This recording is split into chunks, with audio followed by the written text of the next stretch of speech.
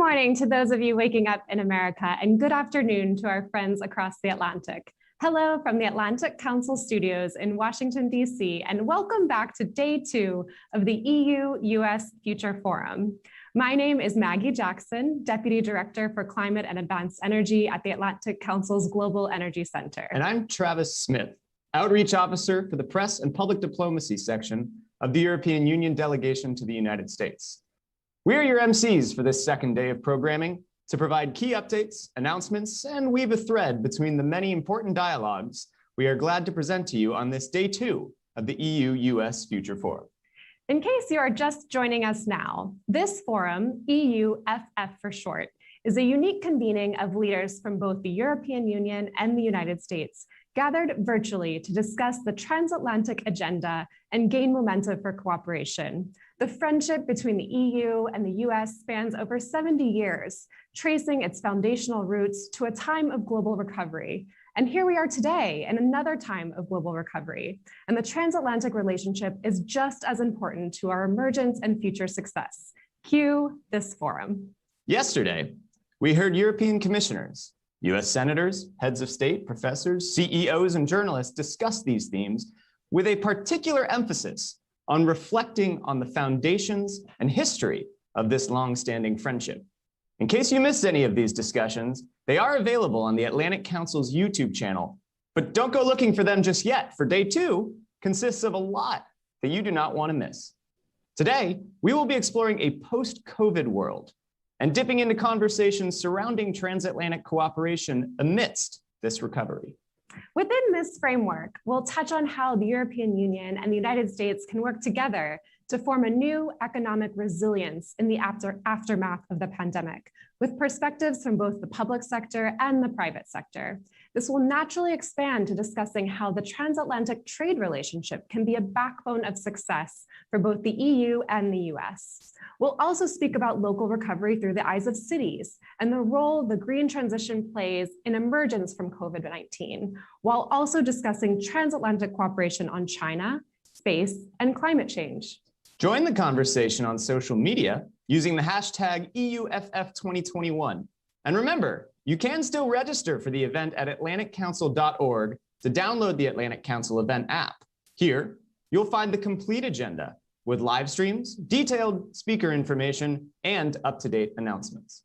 To kick off day 2, we are delighted to welcome Ed Luce, the U.S. national editor and columnist at the Financial Times, who joins us in dialogue with Thierry Breton, the European Commissioner for the Internal Market, here to discuss reimagining post-pandemic economic resilience. Thanks so much for that. It's a great pleasure to host this opening session to your second day of this very important conference. And it's a great pleasure in particular to be here with Thierry Breton, the EU Internal Markets Commissioner, which for those of you who aren't as familiar as you might be with the workings of Brussels is a bit like being head of the FTC, the competitive competition arm of the DOJ, parts of the Treasury, parts of the SEC. It's a very important role, in other words, and particularly in the context of these big issues that the Biden administration wants to address transatlantically: competition policy, resiliency post-COVID, global supply chains, China, and so forth. Monsieur Breton was a former French finance minister, a former chief executive of France Telecom. So a lot of experience both in the private sector and in government.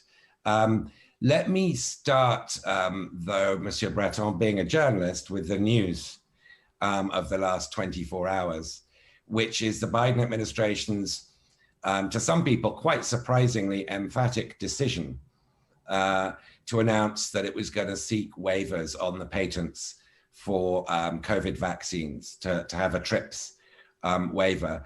Now, of course, that's got to command consensus at the WTO. And the position of European countries in the EU, I believe, is still in favor of retaining patents. Are you going to work with Biden and Catherine Tai, the US Trade Representative, to get these waivers through the WTO quickly? So thank you very much. And first of all, good morning to everyone. And I'm extremely happy to be with you. I'm dying to come in the US back because I miss my trips there. But hopefully very soon we'll be able to do this live and on one side or the other one of the ocean. But still, that's a very important question. We have been always clear, and I have been personally, as you know, I'm also in charge of the vaccine because I've been tasked early February to be the head of EU task force for vaccine, a little bit with my counterpart, in the US. This is the same position, more or less, than the one that Jeff Zients hold in this topic. So I have been always extremely clear. First, it was a matter of science.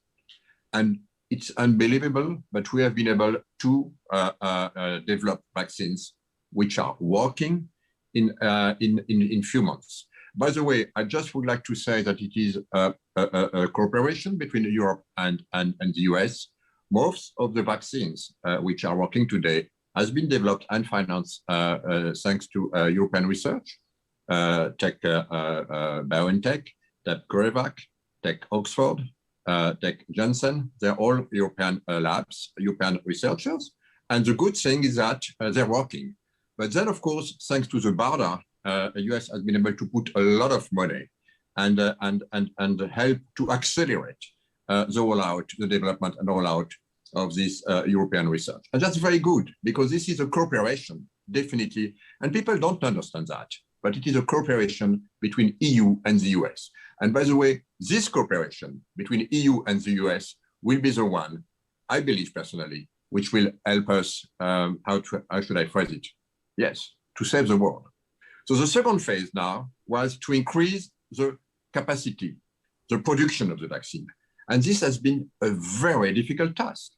I'm monitoring myself with my team, the task force, 53 factories in Europe, are working 24 hours a day, 7 days a week, to make sure that we can ramp up. By the way, we are today probably the first continent. We produce a bit more vaccines than in the US, but it's good. But we had a different politics, and I don't want to again to discuss anything. And I understand everyone. In the US, the administration established an executive order to say that until the herd immunity will not be reached in the US, not one single dose will leave the US. And I can understand that. Our philosophy was to do it for us, but also to help the world. And we have been producing both for us and half of our production for the rest of the world. In other words, all our allies, all the NATO allies, we do it. All Israel, we do it. All Japan, we do it. Canada, we do it. Mexico, we do it. So in other words, this was our philosophy. And by the way, I said many times to my friends in the US, look, as soon as you can, it will be good that we do it, both of us. But so far, we are still the only one. But now I was clear to answer to your question to say, look, when we will have enough ramp up to make sure that we will be able to have the facilities and the supply chain and the global supply chains working globally in order to be able to sustain the facilities, it will be time to open the discussion of the patents. Because, we are now entering into a new phase. Probably we will reach herd immunity at the same time, more or less, in the US and in Europe, probably during the summer. But both of us, we represent only 10% of the planet's population. So we need to sit very quickly. And now I always said that when we will reach this, it will be time immediately to see first how to accelerate the rollout with existing vaccines. Because, to make a factory, starting from scratch, when you give a patent, and then to have the first vaccines to be ready, it's, let's say, many months, probably 1 year or 1 year and a half. So it means that it's time now to think how, with our production, we can immediately increase drastically the help and support for all other countries, like Europe is doing now, but we don't want to be alone here, including through COVAX or other tools. And then, of course, to start to discuss for the next phase, which will be how to accelerate this for the world with this proposal that is coming now at the right time for the waiver of the patent, because we know then that it will take probably another year or so to bridge the facility. But in between, who will bridge? Europe, and hopefully soon US will. And that's accepted. And I think people understand that Europe's sent as many doses outside of Europe as it has put into European arms inside of Europe. But let me just understand your answer. Clearly, this TRIPS waiver that the Biden administration now supports is only going to be effective for precisely the reasons you set out. It takes a year or so to build a plant and to transfer the technology. It's only going to be effective if it's done and agreed at the WTO at very high speed. Regardless of the complexities, are you? Edward, no, that's a very good question. It's important to see it now. It's important also to realize for everyone that was listening to us that these patents are mainly European patents. This is maybe why you heard and not elsewhere. Maybe you heard some noise. But at the end of the day, I really think that now it is the time to sit together and to discuss this and to go into your direction, yes, quickly.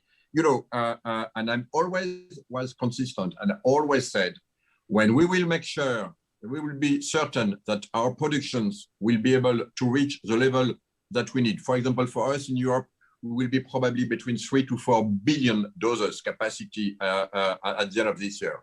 3 to 4 billion doses, which makes, of course, that now we know that we have been able to reach this without destabilizing the ramp up and the supply chain. So now I could tell you, yes, the supply chain now are solid. The ramp up is effective. So yes, it is the time to do it. And personally, I think we will. It will be good to do it quickly. But as I said always, everything at a time. No, okay, that's clear now. I want to move beyond vaccines in a second, but let me just very quickly ask you, what went wrong at the early stages of the procurement negotiations by Brussels? Because you were later than America and Britain, and that did cause a lot of controversy. What went wrong? How did Brussels mishandle this? Personally, I should say to you one thing: the contract with AstraZeneca. Everything went extremely well. We signed the contract with AstraZeneca, Oxford. Let me start even more. At the beginning, Oxford research scientists have been able to produce adenovirus vaccines, and they wanted to get, let's say, married, if I may say so, with Merck, the vaccine company, because of course no one. It's interesting, by the way, when to understand my answer. Not one single company today working was a big pharma. BioNTech was a German company. They had to select somebody knowing how to manufacture vaccines. They selected Pfizer using this European technology. Same thing for CureVac. Same thing for Janssen, which is a Netherlands company, and then of course linked and bought by G&G to produce it. Same thing for AstraZeneca. I mean Oxford selected Merck first, and then the British government decided that they wanted to have AstraZeneca. AstraZeneca, as you know, had its headquarters in London. That may be one of the reasons, or maybe the reason. Unfortunately, AstraZeneca had no expertise in vaccines. But still, so we signed the contract a little bit before the UK, and we signed for 120 million doses for Q1 2021, and 180 million doses for Q2.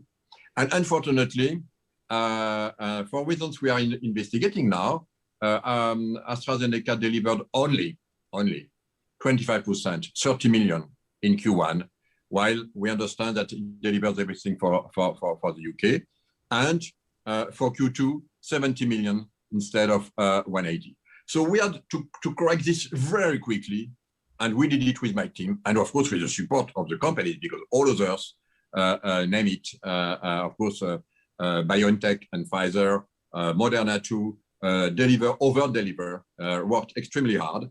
And now we are exactly at the same speed as the US. We are catching up. But of course, if AstraZeneca had delivered the way they delivered for the UK, which was planned, we will be probably I hate to compare us. This has no signification. In French, we call it the fable le lièvre et la tortue.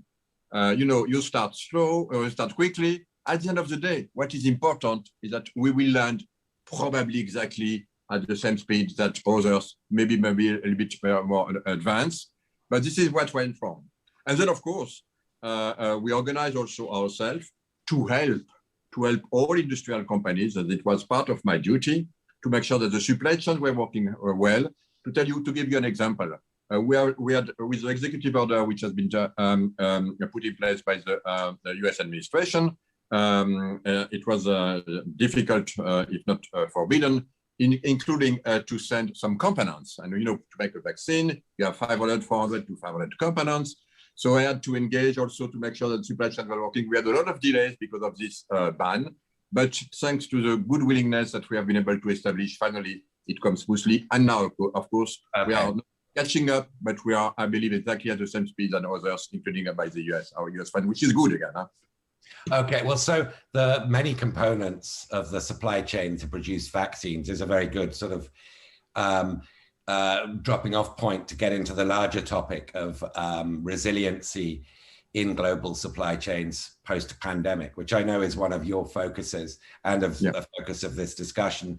Not just vaccines, semiconductors, which we've been seeing shortages of in the last few months, causing all kinds of downstream complications in the car industry and elsewhere. Europe, I believe, only has 10–12% of global semiconductor production. In order to be resilient or have strategic autonomy, you're going to need a much higher share than 10–12% of what Intel or what the Taiwanese produce. How are you going to do that without throwing massive subsidies at them and opening yourself up to charges of protectionism? That's a very good question. It's interesting because last week I was here in Brussels with one of my old friends, the CEO of Intel, Pat Getzinger. Yeah. And I invited him, so we spent the day, last Friday here in Brussels to discuss, of course, strategy and so on. So that's interesting because we are comparing both our strategy. Could you imagine that 25 years ago, we were building in Europe 40 to 45% of the global world production needs in semiconductors. And now we are exactly at 9%. The US were a little bit less, and now the US are at 11%. So both of us, we are 9% in the EU, 11% in the US, roughly same thing, 10–10. And we said that in our strategy in the EU, our goal is to go back to 20%. We believe it is our fair share in the next 10 years. And we compared the strategy of the US is to go from 10% now to 30%. So roughly, we are here in parallel regarding our weight in the global economy. Well, of course, we recognize that there is this CHIPS Act in the US with 50 billion of public money, which will be put, of course, for American companies in the US. And I think it's very important because you need to invest a lot. So for us, we will act with some of course of our plans, the next generation EU, that we insisted to have what we call an alliance between semiconductors. So the alliance will be between the European semiconductors. Then we are defining now our strategy. In other words, to go roughly to be able to produce, and the specialist will follow me hopefully between let's say 22 to 10 nanometers within the next few years, including with manufacturing sites. We have already, but we want to increase manufacturing sites to go now. We are roughly in average at between 20 to 30, so 22 to 10, and to discuss together, to invite a partner. So we are discussing now, of course, to be open, but of course at our condition, like in the US, we are an open continent, but now we establish our condition, and then we will invite the one who will be able to benefit, or we are willing to benefit from our market at our condition. And we have not too many players. So we are working on this, and we hopefully will be able to be very clear in the next, hopefully few weeks, because I want to be very quick here. But of course, what is important to understand for everybody today is that we are definitely an open continent. All my life, I worked in both public and private sectors, and I'm always make partnerships. It is what is the business about. But in order to make a good partnership, you need to know exactly what you are, where are your strengths, what is your strategy, and then of course invite your partners to go with you. This is exactly what Europe is doing now. Well, so you know, to put it crudely, if you were to ask the average sort of person in Washington or policymaker in the United States where Europe sort of leads the world, the answer would be regulation. And so there is a suspicion that Europe, you know, is trying to find a strategy to produce national champions or continental champions, I guess, that would compete with big tech from Silicon Valley. Why does Europe lack its own sort of big tech companies? And is more regulation the way you're going to emulate America? Oh no! I think that's a very fair question, but we have to be very more precise when you mention big tech. In fact, when you mention big tech, you're mainly mentioning roughly the so-called GAFAM. Maybe that's what people have in mind, and it's very clear here. I know, you know, I spent half of my life in the US, so and I really know everything, including, by the way, and I want to say this extremely openly, not naively, but openly and respectfully. I know exactly also the role of, let's say, the Pentagon and in terms of, including, by the way, in semiconductors, and I respect this. I was running companies in the US too.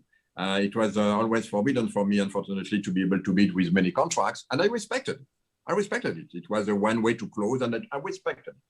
So for us, it's different.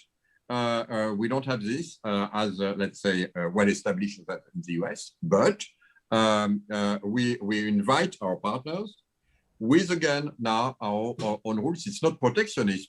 It's just to make sure that we will be able to secure what is important to us. Let me give you an example. We were speaking about vaccines. I mean, we had partners and a lot of partners, especially in the US, and suddenly executive order, close the supply chain. We need to make sure that with our partners, including the one who are in the US, we can continue to work without any impact of an executive order. Same thing from the Chinese. We have now, we put a lot of our factories in China. When I was a CEO, I did it also myself. So it was a trend. And then because of the tensions between US and China, which we lost, and that we are another, and we know where we are, by the way. Huh? We know who is our ally. Huh? This is the US, and for decades. So we don't misunderstand what I'm saying. We know exactly who are our allies. And by the way, the Chinese are considered as our systemic rival. But still, because of the tension, close for the semiconductors, then we have a tension in semiconductors. China is spilling stocks. And then we have our supply chains here in Europe, in manufacturing mainly for automotive, which stopped. So we need to make sure, of course, here, even with our partners, that we'll be able to, whoever they are, to secure the supply in certain areas. That's it, not more and not less. Now for the GAFA, the question is, I already was very vocal, I don't want to take too much time on this, but it's true that it has been a fantastic development, the GAFA in the US, mainly because in the US, you have this fantastic large pool of personal data, and it has been made of personal data. So it's not about regulation for me.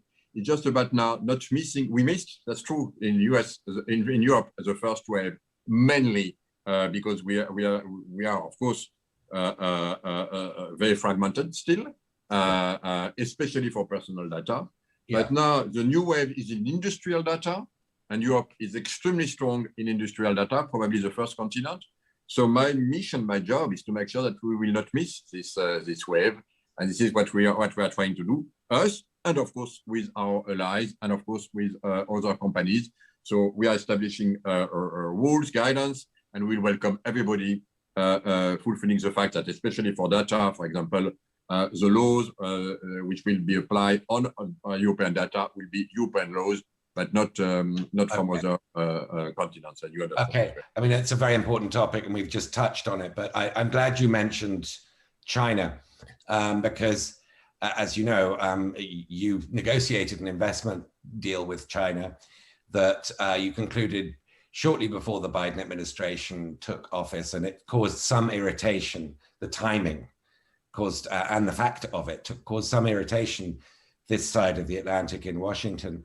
And now that deal's got into trouble, partly because of the sanctions you imposed on China, and then China really doubled down and imposed quite harsh sanctions on Europeans. Is this deal now dead? You know, I will be very honest with you. This deal was not exactly a deal. So that's why, and we all understand. I don't want to comment. I mean,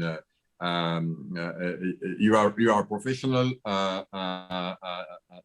journalist. I am a professional in my side, hopefully. So I don't want to comment more than what my body language will say. But what is my body language saying? My body language is saying that it's not a deal. It was more an intention. And it's true that we could decide to do it before or after. It's true that it was exactly in the interim time in the US. It's true also that I understand that probably it was also under the German presidency, and it was probably something. You remember that before the COVID-19 crisis, I think the Chancellor Merkel wanted to have a big meeting with China in Danzig, and finally it didn't happen. So put this in perspective. At the end of the day, what it is, it was an intention, okay, not more, not less. Now we have, of course, everything that you mentioned in China. European Parliament is on it. So I think that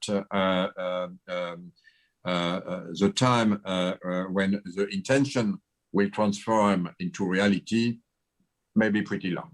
Okay, well, I'm glad also that you mentioned the German presidency. 2020, I think I'm right in saying, was the first year where EU trade with China was bigger than EU trade with America. And of course, if you look at the breakdown of that trade, Germany really dominates. I mean, there is a sort of German interest there that exceeds the rest of the other 26 members combined. It's a very lopsided EU-China trade relationship. There is some awareness, again, this side of the Atlantic, that there are divisions of opinion, differences of opinion in Europe about the degree to which the EU should cooperate with the Biden administration on forming a common China strategy. Is that a correct supposition, particularly in advance of, you know, very important German elections, federal elections later this year? Well, let me tell you for the spirit. The spirit, first I would like to mention that in my portfolio, I will speak more comfortably on my portfolio, which is very large, because it is, again, all industry, companies, digital, defense, space. So I have many, many areas where I want to cooperate and interact much more with the US, and we already do. And I did it, I would like to tell you this, I did it already pretty good with the previous administration, because it's my job. My job is to make sure that we continue to do it whatever happens. And I should here tell you that I had very good relations with my counterpart, and we try to do things positively for both our continent. But of course, I should tell you also that now with the new administration, there is a very strong hope, I should say, that we will continue, we'll be able to increase this even more. And of course, I'm one of those, of course, you could understand that. So we have many, many aspects where I think it's very important to cooperate even more. But you know, as I told you, in my life, I spend my life to make partnerships. This is what is building. I mean, any CEOs who are looking at, and I run many. I mean, not many, but 4 or 5 big companies in my life. You mentioned one of those, but I run others. I teach us also governance and corporate governance at Harvard Business School when I left the government. So I always said, you know, partnership is extremely important, but to be a good partner, you need also to have something to exchange.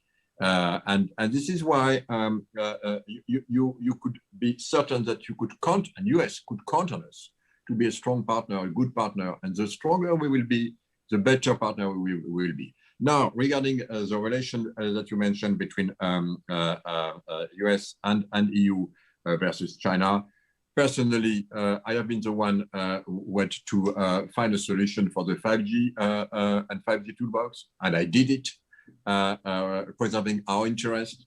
I encourage you to look what we did and what I did in order to make sure that we will be able to have clean networks without any,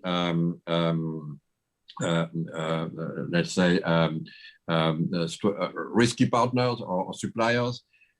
So we know how to do it. We will continue to do it our own way, but we know extremely well who are our allies. Okay, I mean, that's a very, very interesting question. I mean, if you talk to other countries, I mean, not just European, but partners of America around the world, they say when the United States says, please drop Huawei, their response is, sure, we're happy to do that. We're your partner. Who do you have as a substitute for Huawei? And I guess the problem is that Ericsson and Nokia are considerably more expensive. So as a last question, because we're kind of running out of time, but it's a hugely important one. Is there any prospect of a transatlantic Huawei? No, but first, I mean, I don't speak of any companies in my position. So I will not mention any names, and I never mention any names, except to tell you 2 things. We have now put a tool in place in Europe to make sure that when a company is competing with our European companies, the company, we want to make sure that the company did not benefit from any state support. That's a very strong, and by the way, we announced this, or we increased this even yesterday. So that's a very strong statement to have the first aspect of your question. The second one is that we put very strict restriction in terms of protection, cyber protections. Never mentioning anyone, but just saying, look, if you want to come, like I said at the beginning, if you want to benefit from the internal market, which is the largest market in the world, you're welcome, but here are our conditions. You fulfill the conditions, welcome. You not welcome. And by the way, from some 5G suppliers, including the one you mentioned, they have been considered as high-risk suppliers. So now we have, of course, the 2 other European companies, Ericsson and Nokia. They hold the largest number of patents in 5G. We want to continue to develop it. By the way, cooperating with US will be a very good idea because, of course, we share the same view, we share the same value. But remember, here also, that's a little bit like the vaccines. The other alternative from Chinese suppliers are coming in 5G from Europe. Yeah, well, that's a very interesting note on which to end a discussion. We covered a lot of ground, and I'm hugely grateful for your time and insights, Commissioner. Thank you very much, and thank you to be with you. Thank you.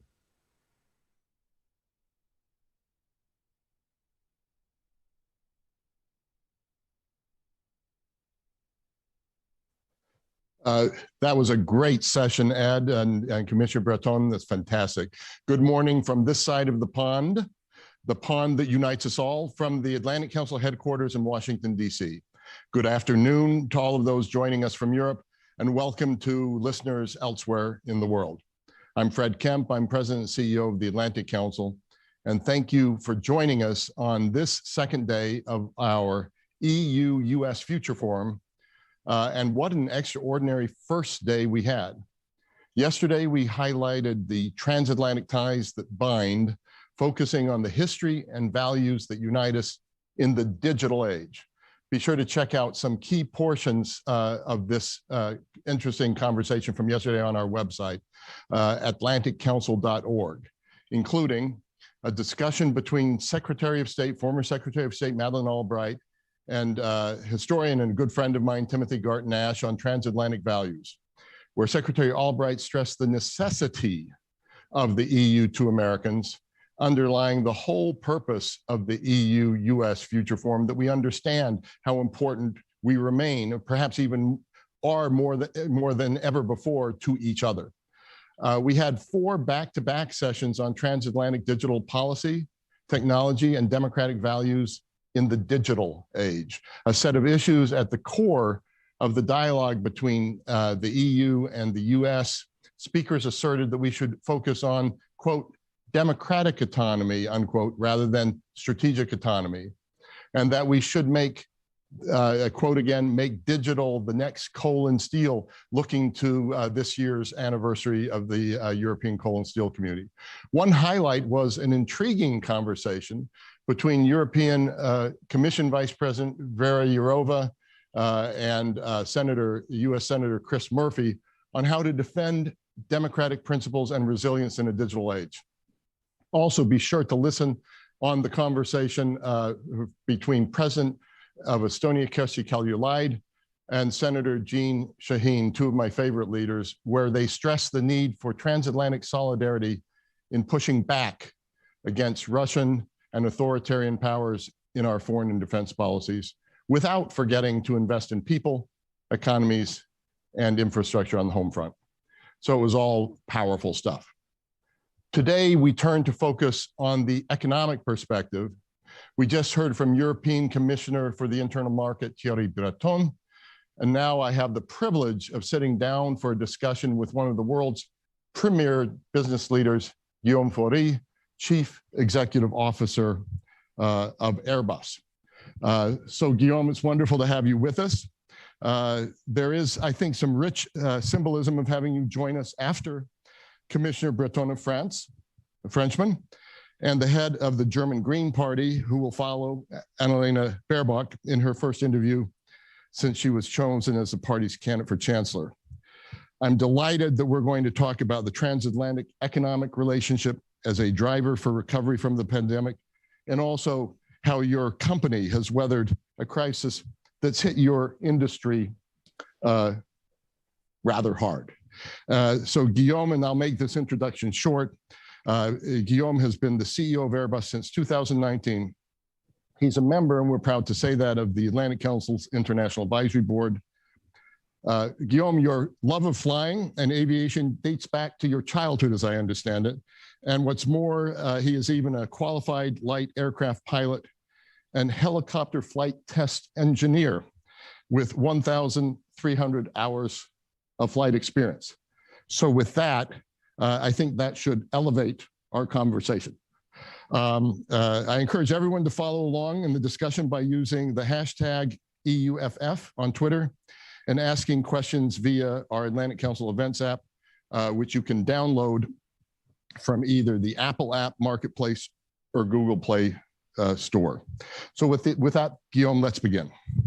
And thank you again for joining us for this forum. First, maybe a bit of a situation report.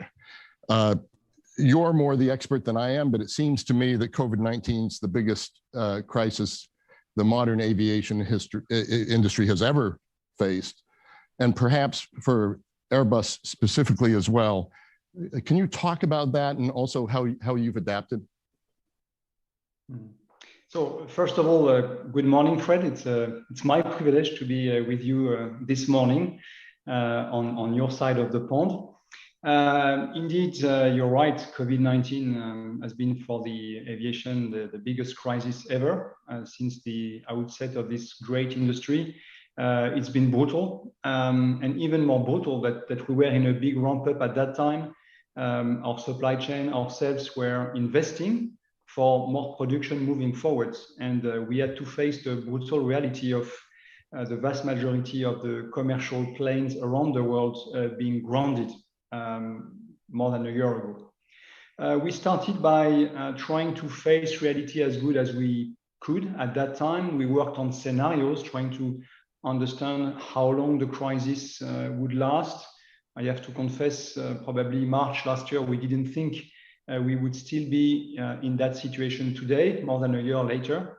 So we worked on scenarios, and we decided very quickly to reduce our production by 40%, assuming that deliveries would recover to a certain extent and then match with this new production rates. We worked with the supply chain to reorganize everything to fit with this new level of production. We worked with all our customers around the world to try to understand their new situation, how to defer planes, to adapt pre-delivery payments. And it was a hell of a lot of work, basically, to try to rebuild everything. We had as well to protect our employees, find new ways of producing planes with the COVID-19 constraints. And I would say after our first half of the year where we lost a huge amount of money, we stabilized the situation in the third quarter, and we started to make money again in the fourth quarter and in 2021 as well in the first quarter. Obviously, having reduced our expenses very much, we have also reduced the workforce, but we have found ways to sort of limit the impact of the pandemic and the crisis on the workforce. And we are now prudently looking at end of 2021, 2022, with the potential to start to ramp up again from that low point for what we call the single aisle, so the narrow body planes. For the long range planes and for the long range business for airlines, we think the tipping point will probably not be before mid of next year, as the different countries of the world, the different regions of the world are really managing the situation in very different ways. It will take a lot of time to reopen. So that was last year. I have to say the solidarity of the supply chain of aviation has just been amazing to try to go through that crisis, to weather the storm together. And we are slowly but surely making progress with the hope that aviation air traffic will start again to pick up, moving closer to summer 2021. Thank you so much for that fascinating opening answer. Looking to a ramping up of some sort on shorter range at the end of this year, early next year, and then longer haul middle of next year. But you did talk about how the pace is different in different places. And the United States at this point with vaccination seems to be far ahead of Europe. The full return to flights seems to be coming here faster, but we also see trends in India and otherwise other places that could make us a little nervous about that. What will, and also news on this side of the Atlantic, this side of the pond, Guillaume, of deliveries to JetBlue that I've read about Airbus and last so the US is ordering and taking delivery of new planes.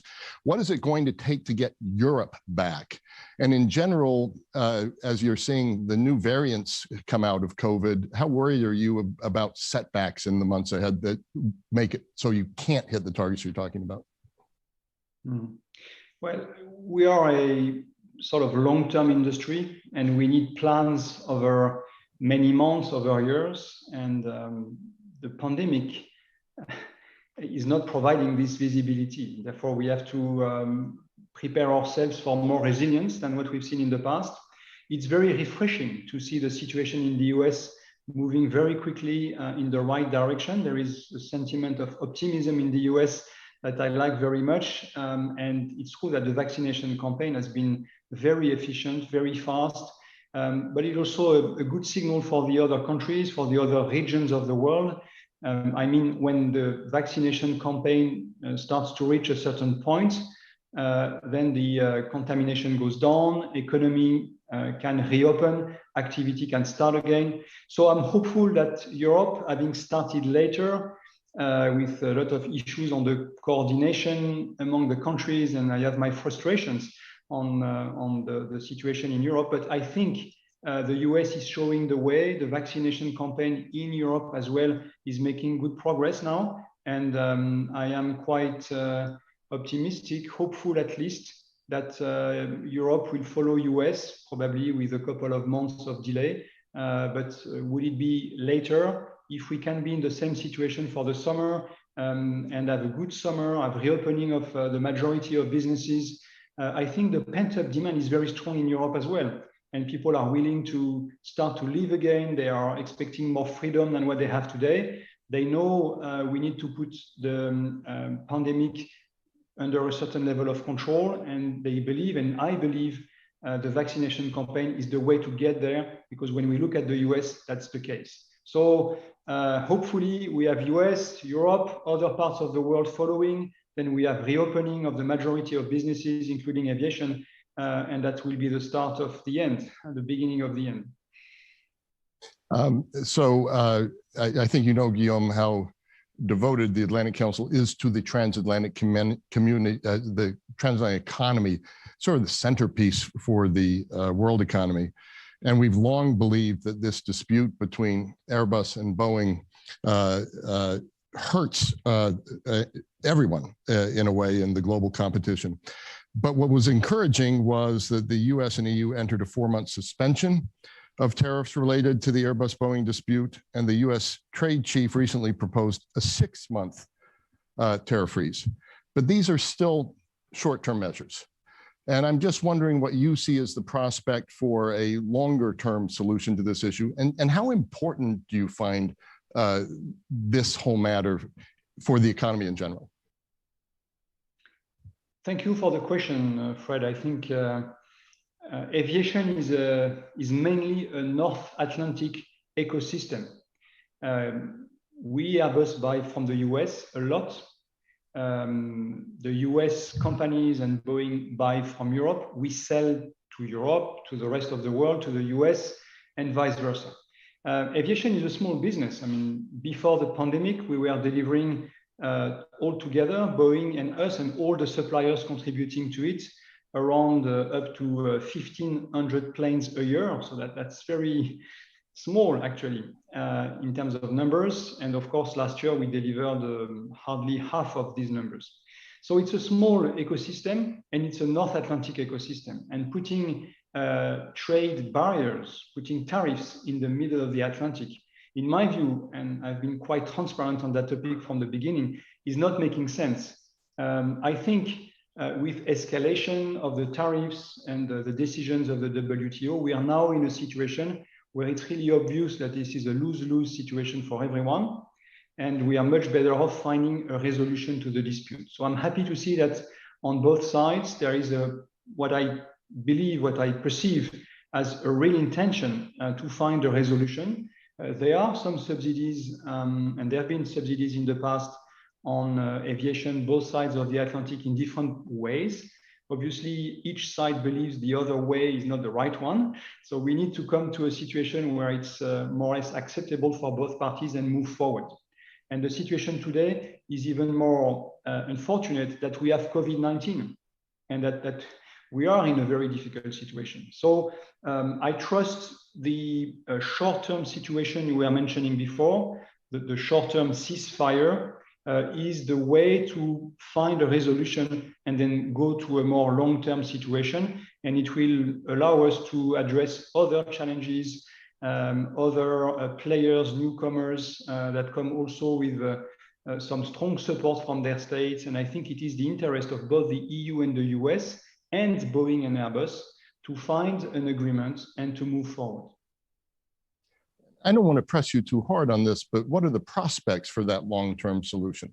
It's taken us a long time to get here. How long is it going to take us to get out of this dispute?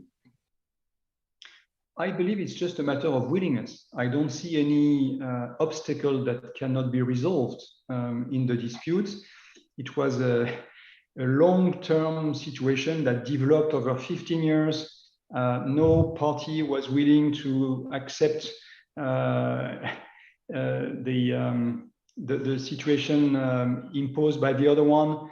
So, but having looked at the consequences of these tariffs going up, I think everybody understands it's better to find an agreement. So there will be an agreement. There was an agreement, by the way, 15 years ago. You remember there was a standstill agreement between Boeing and Airbus that worked for more than a decade, I think. So it's not something that cannot be resolved. And if the EU and the US have the willingness to sit down and look at the situation and agree on what can be acceptable and what is not, even if it has a different flavor of both sides, I think it's just a matter of willingness. So I'm very optimistic that now that we see on both sides a willingness to get to that deal, that we'll get it. And by the way, going back to the previous situation with tariffs, would really be meaningless for both Boeing and Airbus and all the other industries which are impacted. So that's another reason why I'm quite optimistic.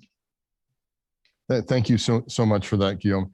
Let's talk a little bit about China. Thierry Breton, the European Commissioner, spoke about it. He spoke about clean networks and 5G. If I'm not mistaken, and you can correct me if this is wrong, you sell 25% or more of your planes in China, maybe during COVID-19 coming out, that could grow. How important is that market for Airbus, and how do you see it developing in the years ahead? The Chinese market, be it for Airbus or Boeing, was sort of 20 to 25% of the global market in the past recent years. As far as I remember, last year, 2020, for us, it was around 20%, maybe slightly less than 20% in terms of number of deliveries out of the 566 planes we delivered last year. And we think China will remain a very important market moving forward on the planet. As we have today mainly two commercial airplane manufacturers that are competitive, Boeing and Airbus, this Chinese market is shared between the two players in different ways on the single aisle and the wide bodies. But I'm just trying to say, basically, it's been an important market. It will remain an important market. They will progressively come with a domestic product. You know that COMAC is developing the 919 that will be a single aisle product entering into the market probably next year or the year later. It will start slowly, probably reaching at the beginning only the Chinese airlines, but we believe this will progressively become a decent player. So we will go probably from a duopoly to a triopoly, at least on the single aisle, by the end of the decade. And therefore, Chinese markets, even with this new player, will continue to be, for Boeing, for Airbus, a very important market to address. So by the end of the decade, there's going to be Airbus, Boeing, and a Chinese rival. It would be a triopoly instead of a duopoly, in your view? That's not an unlikely scenario. It's still difficult to say at what speed and with what level of competitiveness COMAC will be able to introduce the 919 in the market. We believe they will start with China because the Chinese airlines are state-owned companies and it's easier to do it. It takes a lot of time to demonstrate the maturity of a product, to make it reliable, trusted, and economically viable. But we believe it's not unlikely that on the single aisle, by the end of the decade, COMAC will have taken a certain share of the market. Thank you for that. You spoke earlier about supply chains and how they've held up in aviation. If you look at the auto industry, it's a nightmare right now with semiconductors and shortages of semiconductors. Could you compare what's happened in the aviation industry? What issues have you had during COVID-19 with global supply chains? How do you think they'll change going forward?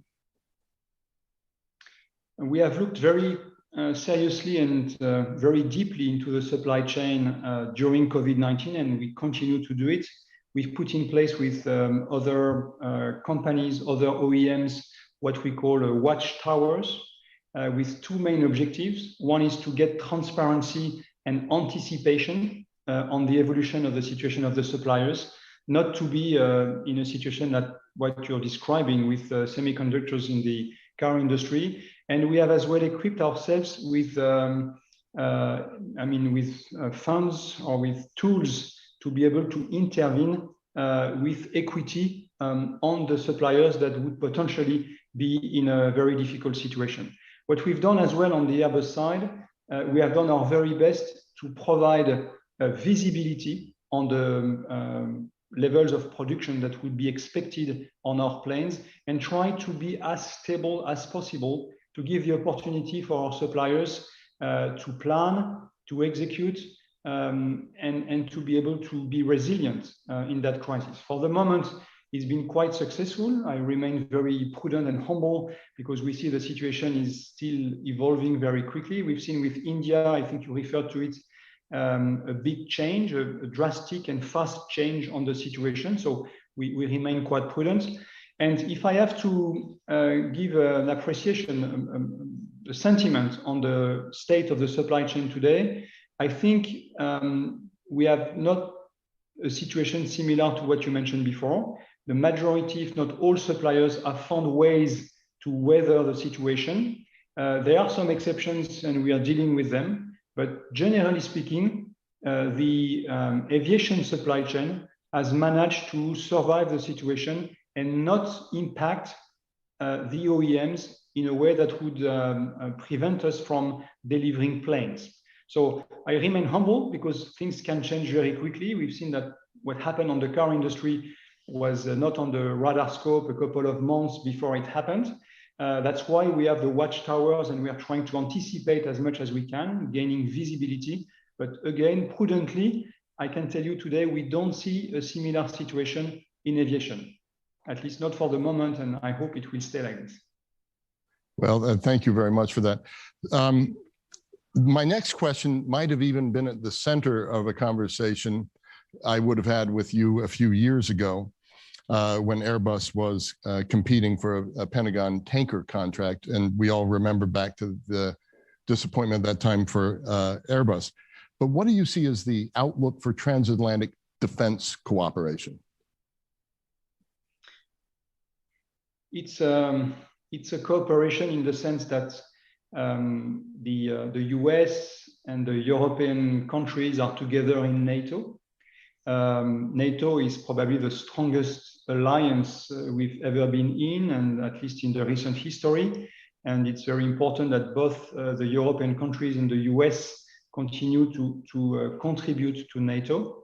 When it comes to defense, European countries are buying US goods, US products. They've done it in the past, but Europe wants also to reinforce its own defense industry. I think it was very much supported by the president administration in the US that pushed Europe to take probably more care of its own sovereignty. And we believe at Airbus that it was a good move for Europe.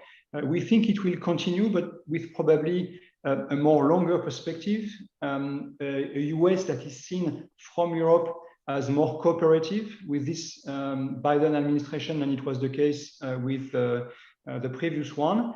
And at the end of the day, the situation is such that we are competing and cooperating.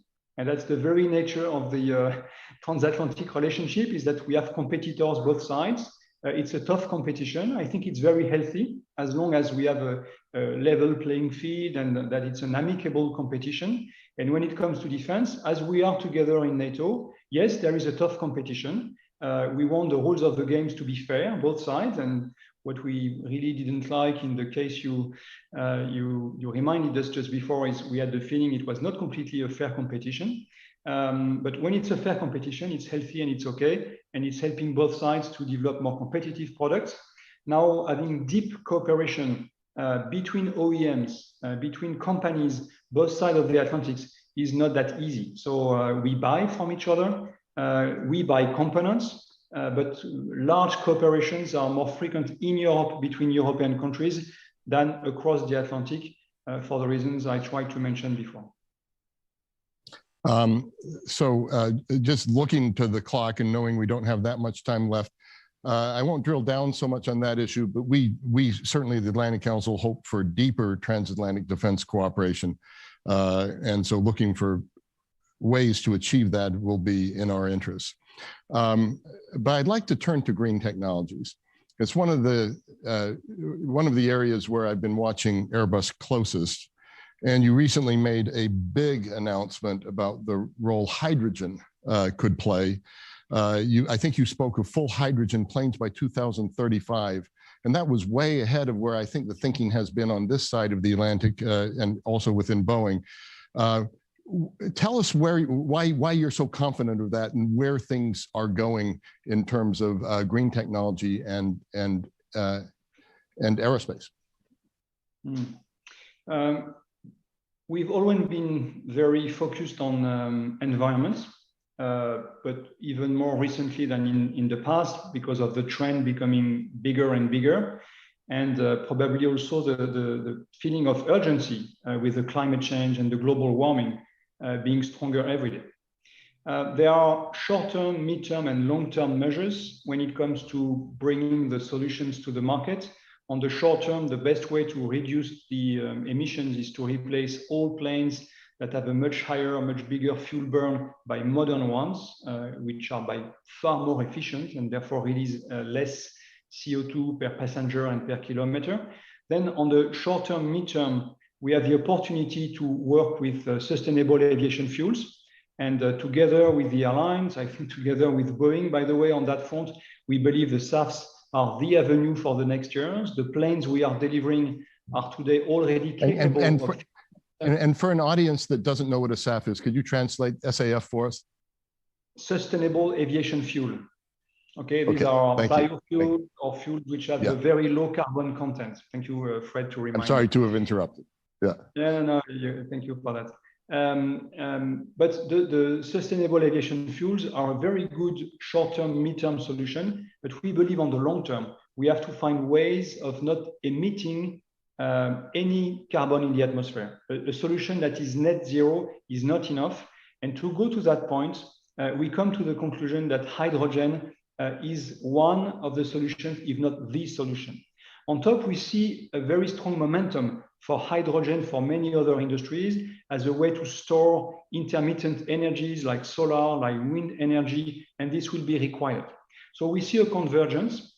We are using hydrogen on our rockets, on our satellites. This is liquid hydrogen. I was in the car industry a decade ago, and we see the car industry, the truck industry going to hydrogen, and we think that's really a strong opportunity. That's why we've put the hydrogen plane very high on our agenda. It's not the only answer, and it's more a long-term answer. We are fully cognizant of that, but we think that's a fantastic opportunity for the long term to have aviation not only being the only mode of transport to not impose anything on the ground. You don't need an infrastructure on the ground. You don't need to damage the ecosystems on the ground. You fly in the air, but on top, not releasing carbon in the air. There are engineering challenges, there are technological challenges, that's for sure, but we don't believe, or we believe they will be overcome. And we see the time frame to 2035, a very credible one. So we think on the plane side, it will be okay. We will need as well large quantities of decarbonized fuels, be them e-fuels or hydrogen. The e-fuels are one sort of sustainable aviation fuels, artificial ones. And we will need a regulation. We will need a global framework for aviation. In that sense, we very much welcome the momentum given by Joe Biden and the administration to be back to the Paris Agreement and to put the bar very high. So if we have US, Europe, and potentially China joining to create this level playing field for carbon in aviation, then we will have the means to invest on technologies to bring decarbonized planes and to contribute to aviation for the future in a climate neutral way. So that's why we are very adamant to see hydrogen on planes. And just very briefly to close, is there a chance for Airbus to engage in transatlantic cooperation with, as you said, the Biden administration being so for this? So not just countries around the world, but your company in transatlantic cooperation on green technology across the Atlantic. Yes, of course. We are not always well understood as Airbus. Sometimes from the US, we are seen as a European Boeing. That's not what we are. We are a more global company. We have assembly lines, activities in the US big time. We buy a lot in the US, we sell in the US. So we are a very strong player in the US, and we are already cooperating with the US industry big time. So fantastic challenge that is the decarbonization of aviation, the climate agenda. We look forward to more cooperation with US partners, with the US administration. Why not? We want to be understood for what we are, a very strong player in the US, for the US, with employment in the country, in the satellite business, in helicopters, and of course, on the commercial airplane. We have assembly lines for the 320 family, for the A220 in the US, and that's what we are. So we are already cooperating, and we are very much willing to cooperate even more in the future. Guillaume, it has been a delight to fly through this half hour with you with such a fascinating conversation. And thank you so much for taking the time for the EU-U.S. Future Forum. And I hope the next time we'll see each other in person. My great pleasure, Fred. Looking forward to seeing you soon. Great, thank you. Bye-bye. I invite everyone to continue following along with the EU-U.S. Future Forum Interchangeable and the great programming that's yet to come. Today we have conversations on China with Senator James Risch and a discussion on local resilience with mayors of cities from both sides of the Atlantic. Also, stay tuned for the interview with the German Greens Party co-leader Annalena Baerbock with my friend Fareed Zakaria of CNN today at 11:10 Eastern Time. This will be her first U.S. interview since officially becoming the Green Party's chancellor. I think there's a high degree of interest to see what she's going to say. And of course, the federal elections are this September, so not so far off. We also will hear from a joint conversation, and this one I think everyone should tune into as well, between the U.S. Energy Secretary Jennifer Granholm and the European Commissioner for Energy, Kadri Simpson. I think they'll touch on the sorts of issues that Guillaume Fareed just shared with us as well, the almost revolutionary opportunity that hydrogen could provide for air travel. These will all be can't miss sessions, so stay tuned. It was great to have Guillaume Fareed with us, and now I'm going to turn it back over to Katerina Soku, a senior fellow of the Atlantic Council, who's going to pick up on the issues of transatlantic trade in a post-COVID-19 environment. Thank you so much. Thank you, Fred, and hello from Athens, Greece, where I'm currently located. The transatlantic trade relationship has taken some significant hits over the past few years. Tariff battles, old and new, COVID-related challenges, the political fights over trade policy that have certainly dominated the news. How big is really the damage to the trade relationship, which is vitally important for both the EU and the US economy? And as we set ambitious targets and agendas for recovery on both sides of the Atlantic, where can we count on more policy coordination? What are the challenges that need to be addressed as a matter of priority? To answer these questions, we're delighted to have with us Ms. Susan Tanger, CEO of AmCham EU and chair of the European AmChams, speaking for American businesses, of course, that are invested in Europe. Ambassador Ronald Gitwitz, a businessman and diplomat who served as United States ambassador to Belgium and acting ambassador to the EU under the Trump administration, and Rupert Slegelmilch, Director of Trade at the European Commission, working, of course, on the EU-U.S. trade ties. To kick off the conversation, I would like to invite Susan to discuss how do we reset the transatlantic trade relationship as part of the global economic recovery after all these significant tariff battles of the past few years. Susan? Yes, good afternoon. Thank you very much. I'm delighted to be here. Well, that's a big question. So maybe just to put it in perspective, first of all, I mean, I think you're very right to mention, first of all, global economic recovery. It's called the Great Lockdown. I think just to throw one statistic out there, first of all, is that the EU's GDP has dropped by a staggering 38% in recent times. And the global economy is contracted by 4%. And the US economy, the Euro economy, more by 7%. So I think absolutely, I think also, you know, how we reset the relationship to help with that recovery. First of all, yes, why is the reset needed? Well, the reset is indeed needed because of all these headwinds that we've seen over the last 4 years, certainly, escalating trade tensions and tariffs. We've had expanding restrictions on foreign investment, disputes over the future of NATO, approach to WTO. I know we're going to go into those a little bit more, Katerina. So to answer your question, in short, how do we do this? Well, we need cooperation. We've got to build back bridges. We definitely need cooperation, whether it's on regulatory cooperation to advance trade, whether it's cooperation with regard to tackling unfair market practices and anti-competitive behavior. We need cooperation on reforming multilateral institutions. We need to foster cooperation as well on transatlantic defense. And maybe finally, on supply chain resilience and export controls, we definitely can cooperate there. I'm happy to expand a bit more, Katerina, but I'll leave it there for now. Thank you. Thank you. And if I may turn to Ambassador Kitwitz, you were ambassador to the EU during the pandemic, at the start of the pandemic, and we did experience significant disruptions as well to trade. Are you concerned about the future of trade and how permanent these disruptions might be even after COVID to transatlantic trade? I think there's the variety of concerns that I have with respect to putting the genie back in the bottle. I think it's going to be very difficult. Clearly, when we look at the way that the COVID pandemic has been financed, we're going to see countries across the world, and particularly in Europe, here, as well as here in the United States, with enormous deficits that have not been anticipated. And so how those deficits are dealt with will have a major bearing on our way forward. As well, the trade deficit that the United States has suffered over the course of the last several years is bound to get worse as opposed to get better, which I believe will create some real friction between ourselves and the European Union.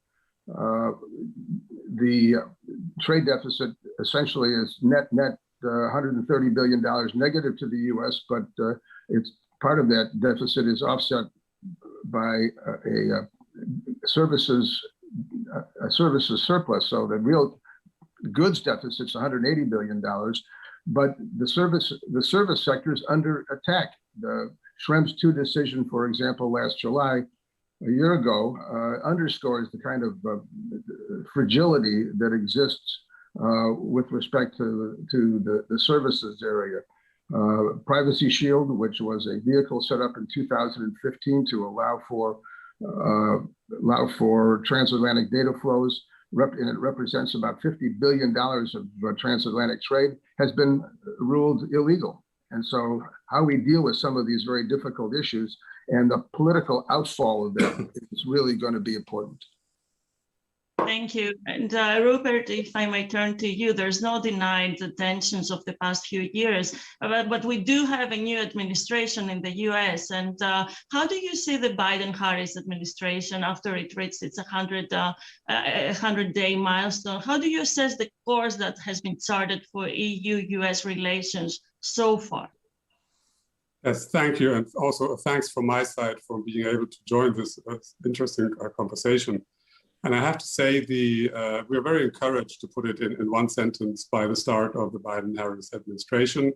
In particular, we are noticing that the point which is made that working with allies is needed in the world trading scenario. Working with allies in a constructive way is actually also followed by some initial actions. We have been able to suspend the tariffs on Airbus and Boeing, the aircraft dispute, and we have also seen some moves elsewhere to lower the temperature, if I may say so. There are still things out there that were already mentioned. But I think it's very important that we also both are taking a hard look at the trade policy that we're having, the Build Back Better on the one hand, and the new EU trade policy that we have came out under the title of Open, Sustainable, and Assertive. And I think now the challenge is really to go a little bit deeper and build a positive agenda, which we hadn't had, I have to be very honest, in the last couple of years, and see what is actually the challenge that we have to face beyond the legacy issues on disputes. And these are issues like the green transition, and this is where the change in the climate policy in the US will be very important, and the digital transition, which are the two main, if you take a long-term view, challenges we face. And for both, trade plays a role that I'm happy to go on deeper in the conversation. But trade must be an enabler for a greener policy and for a more digitally enabled policy.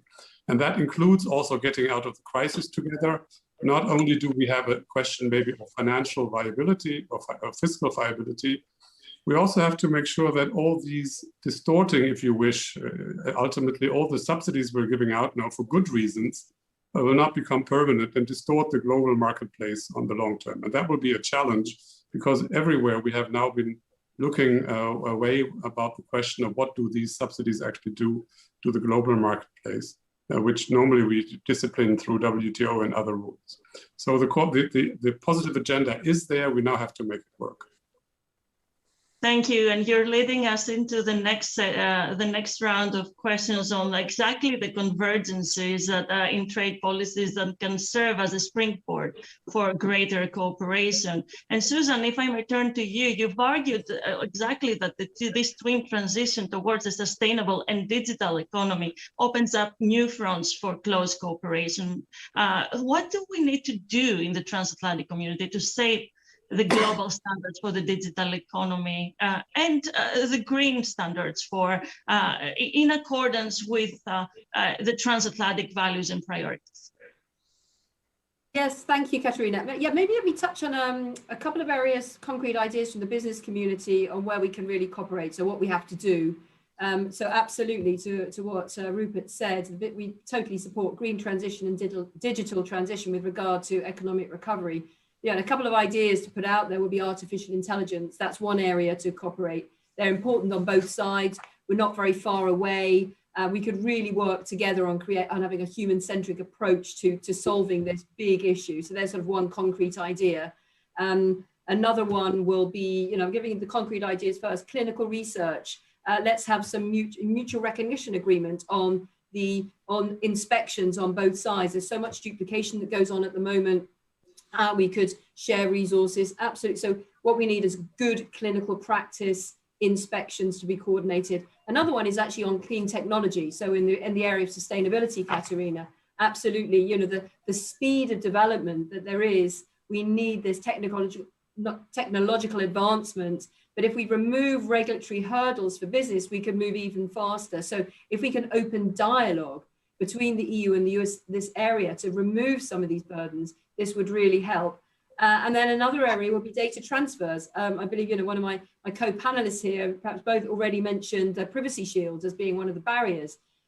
We've got to ensure the ability to transfer personal data between the US and the EU. This is a real sticking point. It is absolutely essential, particularly for SMEs, actually, rather than big companies. So we do need to come up with an alternative mechanism. I mean, it's been encouraging that Secretary Raimondo and Didier Reynders recently signed an agreement on that. So those are some concrete areas, if I may, just briefly. Yeah, there's a lot of already convergence areas already. The US has got its trade agenda, the EU has its. Obviously, Mr. Schlegel is a far more expert than I am on that. But even if you look at what the areas of convergence are in there, perhaps one last area would be multilateralism, which we haven't, I think, mentioned there. I believe both trade agendas, there is an area of convergence that we could work on, which is reforming WTO. There, big areas there. We need the WTO. If we want to move forward, this is a huge area of convergence in both trade policies and an area of cooperation. So I'd support that. Thank you. And Ambassador, same question to you. What do you think are the convergence opportunities in trade policy in the transatlantic agenda going forward?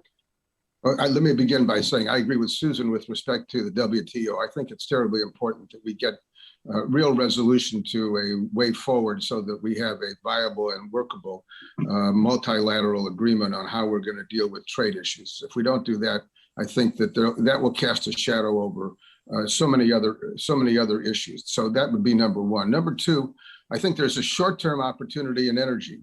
I recognize that long-term, we want to move to, in this administration, the US administration is very set upon moving to green, but at the same time, they're talking about issues such as the Nord Stream 2 pipeline. We, the United States, would like to substitute for the gas that's being sold by Russia. There's a dual reason for doing that. First of all, it improves our balance of trade, and it shouldn't damage the European balance of trade as a result, since they're importing the and we'll be importing more of the Russian gas.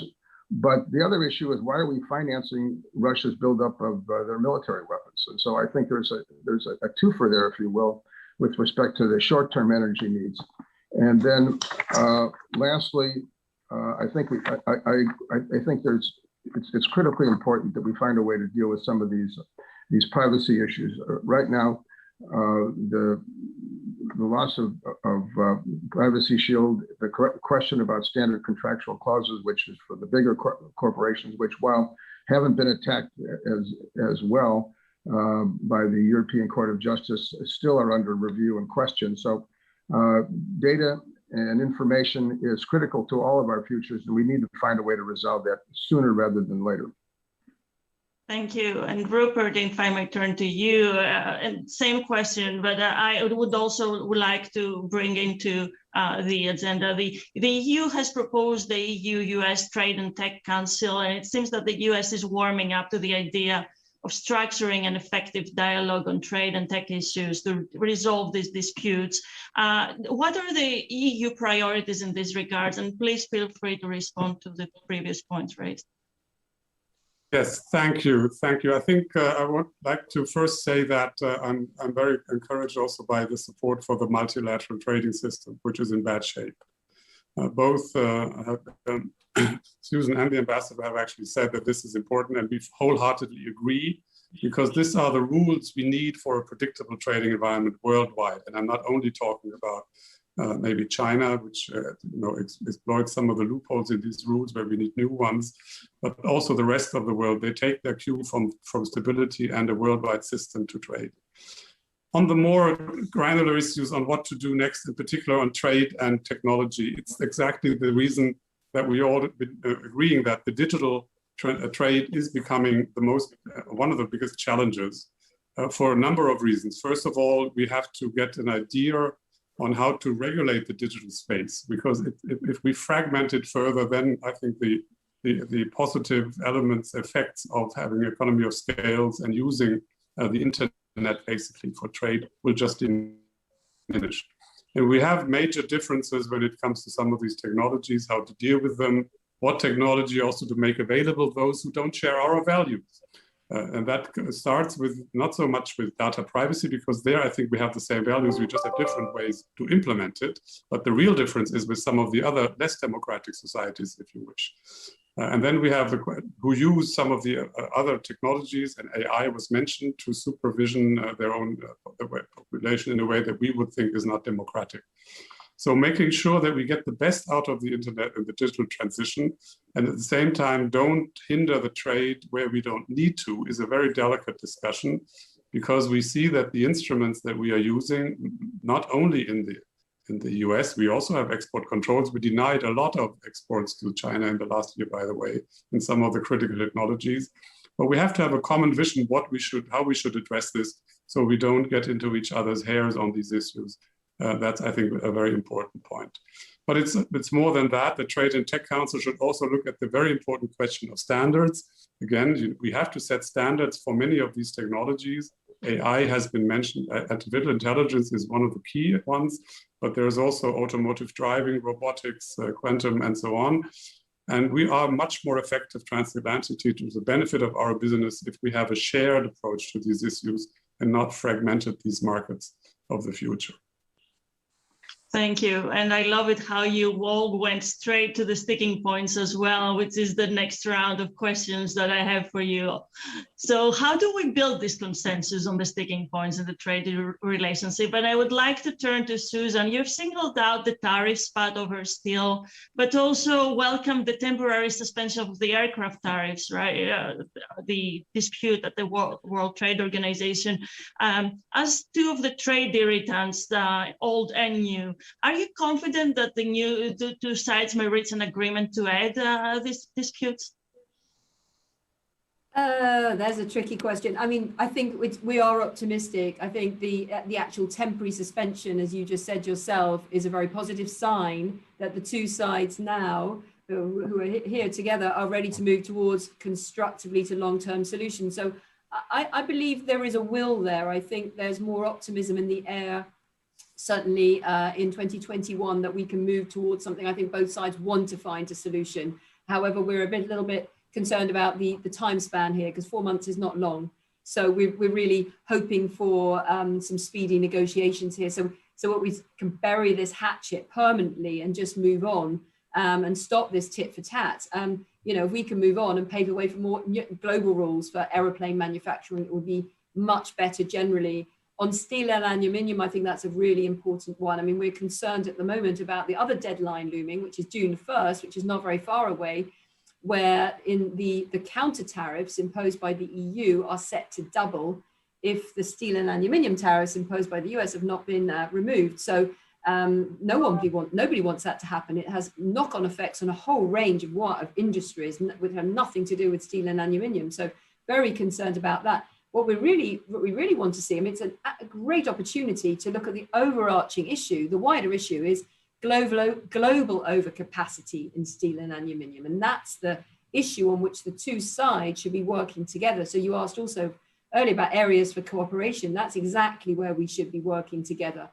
I mean, we've been actively speaking out since 2018 now for an exemption for the EU and have proposed this national security argument. So we really advocate working further on that. So that's my answer to that question. And just the last sticking point, I think, is the one that has just been mentioned by my co-panelists, which is data transfers again. If I had a third one to mention, so let's solve Airbus Boeing, solve steel and aluminium, and let's get data transfer sorted out, and then we'd be up and away. So there we go. Thank you. And Ambassador, if I may turn to you, you've also been a business person. Are you concerned about lasting protectionist pressures in our societies after this pandemic, and how this may affect transatlantic trade? What can we do to resolve this, especially in the context of recovery and our own programs in its continent? I think it's terribly important that we find some quick successes. I mean, we have a lot of areas where we have some disagreement. Many of these are incredibly intractable. Airbus, Boeing, for example, I think is an easy solution. We ought to get that problem solved. On the other hand, the complexity, for example, of dealing with agricultural subsidies and non-tariff barriers is an enormous political problem on both sides of the Atlantic. It is far bigger politically than it is from a commercial standpoint, but it tends to spoil the environment if we don't have some successes in that area. We also have some places where I think everybody could move and work together. We've had an enormously difficult time with the pandemic.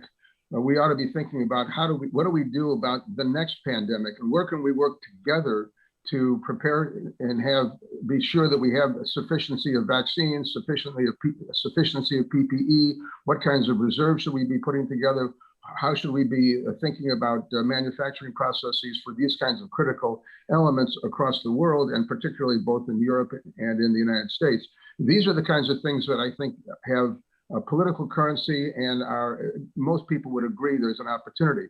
Another area that I think we ought to be working very closely together with Europe, again, that's a win-win and not terribly controversial, is in the question of rare earths. The Chinese have basically monopolized on a very strategic basis the ingredients for a lot of the information processing equipment, the chips and what have you. And so I think we need to look very carefully at what our needs are and work with the European Union to ensure that there's an adequacy of supply outside of a dependency on China. Thank you. And Rupert, over to you. Can we build a consensus on trade issues of particular concern to the US, like over-dependence on China or Chinese technology or Russian gas? What's the EU response there? Thank you. Yes, I think we can do much better in that respect. Just to give you an example, I mean, the ambassador just mentioned the whole question of supply chain resilience, which the crisis had put the spotlight on, but which was there before. Dependencies existed before, and they're actually quite limited when you look at the health sector. We've reached out to the new administration because there is a major executive order being implemented now on supply chain resilience. A similar exercise is going on the EU side, where we are, with the DG Grow colleagues, have done a major study on dependencies in Europe. We need to compare these results and look at what is really needed by way of intervention. There will be interventions, but I think they should be well-founded and they should be hopefully aligned with what we see as common threats to dependency or risk assessment.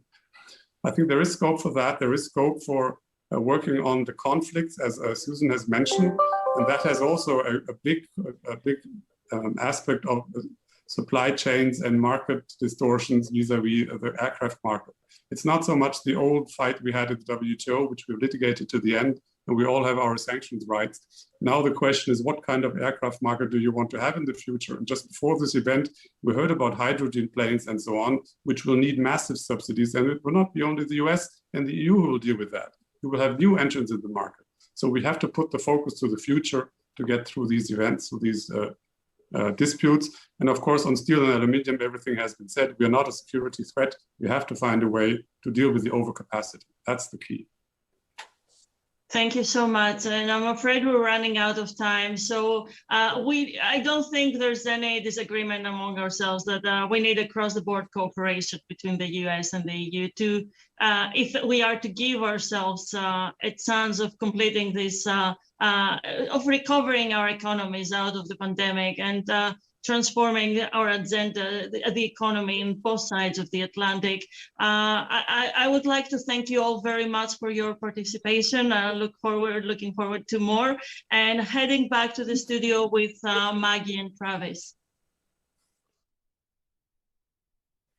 Thank you, Katarina. Fascinating conversation all around, each exploring a different angle of shared values and strategic financial approaches between the EU and the US. Yes, between exploring the world's largest trade relationship, the role businesses play in fostering economic stability and success, and brainstorming how best to emerge successfully from this pandemic, one theme can emerge clearly.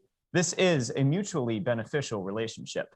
Neither the EU nor the US can fully grow out of this pandemic without collaboration in these areas. Simply put, they depend on each other to help each other rise out of times of strife. Absolutely, Travis. That doesn't mean that everything is agreed upon. As you heard, there have been and will always be disagreements. But the major fact remains that when we take a step back, the EU and the US share the world's largest trade relationship and have always leaned on each other to facilitate economic success. This central theme is no more imperative to understand than in times like these. And there are many other areas where collaboration remains of supreme interest, too. Up next, we are going to hear a dialogue about China. Before proceeding forward, however, we want to let you know that there has been a slight shift in the programming. After this conversation on China, we will touch on transatlantic security and defense before exploring how cities on both sides of the Atlantic are working to rebuild from the pandemic.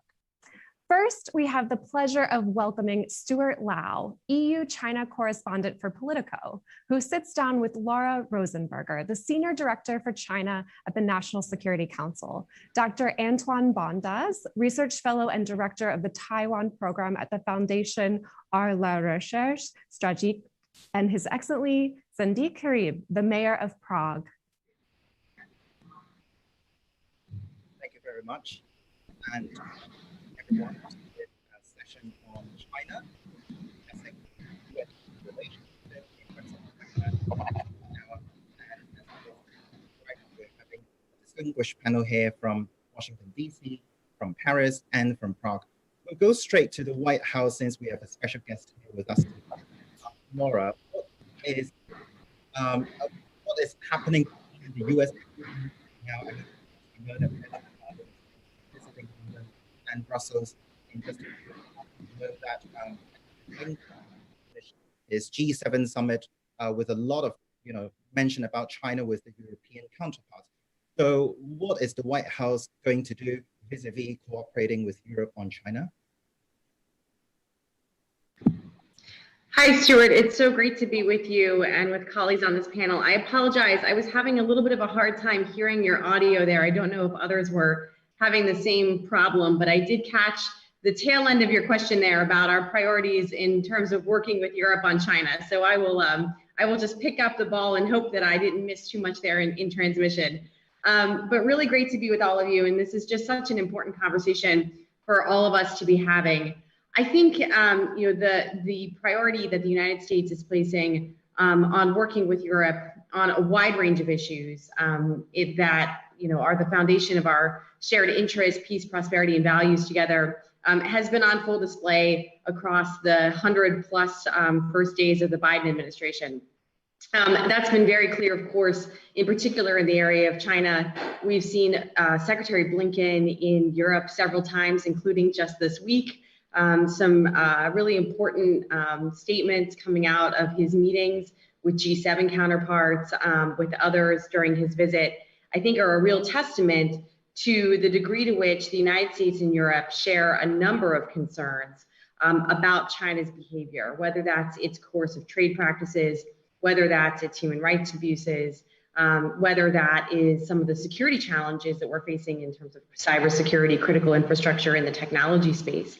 But I think it's really imperative for the United States and Europe to work together, both to determine where our areas of shared interest are greatest and how we can maximize those. And as I heard a little bit at the tail end of the other panel, of course, we recognize that we're going to have some differences. As Secretary Blinken has made clear, this is not about the United States asking any of our allies to choose between the United States and China. But we do think that we need to figure out the best shared approaches that we can have together. I think the impact of some of that cooperative work was quite clear in the coordinated actions that the United States, Europe, the UK, Canada took to impose sanctions on Chinese officials and entities for gross human rights abuses in Xinjiang. And the, what I would characterize as an overreaction that we saw from Beijing in terms of its retaliatory response that took aim not just at government officials, but at academics, researchers, really impinging on academic freedom and freedom of the press in some significant ways. And so I think that, we saw there Beijing's strong reaction was actually, I think, mostly about the fact that it was surprised with that robust coordination between the United States and key European allies. I think that there's a lot of work for us to continue to build on there.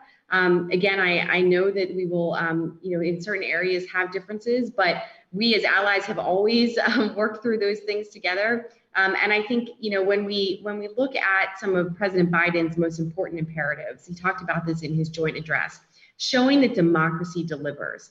For him, this is very much about that. That is the defining challenge as he has laid it out. And the United States and Europe have done so much over the decades together to ensure robust democracy, not just in our own countries, but around the world. And I think that this is really a calling for us in this moment against the backdrop of COVID, against the backdrop of the economic challenges that we face, to really, reinvest in our democracies and in democratic values and the international system. So that was a long wind up there, but wanted to just kind of put a few things on the table at the top. Thank you. And after 4 years of the Trump administration, of course, there's a lot of concern about, how sincere the US offer this time is. There's a lot of talk about strategic autonomy. And what I've been hearing here in Brussels is that, the US really does need to convince Europe on, for example, the unilateral actions that the US has been taking, open RAN, export control, steel tariffs. How are you going to convince your European partners that, what you're doing on China, what you're asking Europe to do on China is not just about US self-interest? Well, I think it's a great question. And I think it's partly, again, about sort of going back to basics and reminding ourselves about what's at stake in this competition, right? There are, our alliance across the Atlantic is founded on shared values. And even where we have some of the differences that you laid out, and even when there's been unilateral actions by the Trump administration, I think that when we look at those shared values that so underpin everything we have done together, and then we map on top of that our other shared interests with one another, I think that it's quite clear that the United States and Europe have a significant interest in working together.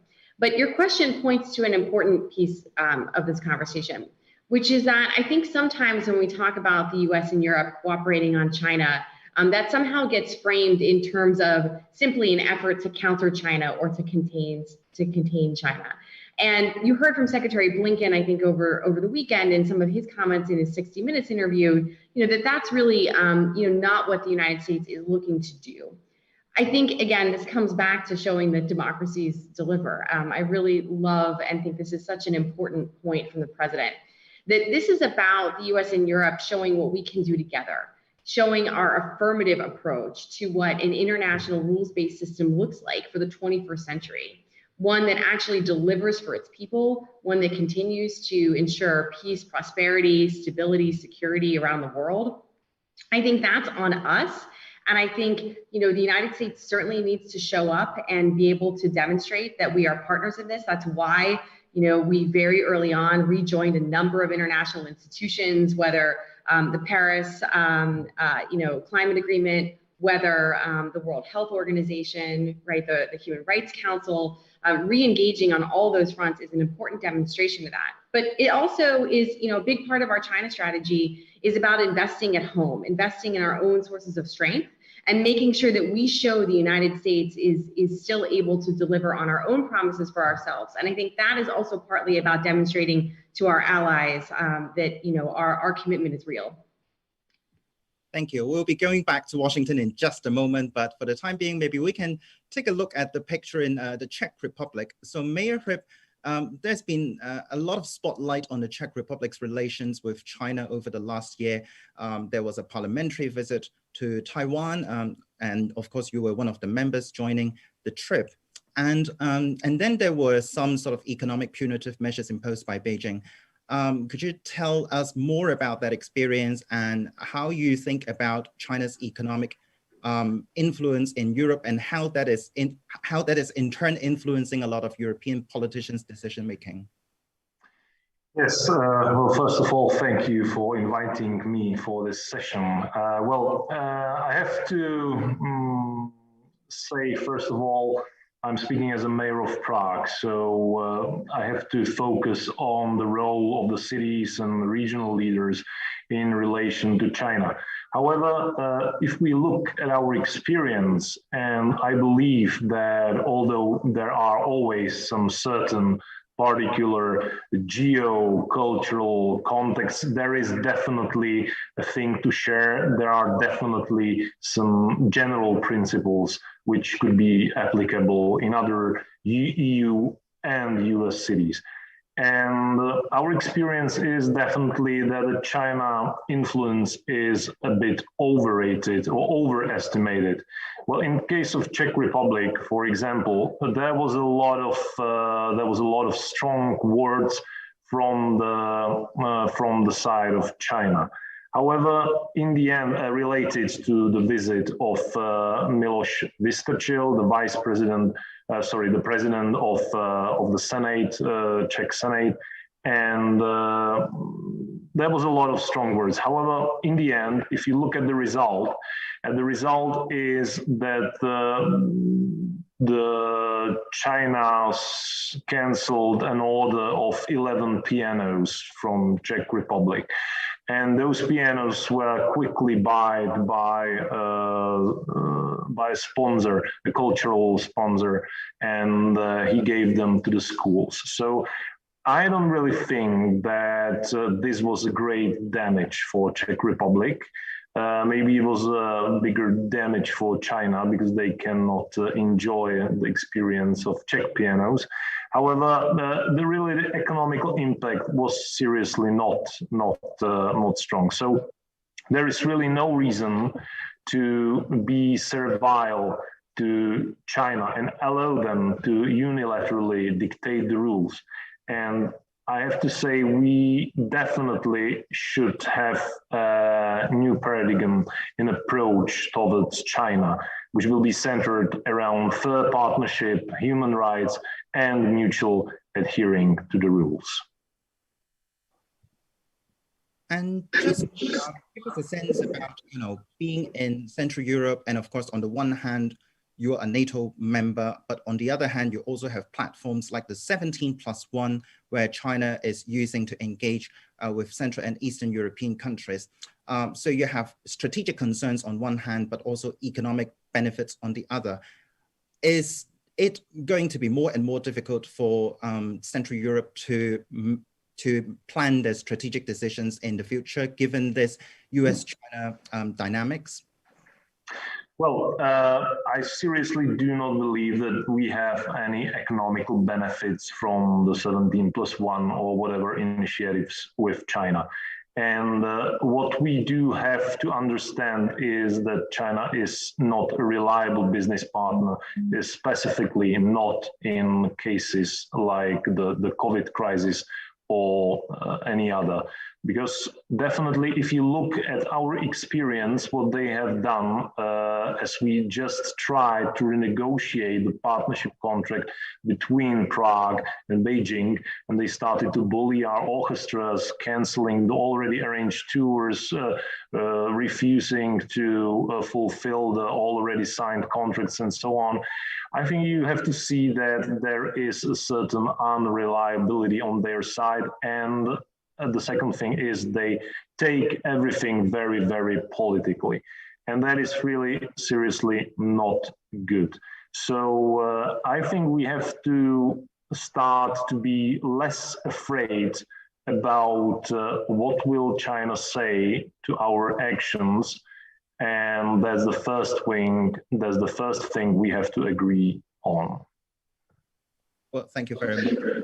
And now we move to Paris and have a few words with our third guest, Dr. Antoine Bondas. And Dr. Bondas, give us a sense about how China thinks about Europe these days. I mean, of course, they're facing stiff competition with the US on the one hand, and they have the comprehensive agreement of investment with Europe on the other, but then the prospect of the deal is also not looking very certain, to say the least.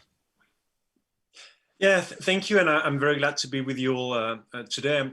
I would say further that Beijing has made a major mistake over the last few years in overestimating its capacity to influence some European countries, and has also overestimated the dependence on some countries, especially in Eastern Europe, on China. And we all agree that there cannot be prosperity without security, and many European countries rightly consider, as member of NATO or else, that the United States security commitment to Europe remain the main guarantee and the main security guarantee we have.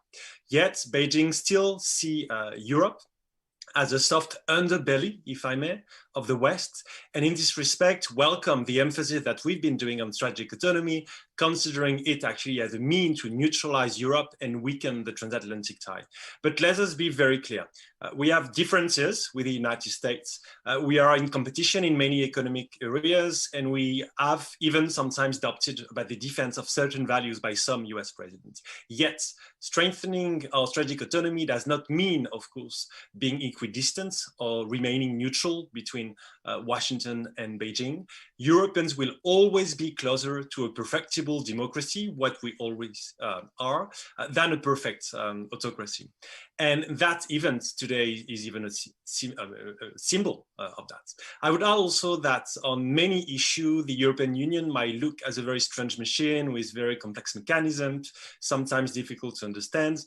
But there is one thing that is very clear, that when the member states start moving, when they are aware of their common interests and the need to defend them all together, then you create a dynamic that is very hard to stop.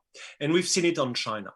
The joint strategy in 2019 is far from sufficient, but at least it is an essential step. The Europeans are not naive anymore. And once again, that dynamic has been de facto sped up by the COVID-19 pandemic, by the rise of the Sino-US tensions, etc. What is clear today that with the sanctions adopted by the European Union, by the announcement of a better protection of our markets, combining de facto openness and fairness, all of these aspects go in the right direction. Yet, I would perfectly agree with Meyer that there is still the need of a so-called European awakening, that Europe is not at the mercy of China, that we have considerable leverages that we must all agree to use. No, Europe is not dependent on China. There is and mutual interdependence. And Chinese companies have a vital need to access the world's largest markets. So we do have tools. What is very important from the European perspective and the European side is to be more self-confident and to have the political will to use the tools, to use the very many tools we have to, of course, defend our interests, promote cooperation with the US. And if I may, in very short mention, I would say that this is not, of course, against fighting China. This is not about criticizing the Chinese people. This is about opposing certain policies. And to be clear, it's very, very important also to state that this is not a so-called, I don't know, Western alliance against China, a united front against China, but it should be a coalition based on mutual interests, defending common values, and doing so in a very inclusive manner. And as such, to be clear, it's not only about Europe and the US, not only about European and North American countries, it's also about Asian, African, South American countries, etc. And when, Senior Director Rosenberger was just telling us from the White House that there is strong common values between the US and the EU, and then more policies on China could be planned, if not implemented. Do you think that sort of thinking would have a large enough audience in Europe?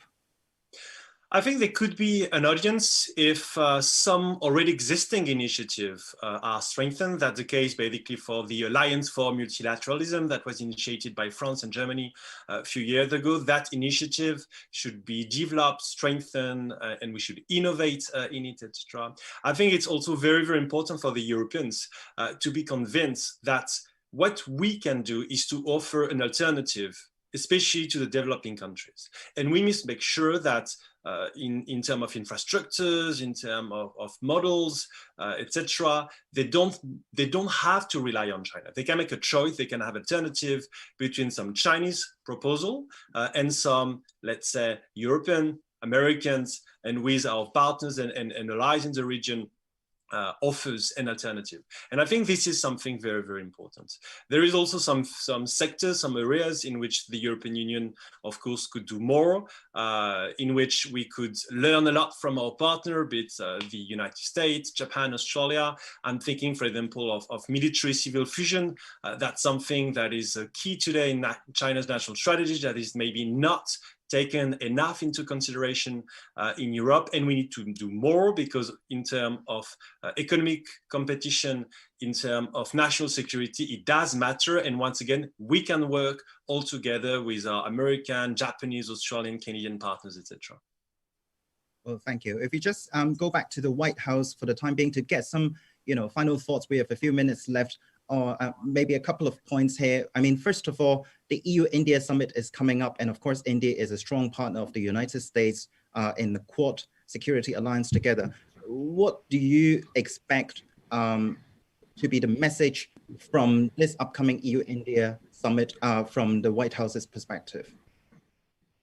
Well, thanks, Stuart. I'll leave the messaging about the EU-India summit to the EU and India. But you're absolutely right to point to the important role that India plays as a partner for the United States. And let me sort of zoom out for 1 second here and pick up on something that Antoine said, that this is not just about the United States and Europe working on some of these issues together, but this is about partners around the world that share many of our interests and our values, and in some cases, some of our concerns about China's behavior. One of the first things that that President Biden did in his administration was to have a virtual Quad leader summit that was convening the United States, Japan, Australia, and India at the leaders level for the first time. For a conversation about what these 4 democracies can do together. And they put out a statement with a number of really affirmative proposals, including on vaccine manufacturing, including on technology, including on climate, a number of really specific areas where they're working together. I know that the EU recently just developed its own Indo-Pacific strategy, which is, I think, another important piece here.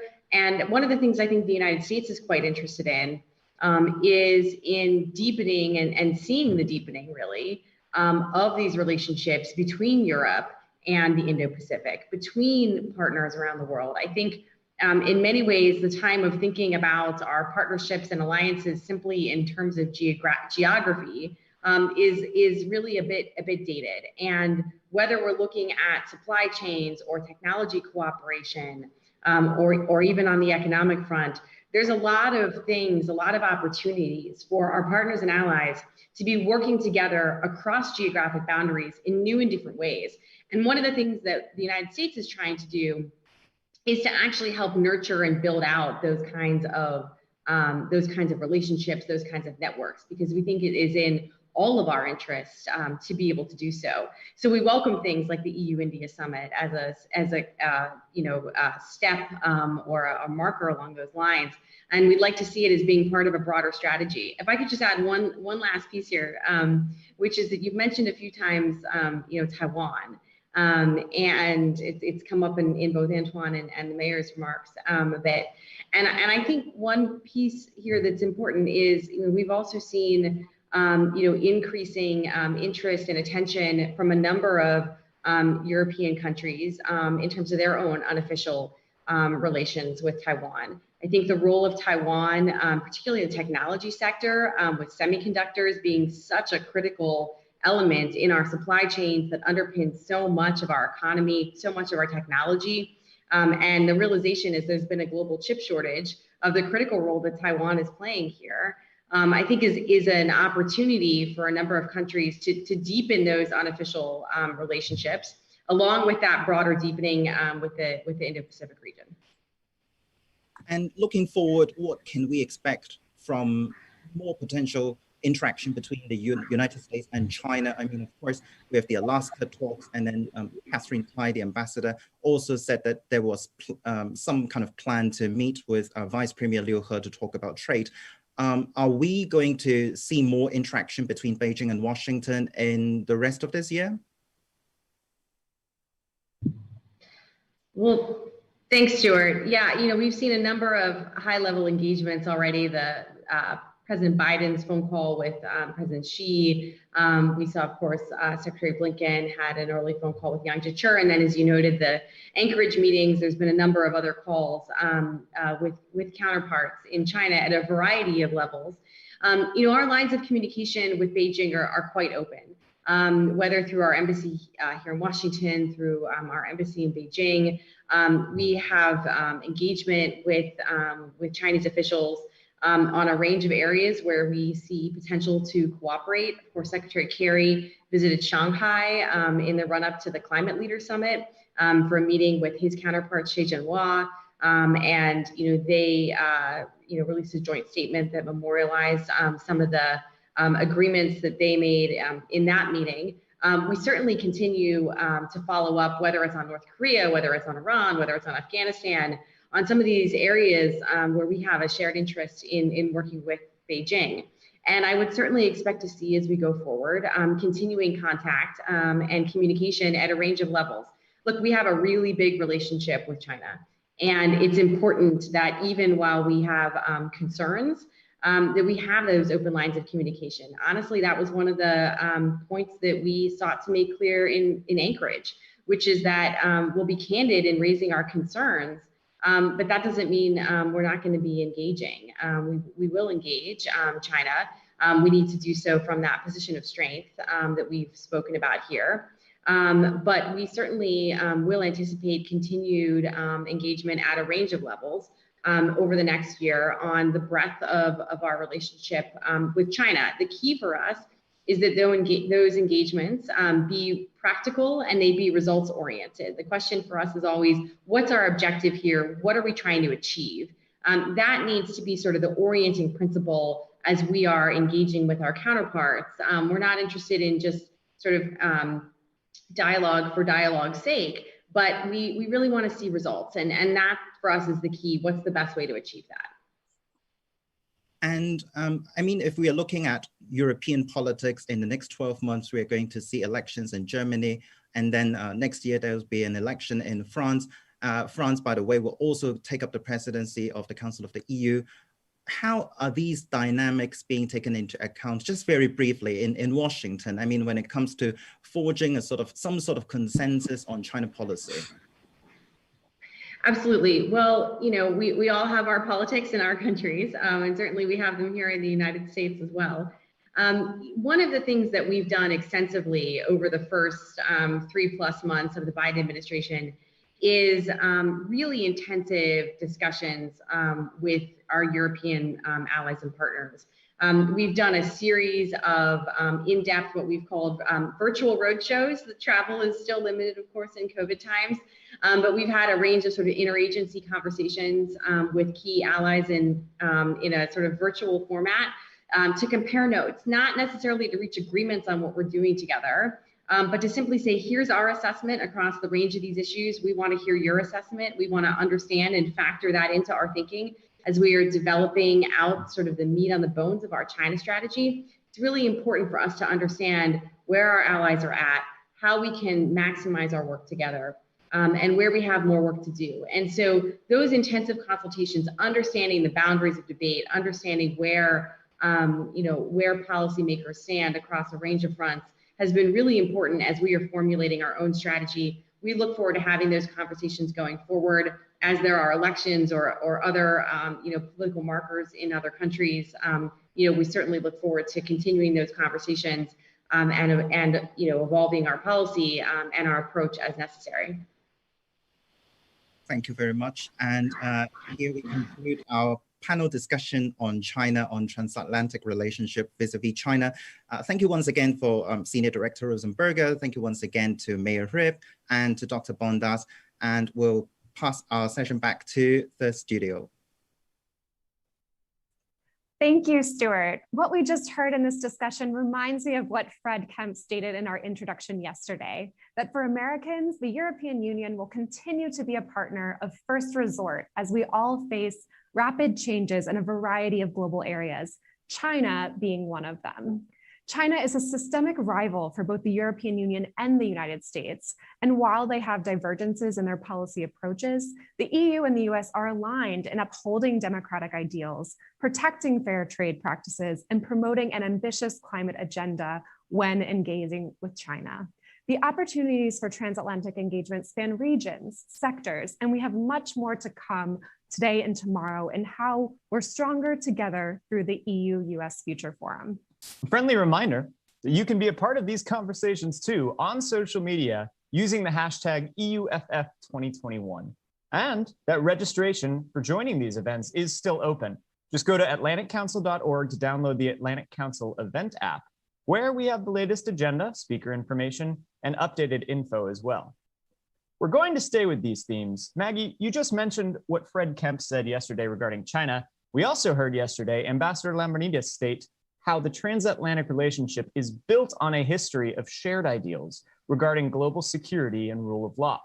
The European Union's primary body to address this common security and defense policy is the EU Military Committee, which is the highest military body set up within the Council, composing of the chiefs of defense of the member states, who are regularly represented by their military representatives. To expand on this further, we now welcome the chairman of the EU Military Committee, General Claudio Graziano, who joins the EU-U.S. Future Forum now in Spotlight. Good morning, everyone, and many thanks to the Atlantic Council and the European Union Delegation to the United States for keeping up the great tradition of this important annual gathering. In my position of chairman of the highest military body in the European Union, I couldn't miss this opportunity to deliver my point of view on European Union-United States relations, particularly in respect to the defense and security sector. The recent history has presented a series of unprecedented shared challenges, with the pandemic as a catalyst, not just for a dreadful acceleration of existing crises, but also as a trigger from brand new emerging threats, potentially or already affecting all of us. It comes as no surprise how no country or organization is currently equipped to successfully tackle all the challenges alone, in isolation. Not the United States, not the European Union, nor NATO. This is why, as European Union, we have enhanced our investment in multilateralism and dialogue with like-minded partners with whom we share values and objectives for a safe order. And the strategic compass under development will only reinforce this trend. It is time for Brussels and Washington to join their effort in implementing a pragmatic common agenda, speaking the same language, and earn back a trustworthy relationship with the Atlantic as the beating heart of global cooperation. On its side, what is the European Union ready to do for this renewed bond? I would say, become less dependent from it. A paradox? Quite the opposite, as the only way a relationship will last if it becomes a place where you firstly go to give, and not a place where you go to take. This is one of the basic triggers for our quest for strategic autonomy, which is not an end, but the European Union's essential requirement for becoming and acting as a reliable security provider. In autonomy, when the situation mandates, but better in partnership, which remain our favorite choice in all feasible stances. This higher level of ambition would imply for the European Union the ability, for example, to undertake action where NATO or the United States may be likely to play a less active role in the future, like in our own neighbor, particularly in the Sahel and North Africa. In this sense, European Union autonomy would come as a complementarity and supporting to its alliance, making of the European Union a stronger European pillar of NATO, and a more steadfast partner for the whole international community, which in final should gladly welcome our approach towards strategic autonomy. On the other hand, let's recall that the alternative to a more integrated and independent Europe is definitely a less transatlantic one, and the European Union playing the role of the follower instead of the one of the partner. On its side, I believe that also the United States will eventually expect more capable and mature allies, and not ones that remain reliant, with the result of taking off some pressure of NATO and embracing the Union defense. Now there is a series of initiatives that the European Union and its member states must pursue for becoming more autonomous, and thus benefit the European Union-United States relationship, starting by making sure that its own mechanisms deliver tangible outputs, and the projects are coherent and focused on filling critical European and NATO common capability shortfalls. To name a few: missile defense and unmanned aerial system, strategic and tactical airlift, surface and underwater capabilities, and hybrid means, including disruptive technologies, and of course, the much publicized enabled called military mobility. In regard to the latter one, it is of these days the decision at the European Union Council level to invite the United States, along with Canada and Norway, to take part in the related PESCO's project, something that could pave the way for more pragmatic forms of mutually beneficial cooperation between the European Union and the United States. In sum, effort toward autonomy to become a more reliable, meaningful, and efficient partner, particularly with the United States, a cooperation which has the potential to be a leading force in the overall security and defense scenario, but not only. Inter alia, these are some of the key messages I convey on behalf of the Chief of Defense of European Union member states to the Chairman of NATO's Military Committee, my direct counterpart in the alliance in our regular meeting and whenever deemed necessary. As for the United States Judge, I already had the opportunity to meet him in my current capacity and discuss issues of common concern. But I am sincerely convinced that we should both seek more frequent interaction in the wake of the renewed approach by the United States administration toward Europe, but also for the urgent call for all responsible stakeholders to contribute to the stabilization of global and regional security scenarios. In the meantime, as European Union Military Committee, we will continue to enjoy a fruitful collaboration with the United States military representation to the European Union here in Brussels, which could also profit from this new impetus and interest. In this regard, let me finally recall the paramount relevance of keeping on engaging in dialogue at military level, as it has been often recognized as a very pragmatic way to solve problems as soon as they arise, foster confidence, and find viable solutions. Concluding, I believe that there is a great opportunity to grasp out there to truly join European Union and United States efforts and take our common challenges together. Thank you, General Graziano. Maggie, the same themes are emerging. Yes, as Katarina Soko just said to conclude this morning's panel on trade post-COVID just a bit ago, collaboration is required across the board. And this isn't just in recovering from the pandemic, but moving towards global security as well. Our growth in all areas is going to be more effective and successful if both the EU and the US approach the future together. Meanwhile, there are some topics that emphasize not just the need for global collaboration, but the reality of shared experiences at a local level, a citizen level, in both the European Union and the United States. For decades, the population of both has been slanting urban, with more and more people on both sides of the Atlantic opting to live in cities rather than in the countryside. However, this of course means that space is limited.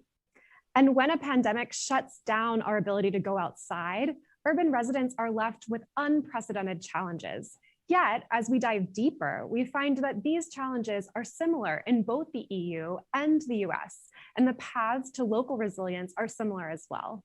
We have lessons to learn from each other in the past year of unexpected change. What are some of the best practices for local resilience? How can cities work together based on shared experiences? What have we learned from the adjustments of the past year? For our next discussion, we welcome representatives from 3 cities: His Excellency Kostas Bakayanis, the Mayor of Athens, His Excellency Rafał Trzaskowski, the Mayor of Warsaw, Ambassador Nina Hachigian, Deputy Mayor of International Affairs for the City of Los Angeles. Good afternoon, everybody. Thank you very much for joining me. My name is Daniel Stander, Special Advisor to the United Nations, and I think my guests need no further introduction. Thrilled to be joined today by Nina, Kostas, and Rafał, respectively, of the cities of Los Angeles, Athens, and Warsaw. Thank you very much for being with us. As we heard in the introduction, I like to think that resilience is always situational and it plays out on the ground. I want to start with you, Nina. Wow, from where I sat, what an incredible year to have just gone through. And it seemed at times almost as if the cities in the United States, and your city in particular, was maybe trying to figure out the pandemic on its own with relatively little support from the national government. How did you go about addressing that? What did that look like? And what does that mean for resilience locally? Thank you, and I'm really honored to be on this this panel with these very esteemed panelists. So I think, yeah, I can speak for all cities, at least in the U.S., that we really did have to just figure it out on our own, especially at the beginning. We are lucky to have, a very forward-leaning mayor in Mayor Garcetti, and so we acted fairly quickly for an American city and shut down our city quickly. But all the things that we had to do, set up testing, figure out how to feed seniors who were homebound, how to get our homeless shelter, or, turn our rec centers, our play centers into homeless shelters, and get cash to the most vulnerable of our residents. All of those things were incredible logistical challenges that we basically just had to do on our own. So at the beginning, it was, a scramble, as crises always are at the beginning. And then, we slowly figured out how to do it. We set up, the biggest testing site in the US for a time at Dodger Stadium with our own firefighters because, they have some medical training. You know, on and on, like, but it was all hands on deck all the time. We had a huge scramble for just, you know, masks and PPE, which we were trying to source from all over the place, and, you know, in competition with other with other cities in the United States, because there was no federal policy.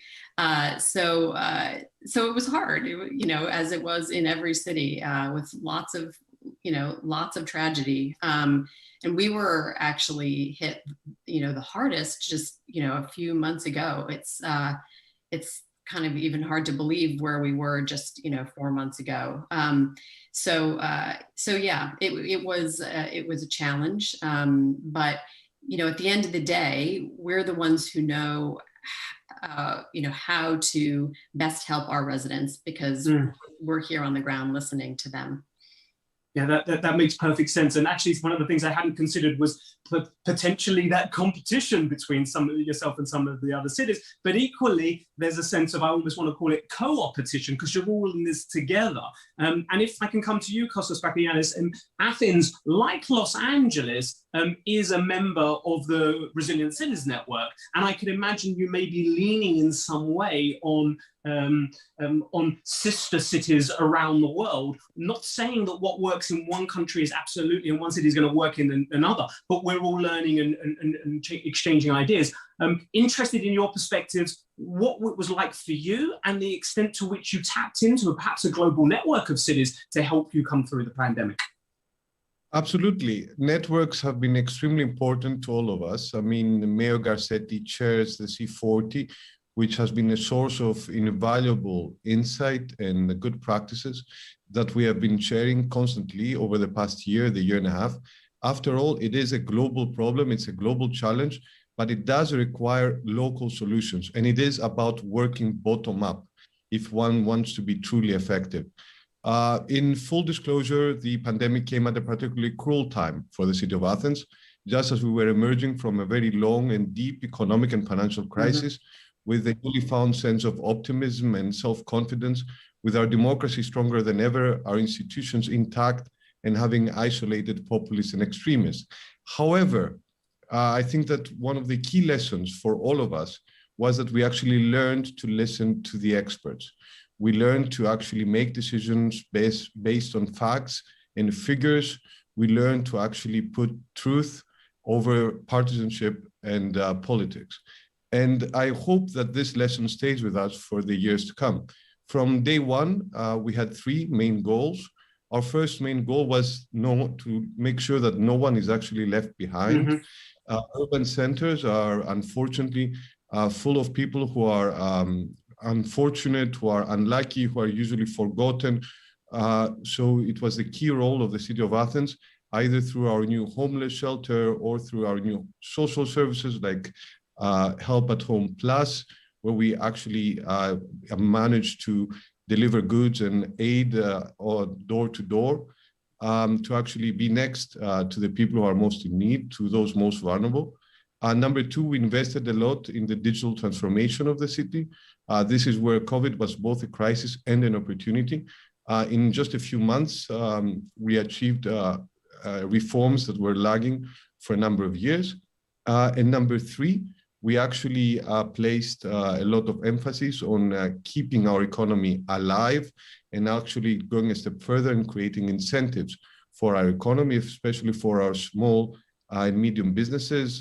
We managed to unlock European funds that are going to be extremely useful in the days to come and in the weeks to come as we return to normalcy. And of course, there is a wider agenda for all of us, a wider agenda that all cities share, which has to do with the climate crisis, or to be more exact, the climate emergency. We all know that cities are responsible for 70% of CO2 emissions. So it's about reclaiming and liberating quality public space. It's about sustainable mobility. The 20th century saw cities built around cars. The 21st century needs to see cities built around human beings. So as you see, at the end of the day, everything that unites us is much more than actually what divides us or what separates us. And it's very important that we actually stay true and we remain faithful to our alliances. if we actually want to be of use to our citizens.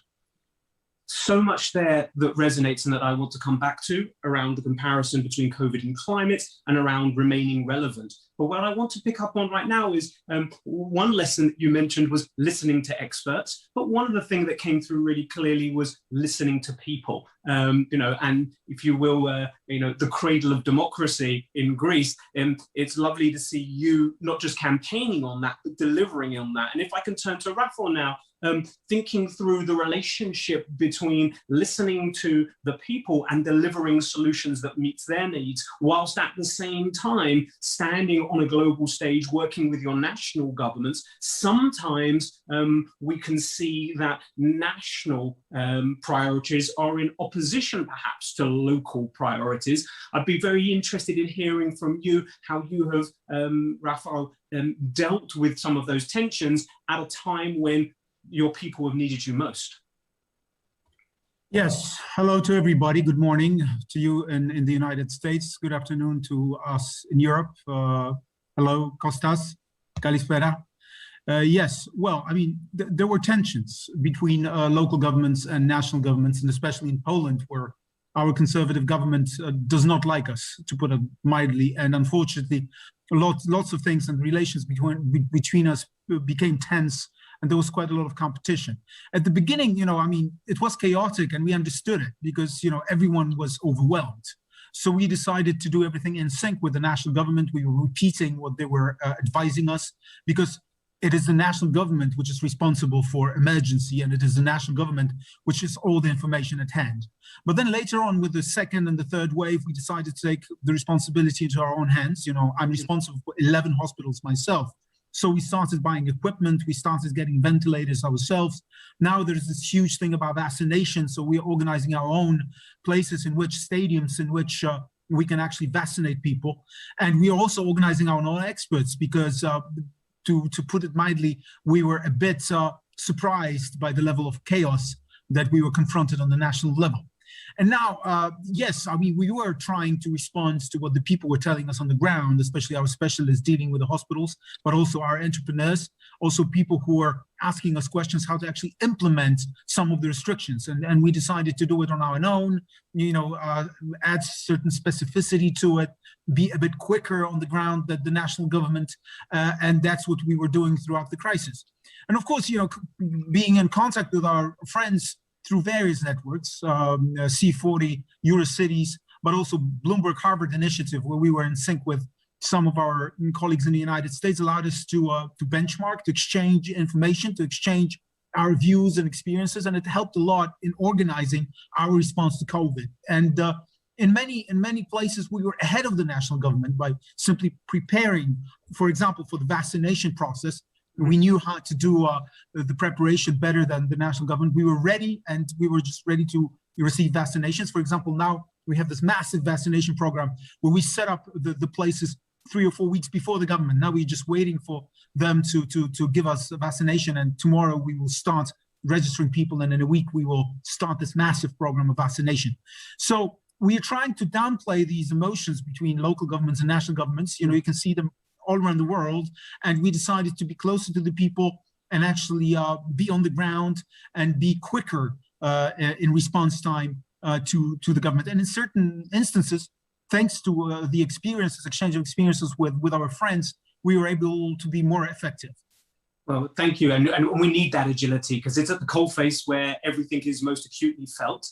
And I wanted to pick up on something that Kostas mentioned, which was making the comparison. He mentioned C40. And the pandemic necessarily is a multinational, by definition, issue that we all need to address together. The climate crisis or the climate emergency, similarly so. If I could come back to Nina, and I'm always struck in these conversations around resilience that no city in the world is what I would describe as a single hazard city or a single peril city. We all exist with multiple shocks and stresses, whether it be climate, in your case in Los Angeles, in California, with seismic risk. How do you think about juggling the multitude of shocks and stresses and how they come together in order to plan for them locally and respond to them as you need to?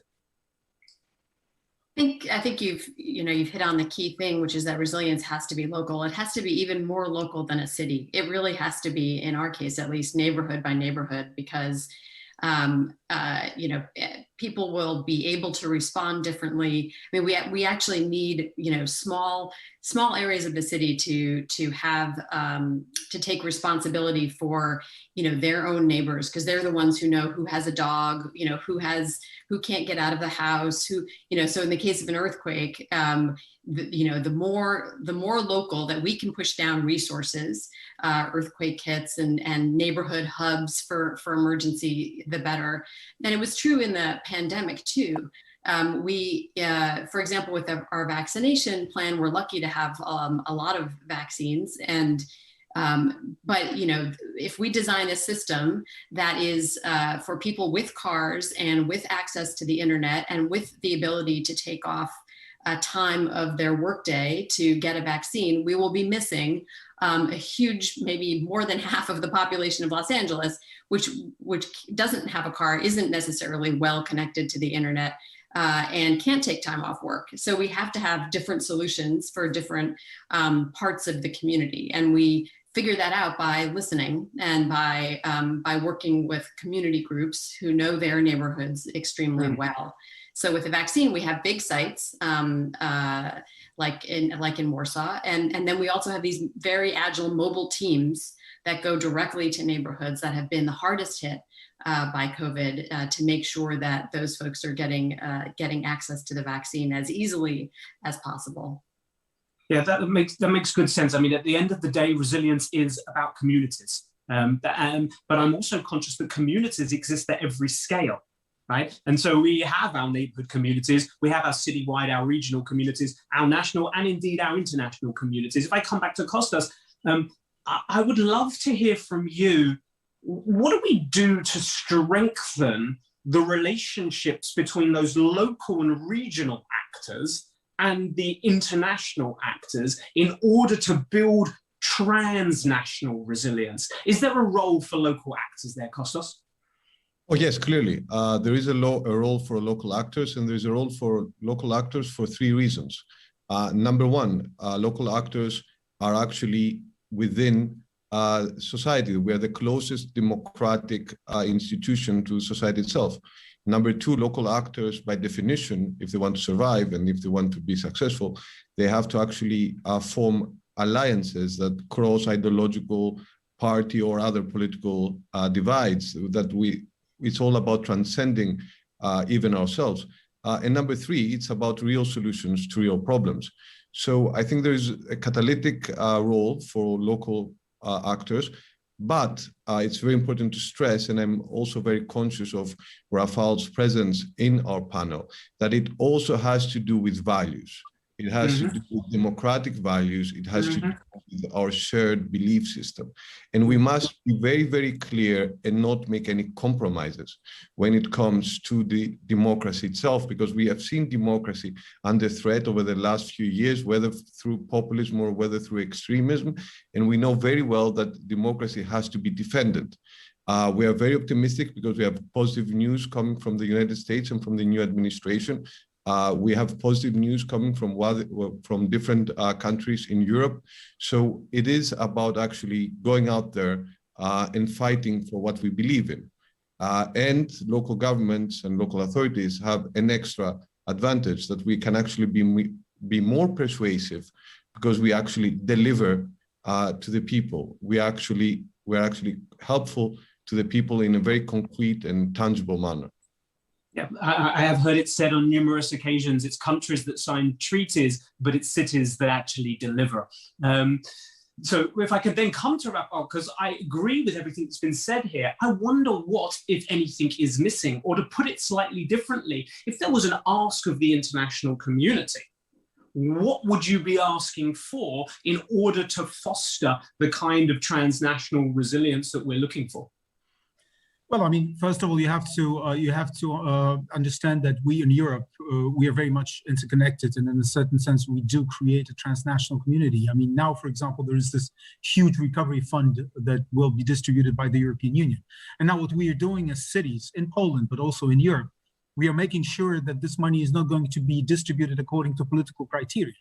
Because Kostas is absolutely right that there is a question of values. I mean, somehow populists do not really win in local elections that often because people make much more pragmatic decisions. So now we're fighting in Poland with a government which simply wants to distribute money according to political criteria, to distribute it equally so that we can actually use the money for real revolution, green revolution, investing in green solutions and innovation and in making Europe digital and so on and so forth. So of course we need to cooperate, and that's what we're doing. We're creating pressure on the European institutions together through our networks so that the money is used effectively. And we can also do it on an international scene. I mean, C40 is a wonderful example where we can actually get our heads together with Eric, Nina, say hi to Eric, and with all of our colleagues in order to send the right message.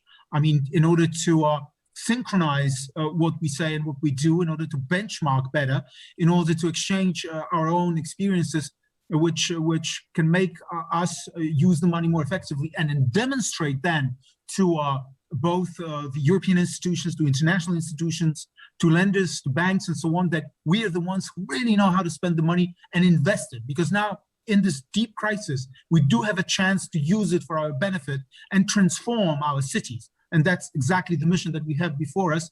And if we want to do it right, we got to do it together.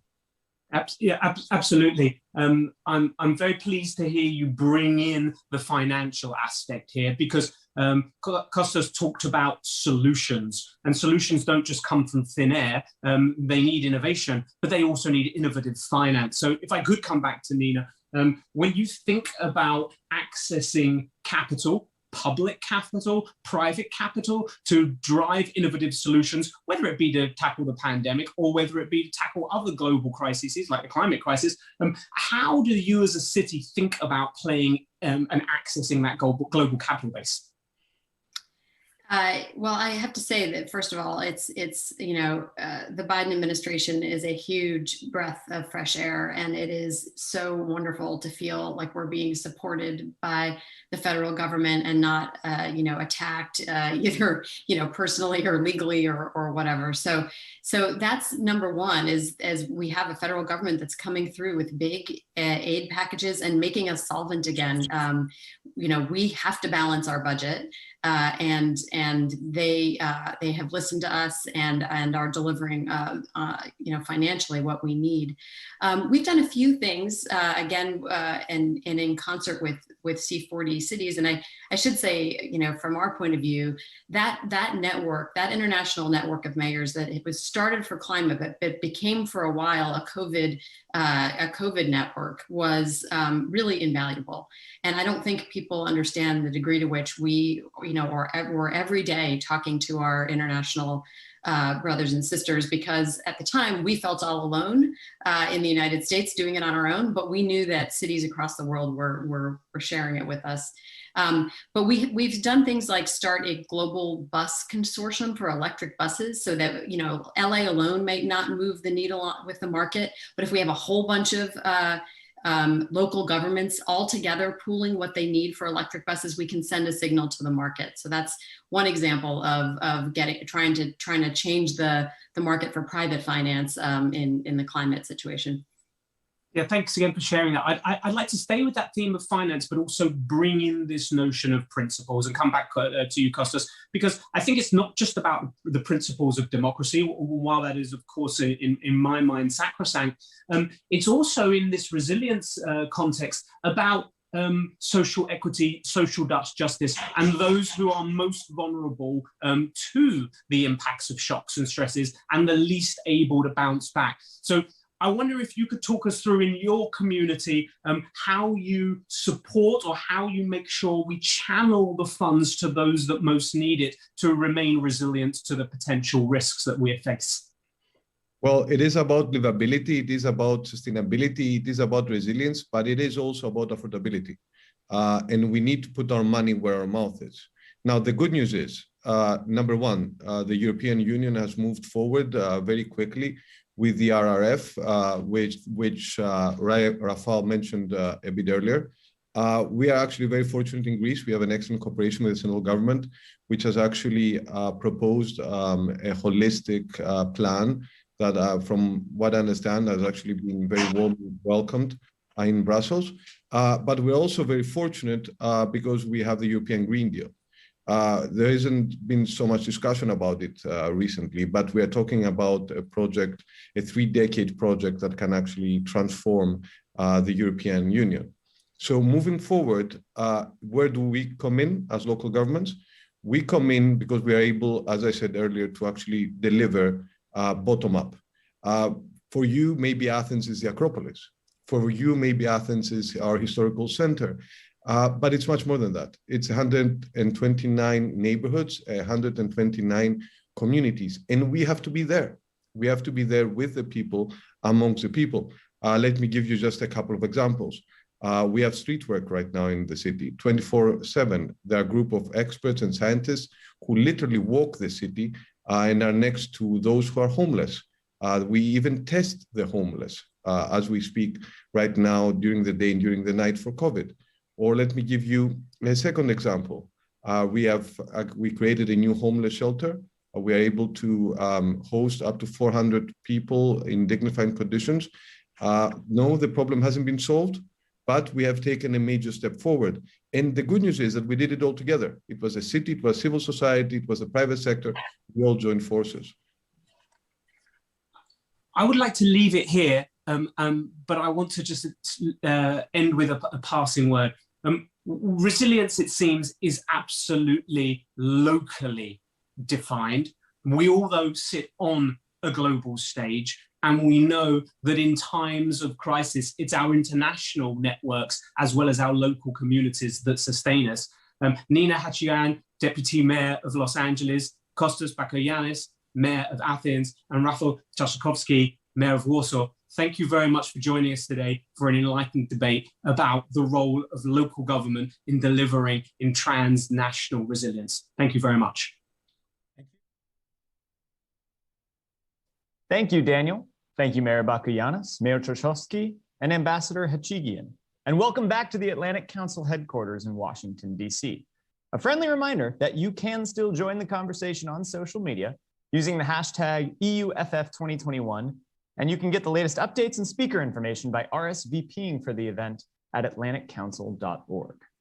As you just heard, one thing that cities on both sides of the Atlantic have long strived for is finding innovative ways to remain successful and clean in an urban environment. This cues the next portion of this Future Forum, where our following set of discussions explore EU-U.S. cooperation, not just in the COVID crisis, but in the climate crisis. The green transition and combating climate change has long been a key topic in the transatlantic sphere, dominating both headlines and policies since before the turn of the century. The climate crisis continues to be a priority even amidst the pandemic, and both the European Union and the United States are key players in working towards a cleaner, greener future. Here to discuss more on how the green transition might be shaped, I welcome CNN's Fareed Zakaria, who joins us in dialogue with Ms. Annalena Baerbock, co-leader of Germany's Alliance 90 party, and also known as the Greens. Thank you so much. This is a huge pleasure and opportunity for all of us, but for me personally. And so I will take the opportunity to dive right in. I think none of you are interested in hearing my views on this when we have Annalena Baerbock with us. Let me first extend a warm welcome from the Atlantic Council and more figuratively from the United States to Annalena Baerbock. Hello, good afternoon from Berlin, or good morning to you over the Atlantic. So it's really a pleasure being with you. Thanks a lot for the invitation. So let me first ask you, we are all speculating, the world is speculating on the fact that you may be the next Chancellor of Germany. How likely is that? Give us a sense of your odds. Well, because the voting system is a bit different across the Atlantic, we have a multi-party system and most of the times coalition. And my party, the Greens, has been for a long time like on third or even fourth row in the polls. So for us, it's really historic that we even nominated a person being a candidate for the chancellery. Currently at the polls, we are on the top, but we still have 5 months to go to the election. So it's everything in and everything is possible. But at the end, the voters have, luckily in democracy, the final say. Tell us why you think you are at the top. This is very unusual, and if it's unusual for a Green Party, even though the Greens in Germany have been strong for a while. What does it say about where Germany is, and what does it say particularly about the two mainstream parties, the SPD, which is now, essentially a shadow of its former self, but also the CDU? Well, most importantly, I would say that it says a lot about the world, the situation of the world and Europe. We have seen like a green wave, not a political green wave, but a green wave over the last 5-6 years after the Paris Agreement on climate policy. And therefore, the question that the markets of the future, the economy of the future is carbon neutral, has find its path all over the world, but especially within Europe. And for a couple of years, therefore, the question of climate neutrality is on the top agenda for many Europeans. We as a Green Party have stood for this environmental issues since we have been founded 40 years ago. And on the other hand, I believe that in societies, you always have this momentum of a historic change, like it was in the past after the Second World War, the building of our nation. And then again in the 90s,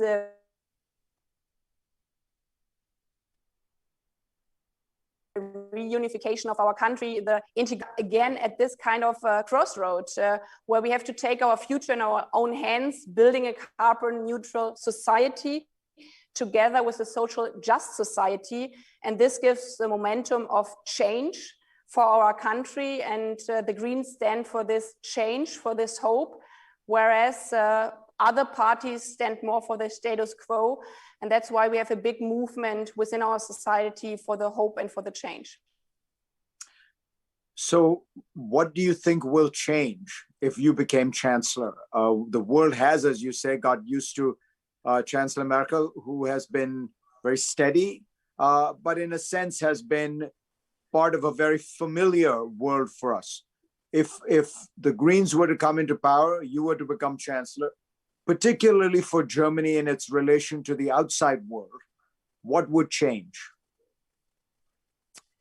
Well, I'm not standing for changing everything, but bringing big parts of society in a better future, meaning building really a carbon neutral and social just society, and not just working from one momentum to the others, but have a long-term vision.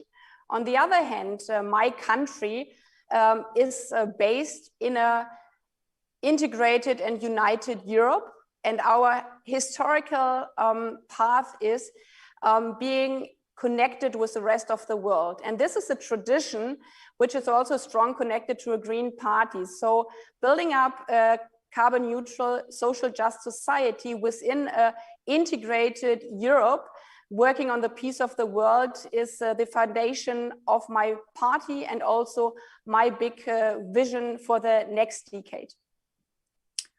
Part of the Green Party's history has been a fairly substantial criticism of the United States. I think particularly if I think back 30 years, has that changed, or do you believe that the part of the nature of the Green Party is to be much more critical of US dominance of the world or status in the world, and of the very tight alliance that the United States and Germany have historically enjoyed? Well, I think it's a broader picture, like the Green Party, but it was back 40 years ago. Actually, it's a coincidence, but it's a funny one. we were founded in 1980. This was just the year when I was born. So you see like how long our tradition goes back, and also how much our party has changed as like people in our country have changed over the last 4 decades. But when we were founded, it was like the foundation of different movements. It was a strong women movement fighting for equal rights for women, but also for human rights. It was a strong environmental movement coming also from an anti-nuclear momentum, especially after then in the 80s, Chernobyl happened, which really was a strong point in our history. But it was also built on a peace movement because of our past, because of our history. And in this mixture of different movements, the party's DNA was also always founded in the question of freedom and peace and human rights. And this is, I think, which you are connecting on the question of also the relationship with the US, but also Russia on the other hand, because many people in Germany had a strong fear of being split between this Cold War, between 2 countries which are fighting against each other, and Germany is just in the middle, Europe is just in the middle. But we have like over the 40 years, because for us it was so important to be a party of peace, but also being a party of human rights, that for especially the agenda of the responsibility to protect, which was a big thing also for the United Nations. This is our foundation of saying democracy, liberal democracy, have to fight for human rights, sometimes also with military measures to prevent genocide. And on the other hand, every military action has to be founded on international public law, which is also set up in our constitution because of our past. And this is a bit the history, how we also followed NATO, the development of NATO, but we believe that a strong European Union and a strong transatlantic relation also based on NATO is our common ground, how we can build the future together. Do you agree with Donald Trump that Germany should be paying 2% of its GDP into its defense to meet that NATO guideline? Do you think it is appropriate? I think that it's very not only appropriate, but also needed that Europeans, and therefore Germans, have to take more responsibility for our own security. Back in the 90s, Bush Senior said to our German Chancellor, why don't we start a partnership in leadership? But in the 90s, Germany was not ready. We were not reunited. Many other Europeans were a bit afraid of a strong Germany again after the Second World War. But I think now, almost 30 years later, it's really the time to step up a new step to set up this partnership in leadership between Europe and the US. This means also more responsibility in security issues. But I have my doubt that the 2% target of the NATO, which was set up before also Mr. Trump, is still the state of the art, because it's related to the GDP, as you know.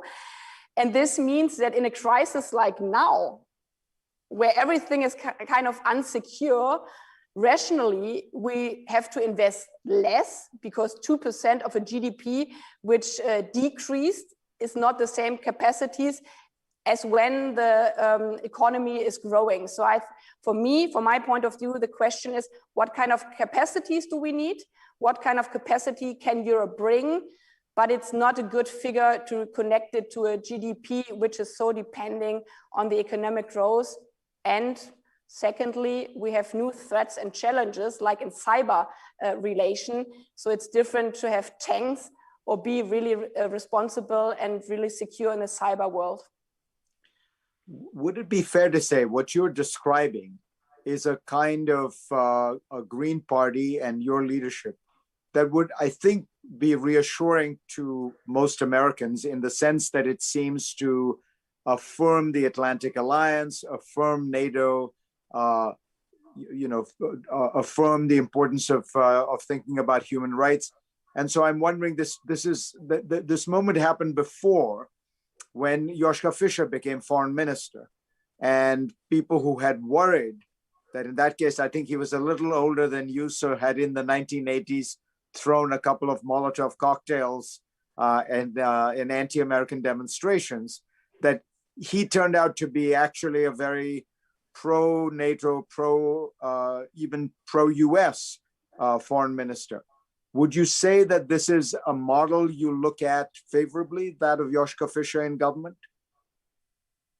Well, he's part of my party. And actually, when he was foreign minister, just at this moment, I joined the party. This was in 2004, actually like a really emotional moment for me, because it was the 1st of May in 2004, when Europe did its enlargement to the east. So European countries joined the EU, especially from the east, and I come from a region around Berlin. It's called Brandenburg. It was Eastern Germany, and it has a direct border over the Oder River to Poland.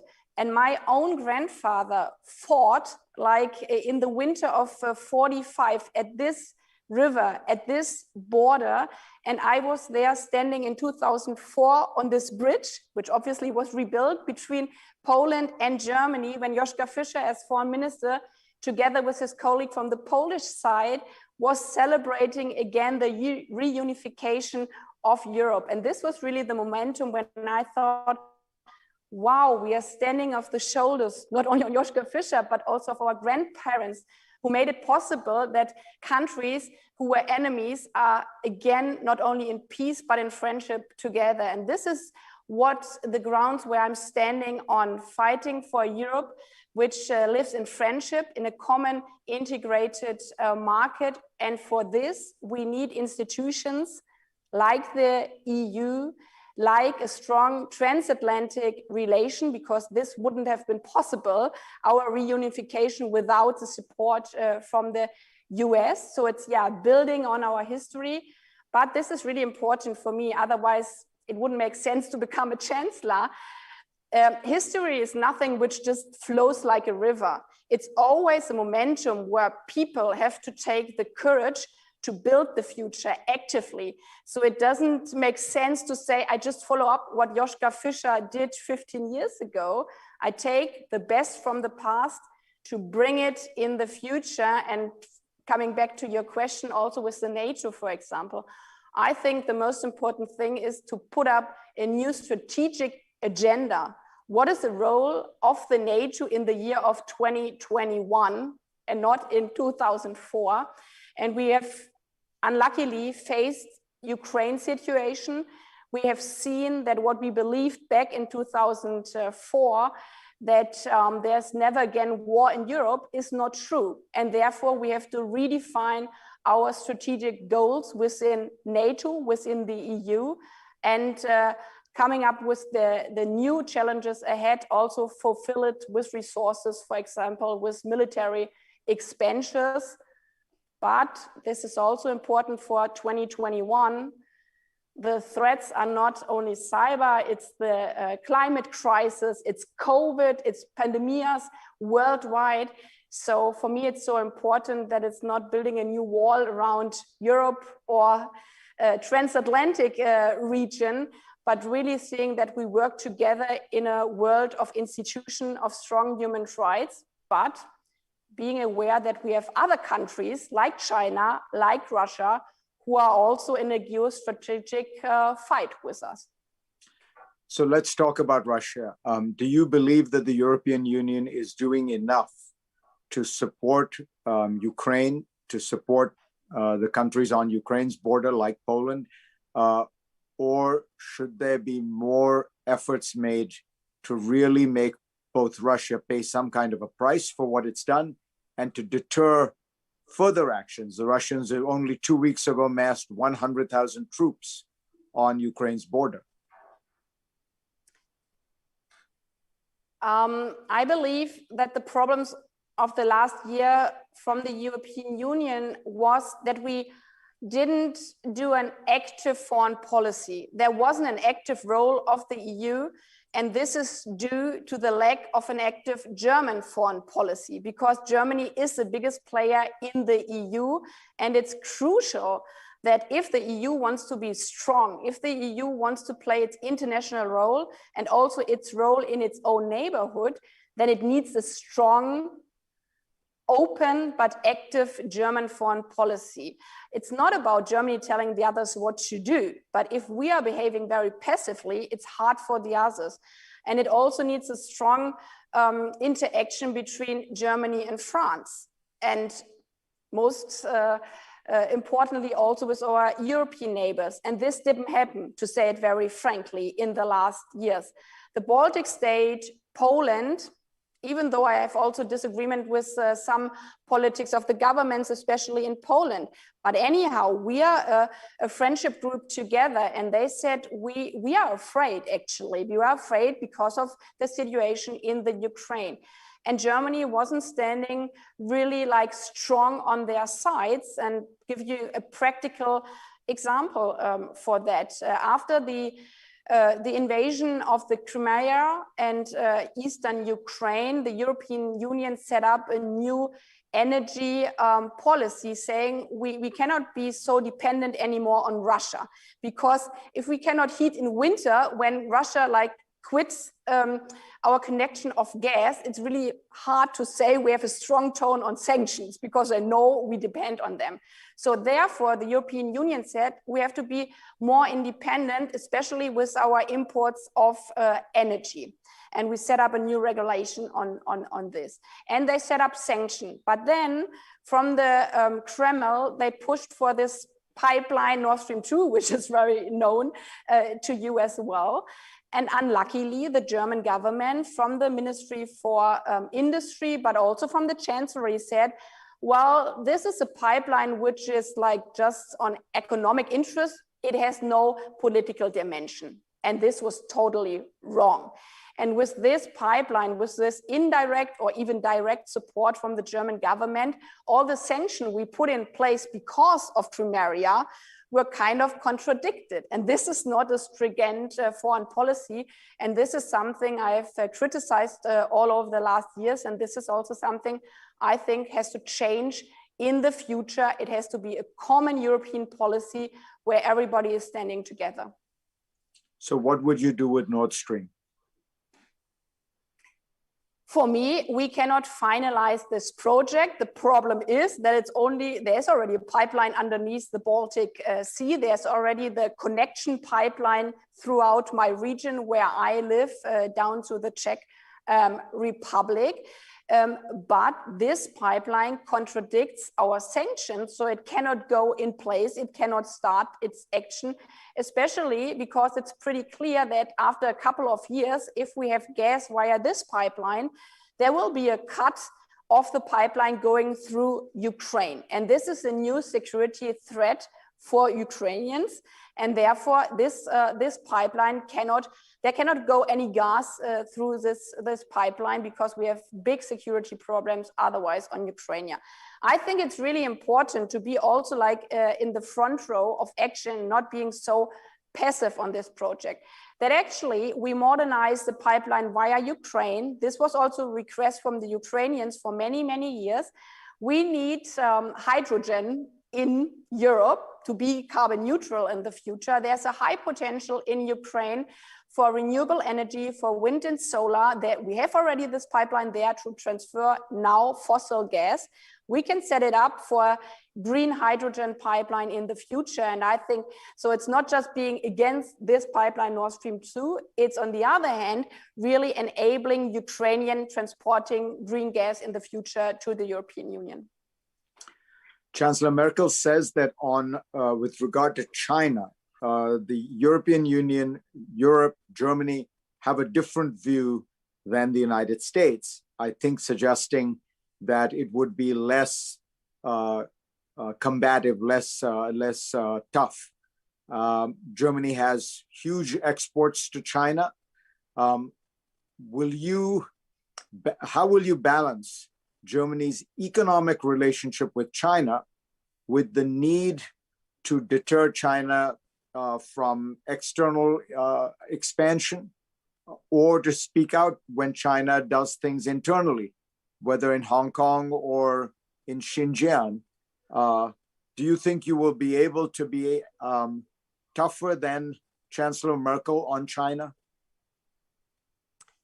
Well, for me, it's not human rights on one side and economic interest on this side. If you set up the world in black and white, this is not reality. There are so many colors in between, and there are also so many challenges in between. This makes it so difficult talking about international relation, because you cannot, as a democracy, as a union of human rights and values, you cannot say either values or economic interests. So you have to bring them in balance, and this means sometimes you have to fight very strong on human rights. For example, if we look at the situation of forced labor, in German it's Uiguren, I don't know if it's the English word. So we can say as Europeans on our common European market, we don't have products being produced out of forced labor. So there we defend our human rights, our values very strong. But on the other hand, it doesn't mean saying there is no import, export anymore between Europe and China. This is out of the world. We are obviously also depending on the relationship with them. But we can say we don't take certain products out of these regions. So this is always like balancing human rights, balancing our values with economic interest. And I would say we are not like really apart on this point, like we as Europeans, but also maybe we as Greens with the current US administration, because you have also now intensified the dialogue on the question of climate, and on the other hand have a strong tone on human rights and also the question of tariffs. So I think they are similar on a similar field than your current new administration. Germany is facing a worse situation with COVID than I think anyone would have guessed, certainly from the first few weeks and months of the crisis. Is part of the problem here that the European Union decided to take on the issue of vaccines, basically taking on a public health function that has traditionally been handled by the member states. Germany has a fantastic public health system, but the vaccines were all handled by the European Union. Was this a case of the European Union overstepping its boundaries and doing something it should not have done? No, they have really hard no, because if you are an internal market, if you are a union, then it's not possible of saying, well, we do our own business here in Germany, and the Baltic states or smaller states, they can do what they want, because this would have meant, because they didn't have their own vaccination productation in their countries, that we say, we don't care what happens, for example, in Poland. And we are what I was describing. We don't have borders anymore within, luckily, the European Union.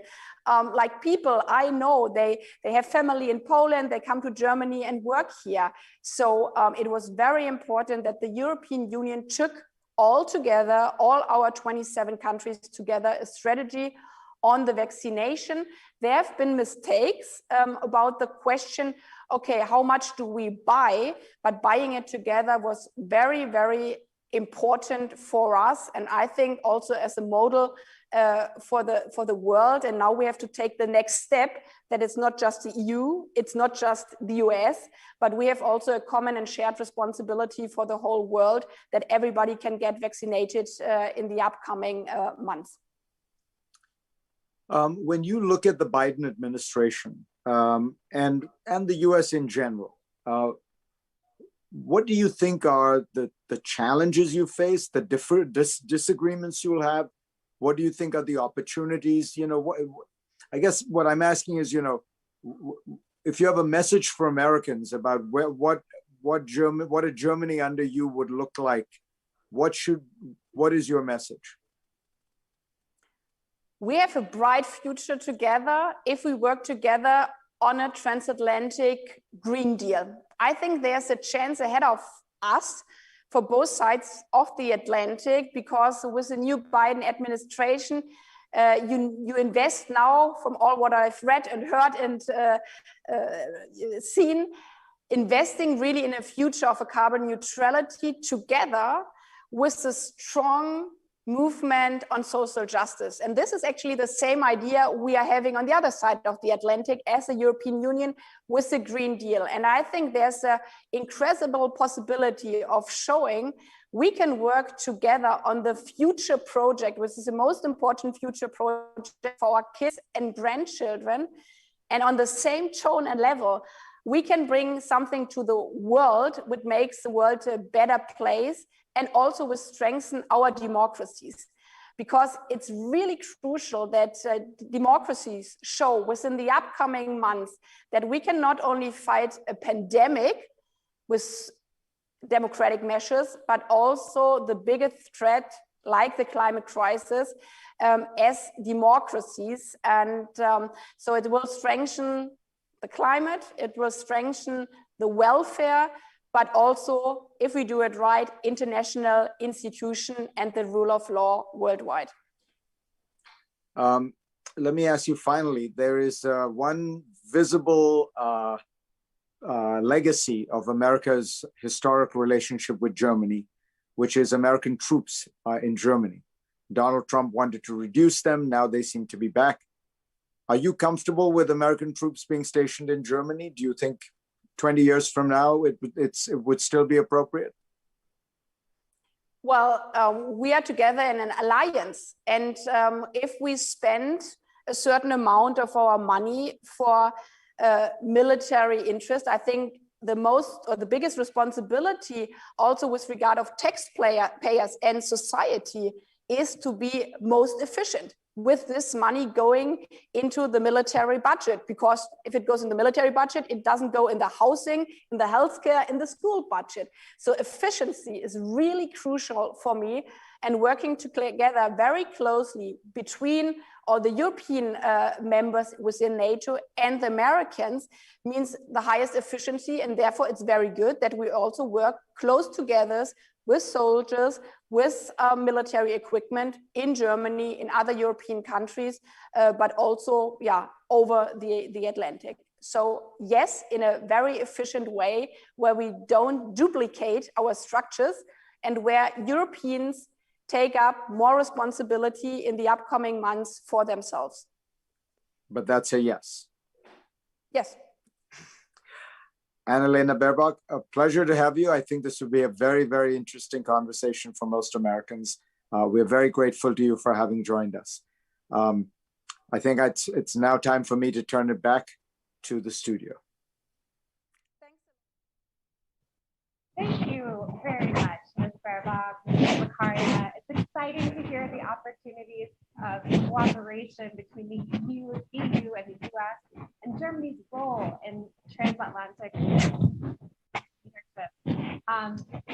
It's hard to overstate the importance of strategic cooperation in the green transition.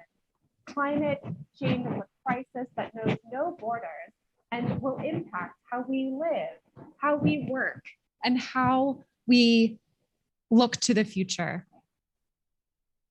The urgency of the climate crisis is reflected in the priorities outlined in the 2020 joint statement released by the Commission and the EU High Representative, which highlighted climate and biodiversity loss as the defining challenges of this time. The European Green Deal launched an ambitious agenda to be the first climate neutral continent by 2050. And the US has expressed its commitment to similarly ambitious climate goals with its re-entrance into the Paris Agreement and recent announcement of the new nationally determined contribution during the Leaders' Summit on Climate last month. This nationally determined contribution stated that the US will reduce greenhouse gas emissions by 50 to 52% by 2030. Working across the Atlantic on climate will only underestimate the delivery of unprecedented targets the EU and the US have set underscored. We're honored now to welcome two guests who are driving agenda every day to address the top climate priorities on both sides of the pond.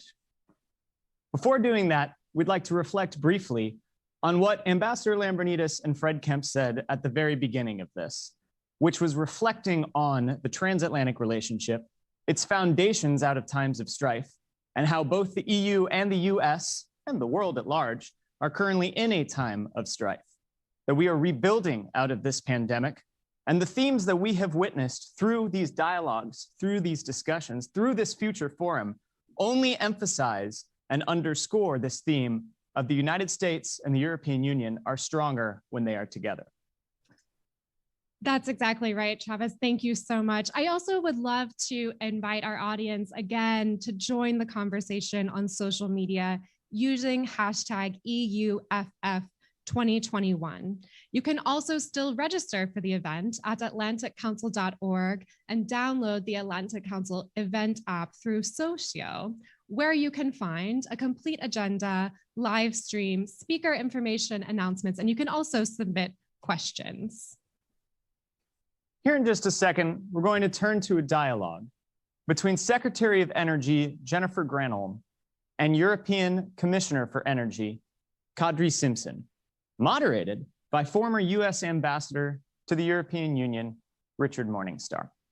And after that, we will spotlight yet another area of transatlantic cooperation, but maybe not one that you're thinking about, one that actually expands far beyond the atmosphere that we currently are standing in the Atlantic Council studios here in Washington, DC. Stay tuned to hear more about how the US and the EU work together in orbit, in space, on the moon, and beyond, featuring the Associate for International and Interagency Relations from NASA. I'm now very excited to welcome our next guests and turn to Ambassador Morningstar to kick off our next dialogue on a new chapter for EU-U.S. leadership.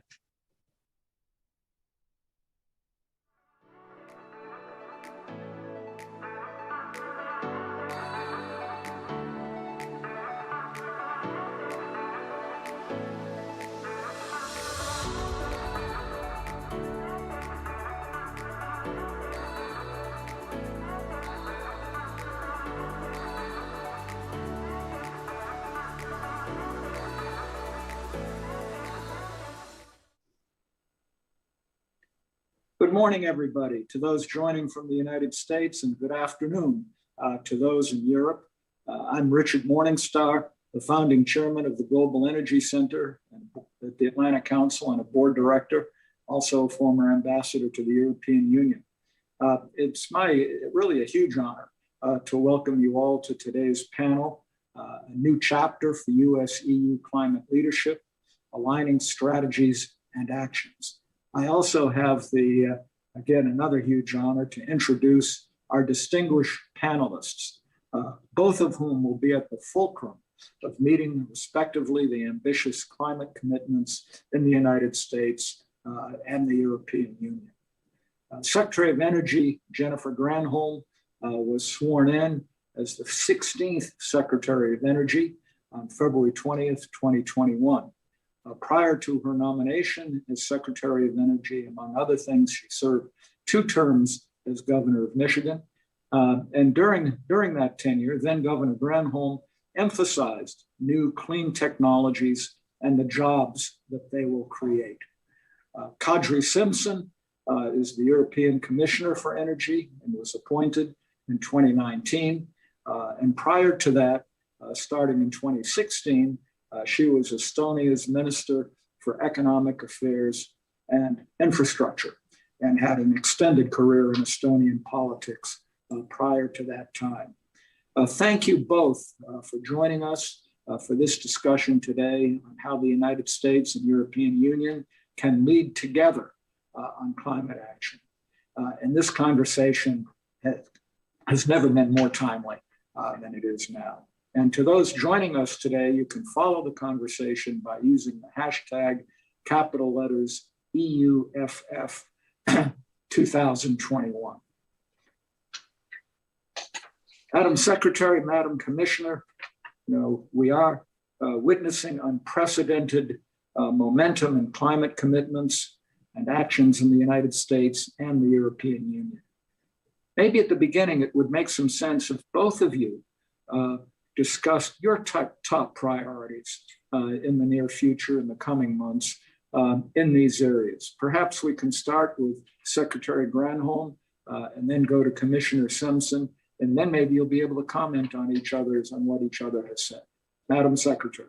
Thank you. Thank you so much. Thank you, Ambassador Morningstar, and welcome to everyone. I want to start by really congratulating the Atlantic Council and the delegation of the European Union for hosting an incredible event this week. And I'm so pleased to be on with Commissioner Simpson. It's such a pleasure to be sharing the virtual stage with you once again. So I guess it's fitting that we're starting off with this question because the last time Commissioner Simpson and I met, we were bearing witness in real time to unprecedented momentum, as you say, because President Biden's Global Leaders Summit on climate was a monumental week of international cooperation and a lot of bold new pledges on climate action. I'm so proud of the big pledge that America made, committing to a 50 to 52% reduction in emissions from 2005 levels by 2030. And that, of course, is right in line with the ambitious goals President Biden laid out in his very first weeks of office, which is 100% clean electricity by 2035 and net zero carbon emissions by 2050. So we've got to go and use this momentum collectively to continue to raise both America and the globe's ambitions around climate action and clean energy deployment, and really to do so in a way that puts millions of people to work. I'm all about the jobs side. We need to lift up communities that have been knocked down. We need to do this in a way that guarantees our economic competitiveness as well for decades to come. And that absolutely means getting the president's American Jobs Plan passed, which he has proposed, which calls for massive investments in clean energy research and development and deployment, very importantly. And that plan is something I think the whole world should be rooting for, because America's clean energy future is about all of our clean energy futures. For far too long, I think it's important to acknowledge that for far too long, the global climate conversation really has assumed that climate action is a zero sum with the economy, and we all stand to gain from developing the latest and greatest in clean energy. And we have an interest in shared progress. So it's not zero sum from country to country, and it's not zero sum from the environment or climate to the economy. We all can gain, and we all can gain economically by addressing this issue. We want to all build net zero economies. We've got to create new jobs and businesses for our people. We all want to make good on our moral debts to those who have been bearing the burdens of fossil fuel pollution. And we can do it. We can do all of it if we pair our fierce competition with constructive international cooperation. And that's why forums like this are so important. So we have similar dreams, similar challenges. Let's work on them together. Thank you, Madam Secretary. Now I'll turn to Commissioner Simpson. It's good to see you again. If you could maybe tell us what some of your priorities are. Good afternoon from Brussels, dear Secretary Granholm, dear Ambassador Morningstar, dear viewers. Well, it is a real pleasure to have this discussion at the EU-U.S. Future Forum, as we celebrate 7 decades of successful cooperation between the EU and the United States. And I am a true believer in a strong transatlantic relationship. So I'm convinced that by working together, we will drive the change needed in the energy sector on both sides of Atlantic and all over the globe. So it is a pivotal, exciting time for energy and climate policy. And as Secretary Granholm already mentioned 2 weeks ago, President Biden's Leaders Summit was a turning point for the US and also for global commitment Here in Europe, we have just agreed on a groundbreaking climate law, and we will present shortly major legislative changes to deliver our emission targets. So at the same time, we know that COP26 is also on the horizon. And as you know, our commitment is to become the first climate neutral continent by 2050 and already reduce our greenhouse gas emissions by at least 55% by 2030. And last year, we set out our vision for reaching these targets.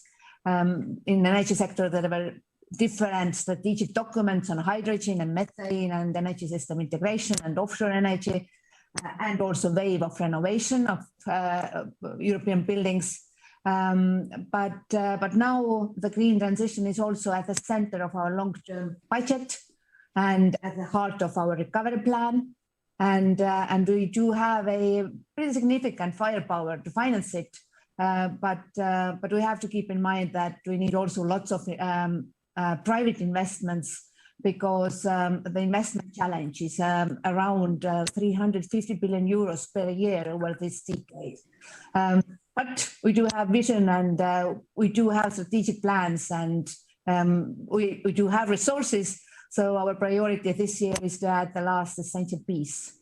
And this is a wide-ranging set of legislative changes to make sure that all sectors of economy will contribute to the decarbonization agenda. And I truly believe that we will achieve this. Thank you very much, Commissioner. Let me just ask you quickly whether you have any reactions to what Secretary Granholm said, and then I'll ask Secretary Granholm the same question. Well, I think that we are in the same page that still majority of the greenhouse gas emissions are coming from the way how we produce and consume energy.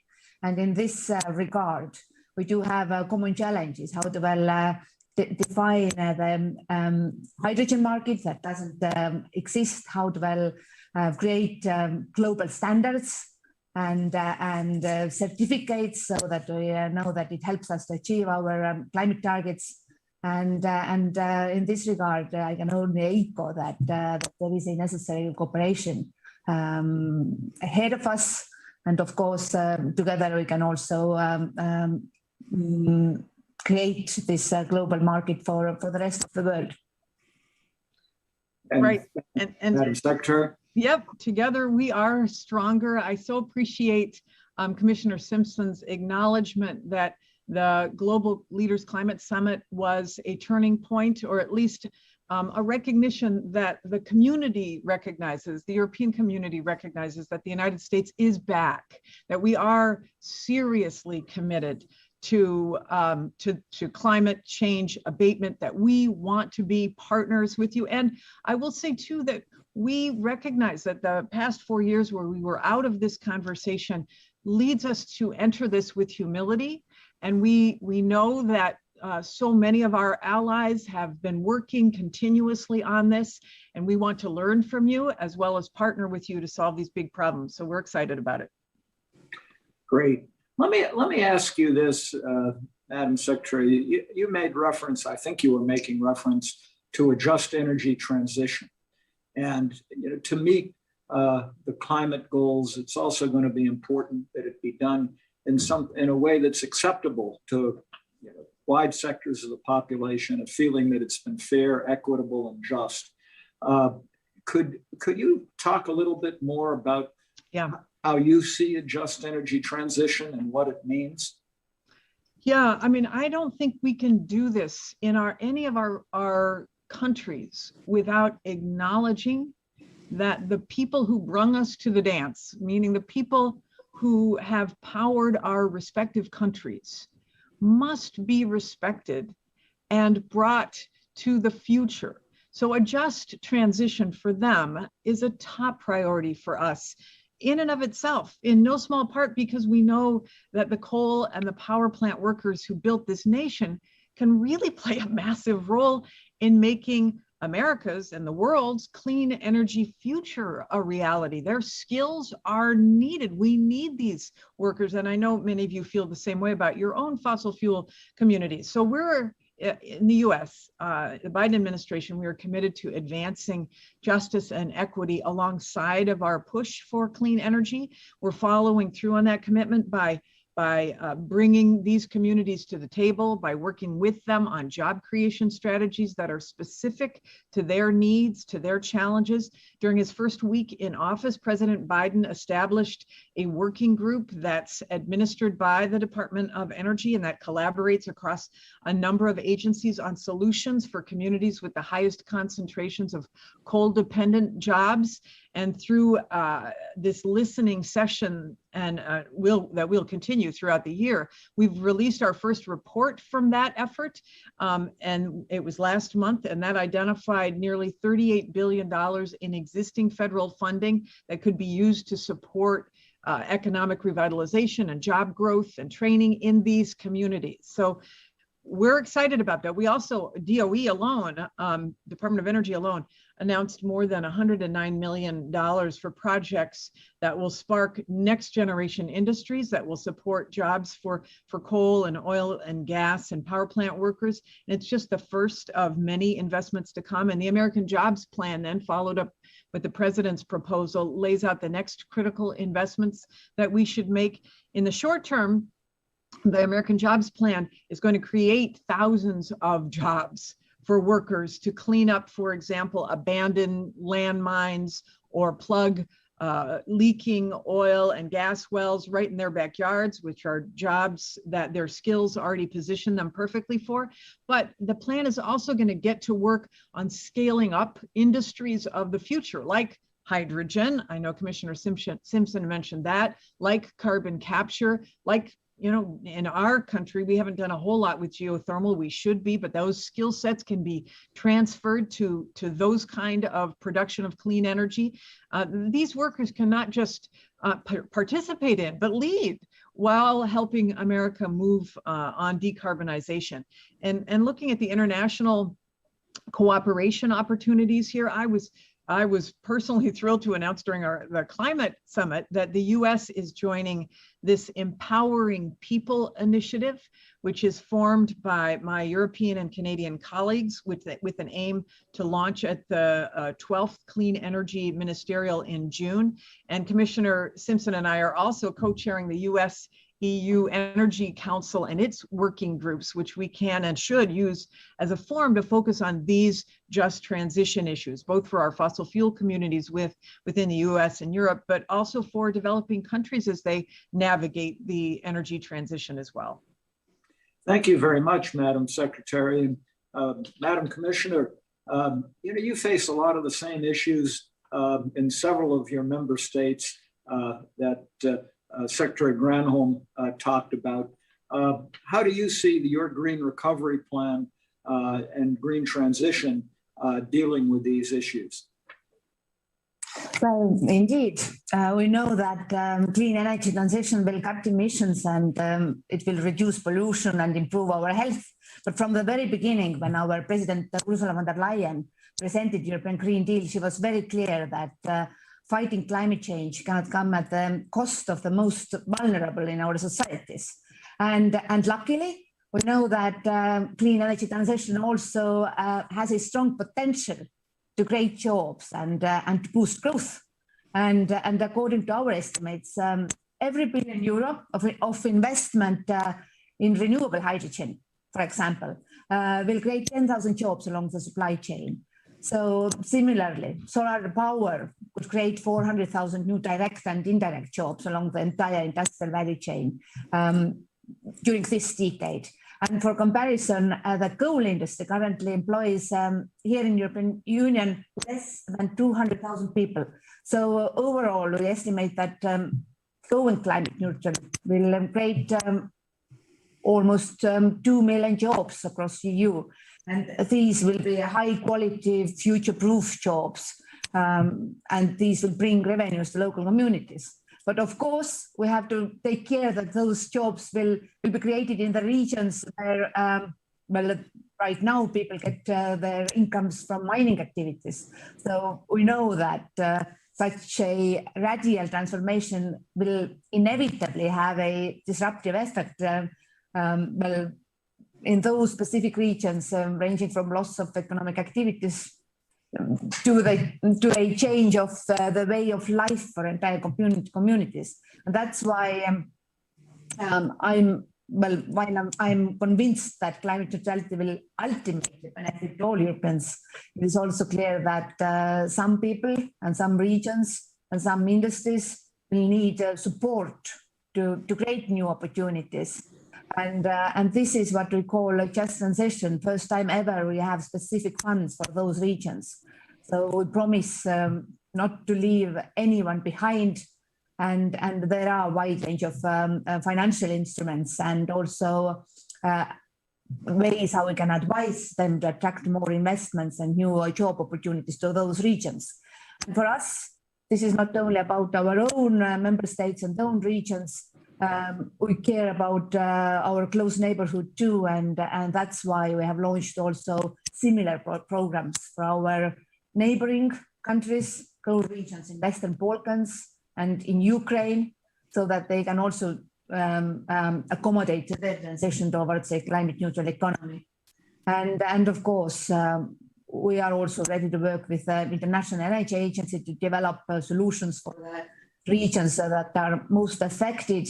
And I am also very glad to see that the just transition is now also getting the international attention it deserves.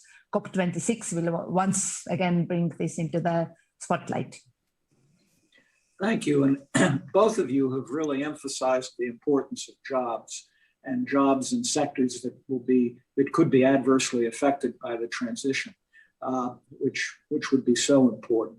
Another area I think that it'd be good to get into, I think there's general agreement that if we're going to meet our climate goals, there's going to have to be a lot of technology innovation. Both of you have mentioned hydrogen, carbon capture came up earlier. There are other areas that are going to be important. Maybe if you could talk a little bit on how you think that the US and the EU can best cooperate to move forward in these new technology areas. There are some vehicles in place, the US-EU Energy Council. In Europe, they call it the EU-U.S. Energy Council. In any event, one area, cooperation with the private sector. I think Commissioner Simpson, I think he may have referred to that. That's going to be important. Maybe if you could both talk about how you think we can best cooperate. Maybe I'll start with the Secretary and then go to you, Commissioner.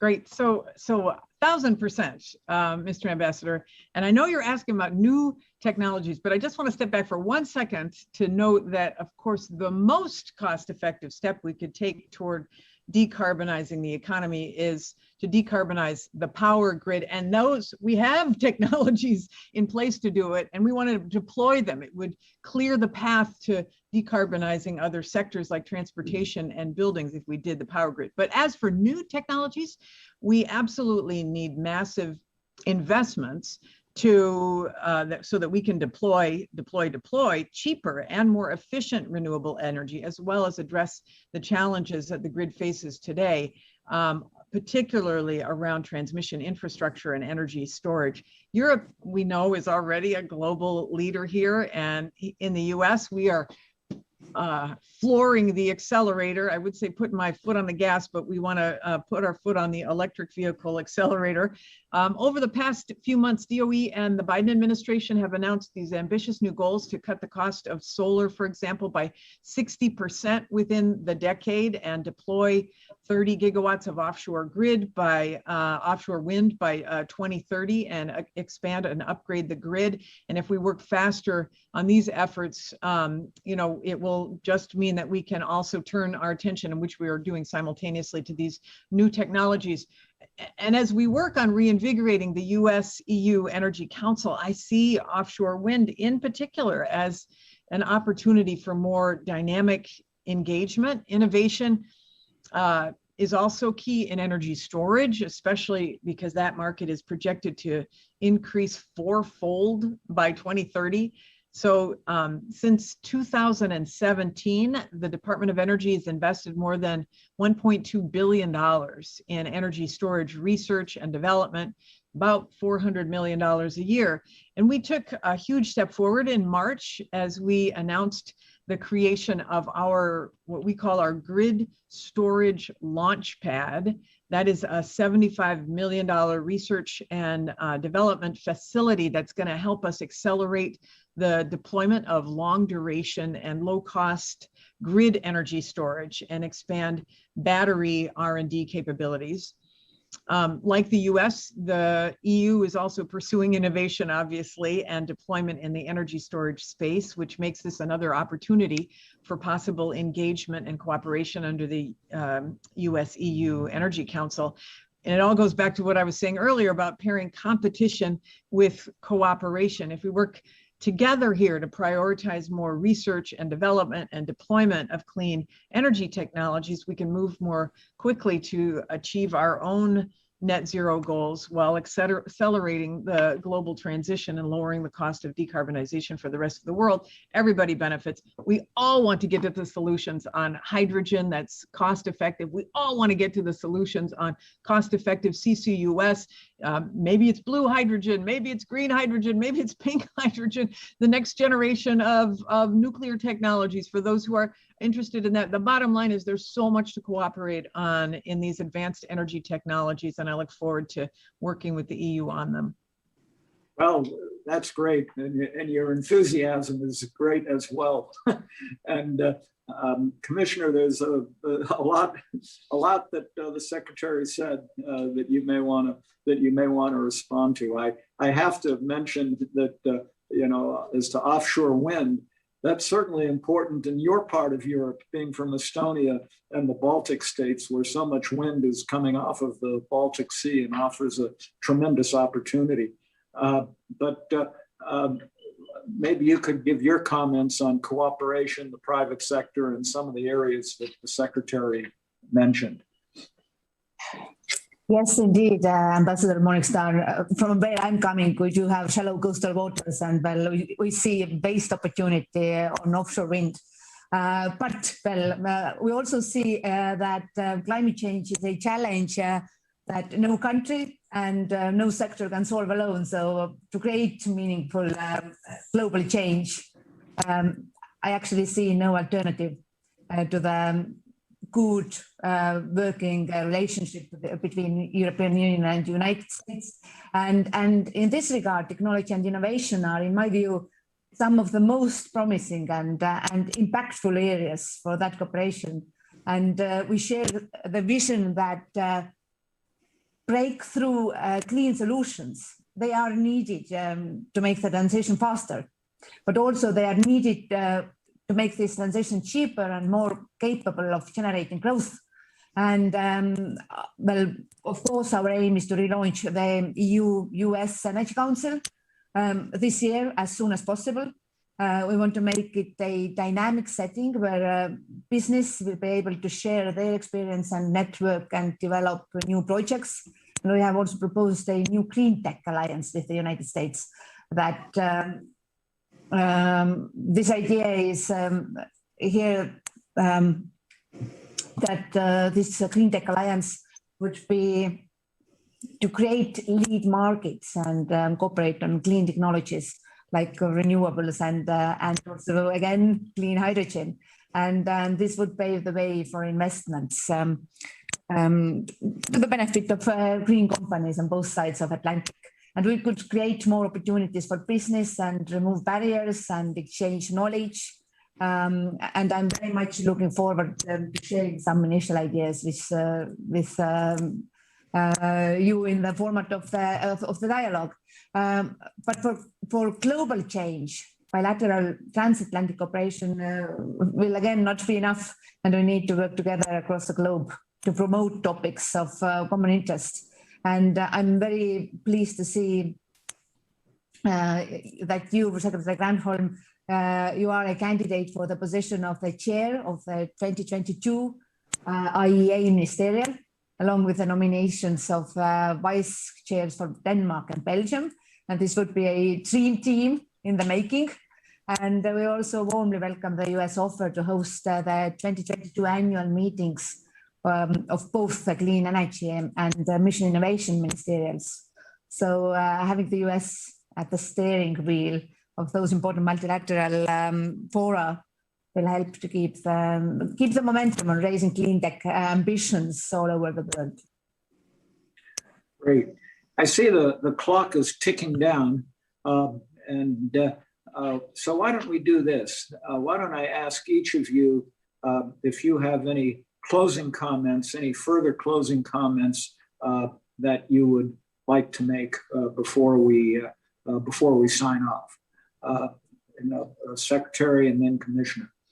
Yeah, let's just briefly, I mean, I just want to say the United States can learn from the EU's approach to encouraging greater global policy action through both these targeted programs and funding to drive down costs for leapfrogging this clean energy technology. Together we can do this. We can start with a focus on our existing forums that you have described, the Clean Energy Ministerial and Mission Innovation, to make this approach to clean energy collaboration more coherent and more consolidated and therefore more effective. So I say, let's do this. I can't wait. We are more powerful together, and I look forward to working with you. That's great. Madam Commissioner. Well, also from our side, I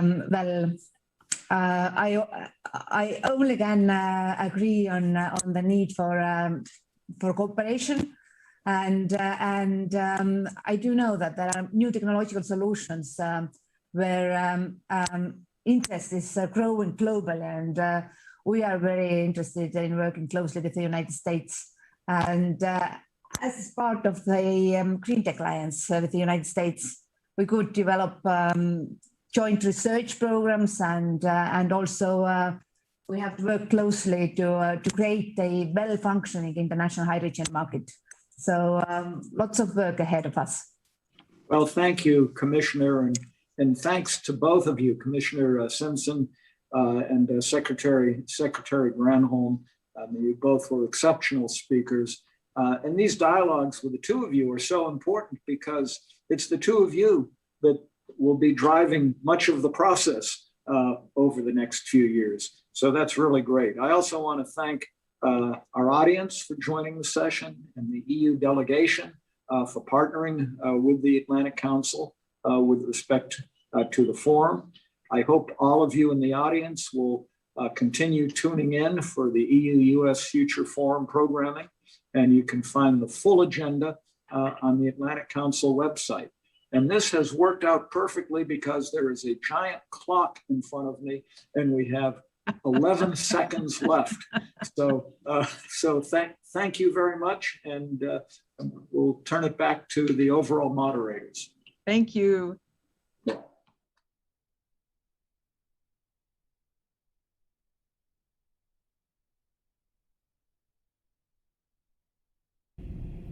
The world faces a host of big challenges. How do space agencies help address some of these problems? Space-based activities have never been more essential to addressing societal challenges. The capabilities enabled by space that underlie our daily lives are very well known, from day-to-day activities such as urban planning, resource management, global communications, and weather forecasting, to fostering new discoveries and expanding human knowledge of our universe and our home planet. Less well known, perhaps, is how space contributes to other priorities, driving aerospace technology and innovation, supporting a strong industrial base to drive economic growth and productivity, addressing societal challenges, and providing leadership and inspiration, especially to young people, to study science, technology, engineering, and math. At our 20 centers and facilities across the country, and the only national laboratory in space, NASA studies the Earth, including the climate, our sun, and our solar system, and we conduct research testing and technology development for both space and aeronautics. And we share what we learn, making all of our scientific data, including Earth observations and measurements of the ocean, land, ice, and atmosphere, freely and openly available so that policymakers have the critical information they need from which mitigation strategies and solutions can be developed. And it's also part of our culture to spin off our technologies. We find homes for our technology beyond NASA. We transfer it to commercial companies and partner with them to help bring their innovations to market. And these spin-offs result in products that improve and even save lives every day. Most of us know that the video cameras on our phones come from space technology. Few know that the high-pressure ventilator developed in 37 days by NASA engineers to treat COVID-19 patients have been turned over to companies not only in the United States, but throughout the world to manufacture and freely use. So space agencies tackle significant societal challenges every day, not only at home, but around the world. How important is international collaboration to NASA's mission and cooperation with Europe more specifically? This is an easy question for me, having spent much of my career cultivating international partnerships for NASA. I've always worked especially closely with the European Space Agency and national European partners, both from Washington and as NASA's resident liaison in Europe. Since NASA's founding, we've concluded literally thousands of agreements with 120 nations for cooperation in every one of our mission areas. These international partnerships have continued to grow in both diversity and importance. And today we're clearly in a new age of space development, and we're partnering more than ever with both commercial and international partners. However, our collaboration with Europe has long been part of our close transatlantic relationship dating back many decades. Believe it or not, the first flight of a non-American on the U.S. space shuttle was from Germany nearly 40 years ago, when Europe provided the Space Lab scientific laboratory carried in the shuttle bay. Now close to half of all of our active international agreements are with European entities, the European Space Agency, national partners in Europe such as Germany, Italy, France, and many more. This past year, we celebrated a huge milestone with 20 years of permanent human presence aboard the International Space Station. And just a couple of weeks ago, we welcomed Thomas Pesquet to the ISS, the first of 3 consecutive flights for European crew members this year. We look forward to welcoming Matthias Maurer on the next mission, and then Samantha Cristoforetti. And our joint scientific collaborations have also made the history books, from the Hubble Space Telescope to the Cassini-Huygens exploration of Saturn. And now we turn our sights to the launch of the James Webb Space Telescope and to together returning to Earth the first samples from Martian soil. In every aspect of exploration, human and robotic, we are accomplishing so much together. With the U.S. rejoining the Paris Climate Accord, there is now transatlantic policy alignment on combating climate change. What is the role of space agencies? Space is an exceptionally important asset for addressing climate change. Space agencies are enablers for understanding the issues and developing solutions to the challenges. NASA has more than 20 Earth observation missions in orbit and others in formulation, and programs to build capacity around the world for using space-based data for societal benefit. In partnership with the Agency for International Development, our SERVIR program works in partnership with leading regional consortia to help developing countries use information provided by Earth-observing satellites and geospatial technologies to manage climate risks and land use. We're empowering decision makers with tools, products, and services to act locally on climate-sensitive issues. SERVIR is helping people in Africa, the Hindu Kush Himalaya region, the lower Mekong, and Central and South America to manage challenges in food security, water resources, land use change, and natural disasters. So with activities in more than 45 countries and counting, SERVIR has already developed over 70 customized tools and collaborated with over 500 institutions to improve capacity for developing local solutions.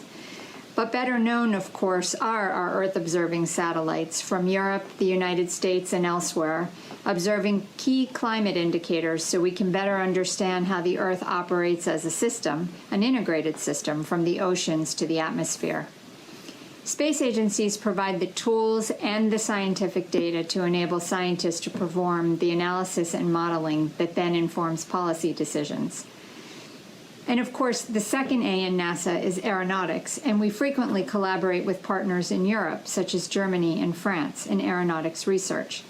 NASA is expanding climate change research for sustainable aviation by developing and testing new green technologies for next-generation aircraft, new automation tools for greener airspace operations, and sustainable energy operations for aircraft propulsion. And between NASA and the European Space Agency, we're in active strategic discussions on how to expand already robust cooperation to include even greater efforts to combat climate change.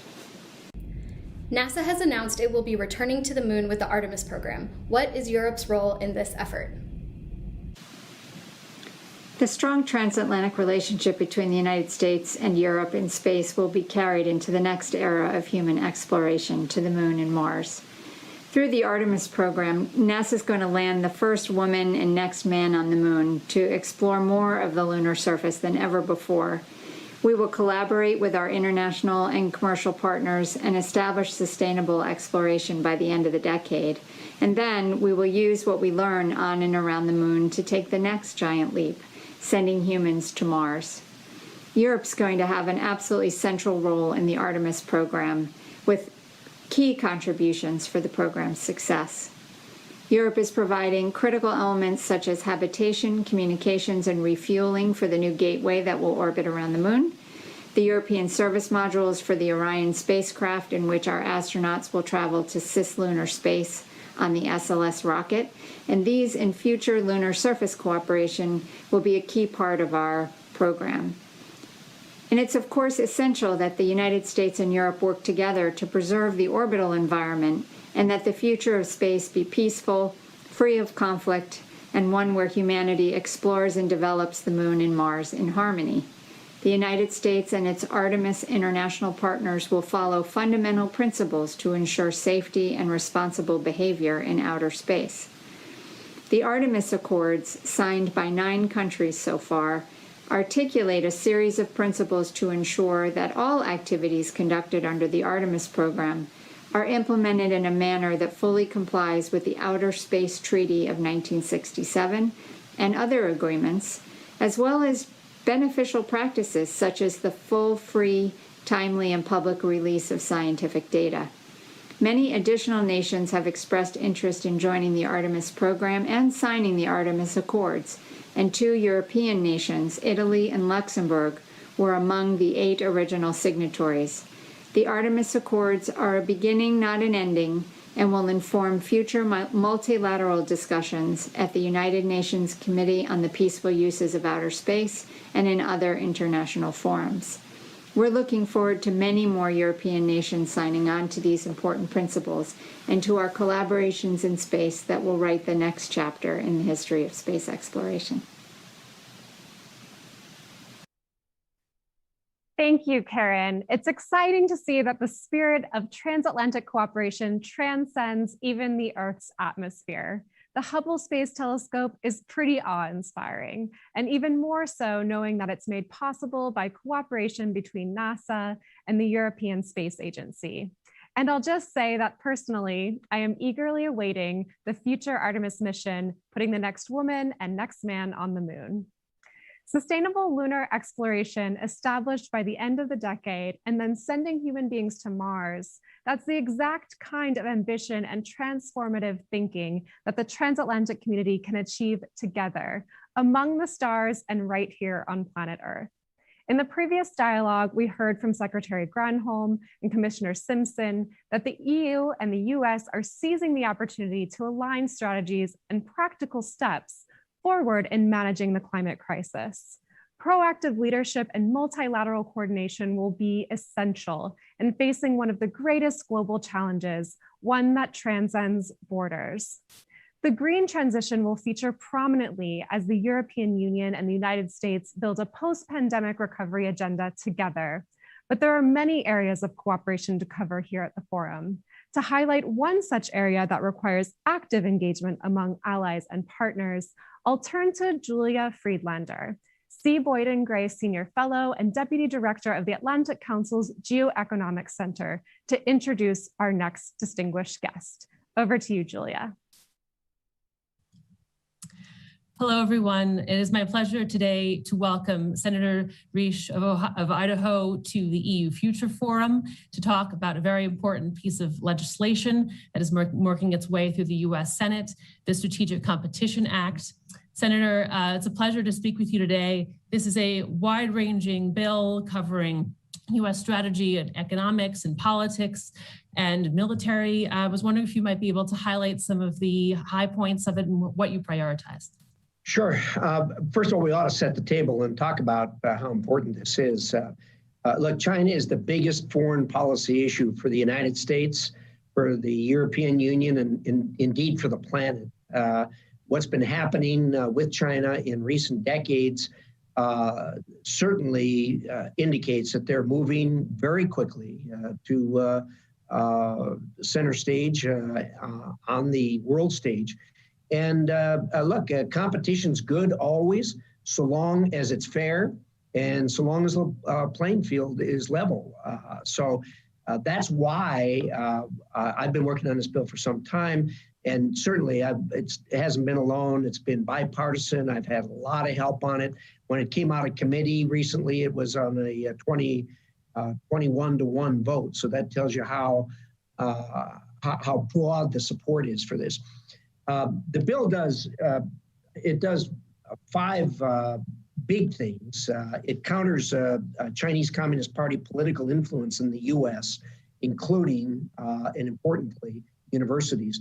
It established initiatives with allies and partners on tech, defense, and other issues. It allocates more funding to counter the Chinese infrastructure projects. It sanctions Chinese Communist Party officials for human rights abuses in Xinjiang, and it counters, very importantly, counters Chinese unfair trading practices like IP theft. They have used that to leverage their position in the world. They argue that they don't have the same experience and history we have with rule of law, with patents and international norms. I frankly don't buy that issue. We've got to get this part of it right, or it's going to be a very long 21st century for the world, really. And I'm hoping to move this as a standalone bill in the Senate, not attaching other bills to it, but we'll see. Probably going to move it forward before too long. Thank you. And you mentioned that one of your key priorities there is countering the influence of the Chinese Communist Party. How do you think that will go forward, especially within the U.S. political framework, but also working with our close democratic allies? Well, this is a bipartisan issue, and it's also a by-country issue. What the Communist Party does is they use money, threats, and intimidation and disinformation to undermine our open societies. Both the U.S. and Europe have felt the impact of this. In 2019 and 2020, over 100 U.S. universities accepted approximately $425 million in gifts from China. Well, these gifts aren't made because the Chinese feel warm and fuzzy about a particular university. They're meant to buy influence and to tamp down criticism of the way they work. We need to do more about this. This influence erodes free speech and debate. It compromises technology and innovation and coerces countries into accepting the Chinese Communist Party's line. U.S. and Europe should be working together on this issue. That's the first chapter in a committee report I wrote last year on this. If anybody who hasn't gotten this, you can get it from the committee in the Senate. And it really is a comprehensive work that I did as chairman of the committee and on behalf of the committee. Talks about not just our universities, but also businesses, media, and even government, including state and local governments. So the Chinese Communist Party can't be allowed to do this. We must protect our democracy and build resiliency over the malign political influence from authoritarian actors. And Senator, I was just about to ask you about the report that you flashed on the screen there. It's a wonderful piece, and I encourage everyone to take a look at it. It's very comprehensive. What are the next steps that the U.S. and Europe really need to take, particularly in the economic sphere, to counter what you say unfair economic trade practices, or increasingly supply chain issues, especially with regards to Xinjiang? Well, the report that you just mentioned was focused on the United States relationship with Europe and the importance of us working together. Look, we have irritants between us, but overall, we are very much the same when it comes to our culture, our freedoms, our rule of law, our adherence to international norms. And it's important that we come together to do this. We need to remember that if you put the U.S. together with Europe at a little over 300 million each, we still don't make up 1/2 of the population of China. Having said that, we have tremendous influence because of the decades and indeed centuries we have done the work building the rule of law and international norms, where we can all operate freely under a free market system and do it under the rule of law. But first thing we need to do, of course, is try to get rid of these long-standing irritants, I call them, that we have, like the Boeing Airbus issue is a good start, and digital taxation, dueling privacy regulations. These are all important, but all of them pale in comparison to the influence that China is attempting to exert over the international stage. And we'll do a lot better cooperating rather than punishing each other for what are really small irritants compared to the overall issue that we have with China. If we leverage our combined markets, speak in a unified voice, we can push back against unfair economic practices, expand our trade and investment. The EU and several European countries are getting more involved in the Indo-Pacific and in Africa. And it's important that the US and Europe coordinate on those continents, because we'll do a lot better together. Couldn't agree more at the Atlantic Council, and certainly that is one of the main goals of the EU Future Forum. The Biden administration is quick out the gate with executive orders and with a stated goal of putting together a new strategy on China. How do you assess its scorecard so far, right? Just after the 100-day mark? Well, I think the jury's still out. 100 days, everybody always jumps up and down about that, but it's an arbitrary number, and you like to see a whole lot of progress, but I think the jury is still out on that. First of all, we are on the same page on some things, like human rights in China. I'm pleased that the Biden team has sanctioned the Chinese officials over Hong Kong and Xinjiang. But look, we really need to work on the IP theft and the unfair trade practices. I mean, that is so important to all of us, to every country on the planet. China just does things differently than we do. They don't adhere to international norms. And my wife and I had the opportunity to travel in China in 1983. And when we left there, I said, well, this isn't going anywhere. My gosh, in just in a handful of decades, they have come centuries. They did it the old-fashioned way. They stole every good idea we have, except our freedoms, our democracy, and our economic system of a free market, a free enterprise system, taking socialism as opposed to the capitalism. And they have worked it to the point where they are moving very quickly, and we've got to push back against that. The administration's got to be careful when pushing cooperation with China. The Communist Party always tries to get us to sacrifice some of the freedoms that we have in exchange for cooperation and that sort of thing. So this has got to be done very carefully. I'm committed to work with the Biden administration with this. This is not a a partisan issue in the United States any more than it is an issue between a difference of issue between the United States and Europe. We've got to work together. Thank you. And as a key transatlantic voice, I'd just like to ask, what is your main message when you speak to parliamentary counterparts or with governments or in messaging to general public about transatlantic cooperation on China? What are the key elements there? Especially, I would say especially when some governments will say a confrontational approach to China may not be in our own national security interest. Well, I think first and foremost, we're stronger together than we are apart. And we've gotten used to doing things apart rather than together because we haven't really had the kind of challenge that China presents to us. As I said, we've argued over minuscule things when you're talking about in comparison to the challenge that we're getting from China. The United States and Europe, with some others involved, have built the kind of enterprise that we have in the world, and it's worked really, really well. It's built on free enterprise. It's built on a free market system. It's built on democracies. And the Chinese aren't used to doing this sort of thing.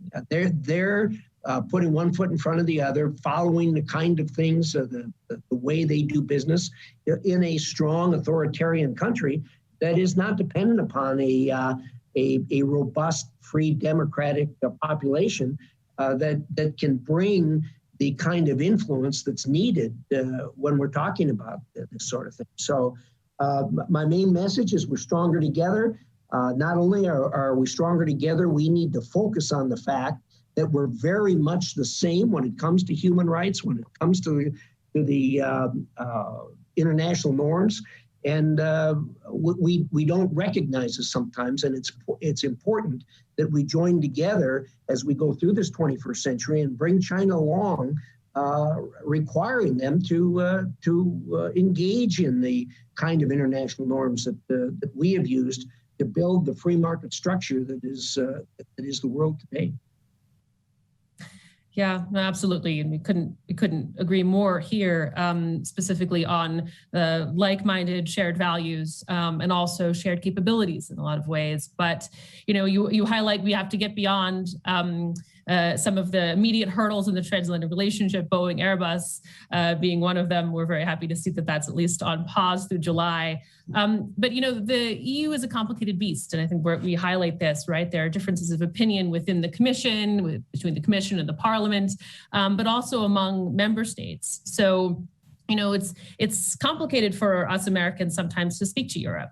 How do you think we can, try to develop consensus more effectively given those differences? Well, I serve in the United States Congress. I know about differences and differences from state to state, from party to party, from individual to individual. I think what we always have to come back to is that we're a lot more the same than we are different, and we need to prioritize what we want to do and prioritize big problems versus squabbles. And look, people that are free people have a tendency to squabble. Nobody ever said it was pretty, or nobody ever said it was fun to do. But these have got to get resolved. And I think that things like this COVID-19 issue that we've all experienced have brought the U.S. and Europe closer together, particularly as the Chinese have pushed back, refusing to take any responsibility for this. In fact, even attempting to foist off responsibility on the West, which we all know it's ludicrous. We've set up dialogues on China and taken action on it. And we need to continue to do that. And we've got to sustain. We can't. This isn't a thing where you just run out and do something and say, "There, it's fixed." No, it isn't fixed. This is going to be a long-term issue over the next over the rest of the 21st century and beyond, probably. And we need to get a protocol in place for how we work together to push back on what's a very big market and a market that wants to do business different than what we've been doing business really for centuries. Thank you so much. And Senator Risch, thank you so much for taking the time to speak with us today, for taking part on the EU Future Forum as a transatlanticist. We thank you all the more, and we look forward to seeing your leadership in the coming years and on this issue. So thanks again. Have a good afternoon. Thank you very much. And I meet with our European friends regularly in Washington, D.C., whether it's ambassadors, whether it's ministers, and we talk about this issue all the time. We're going to continue to do that. This is our relationship with Europe is good.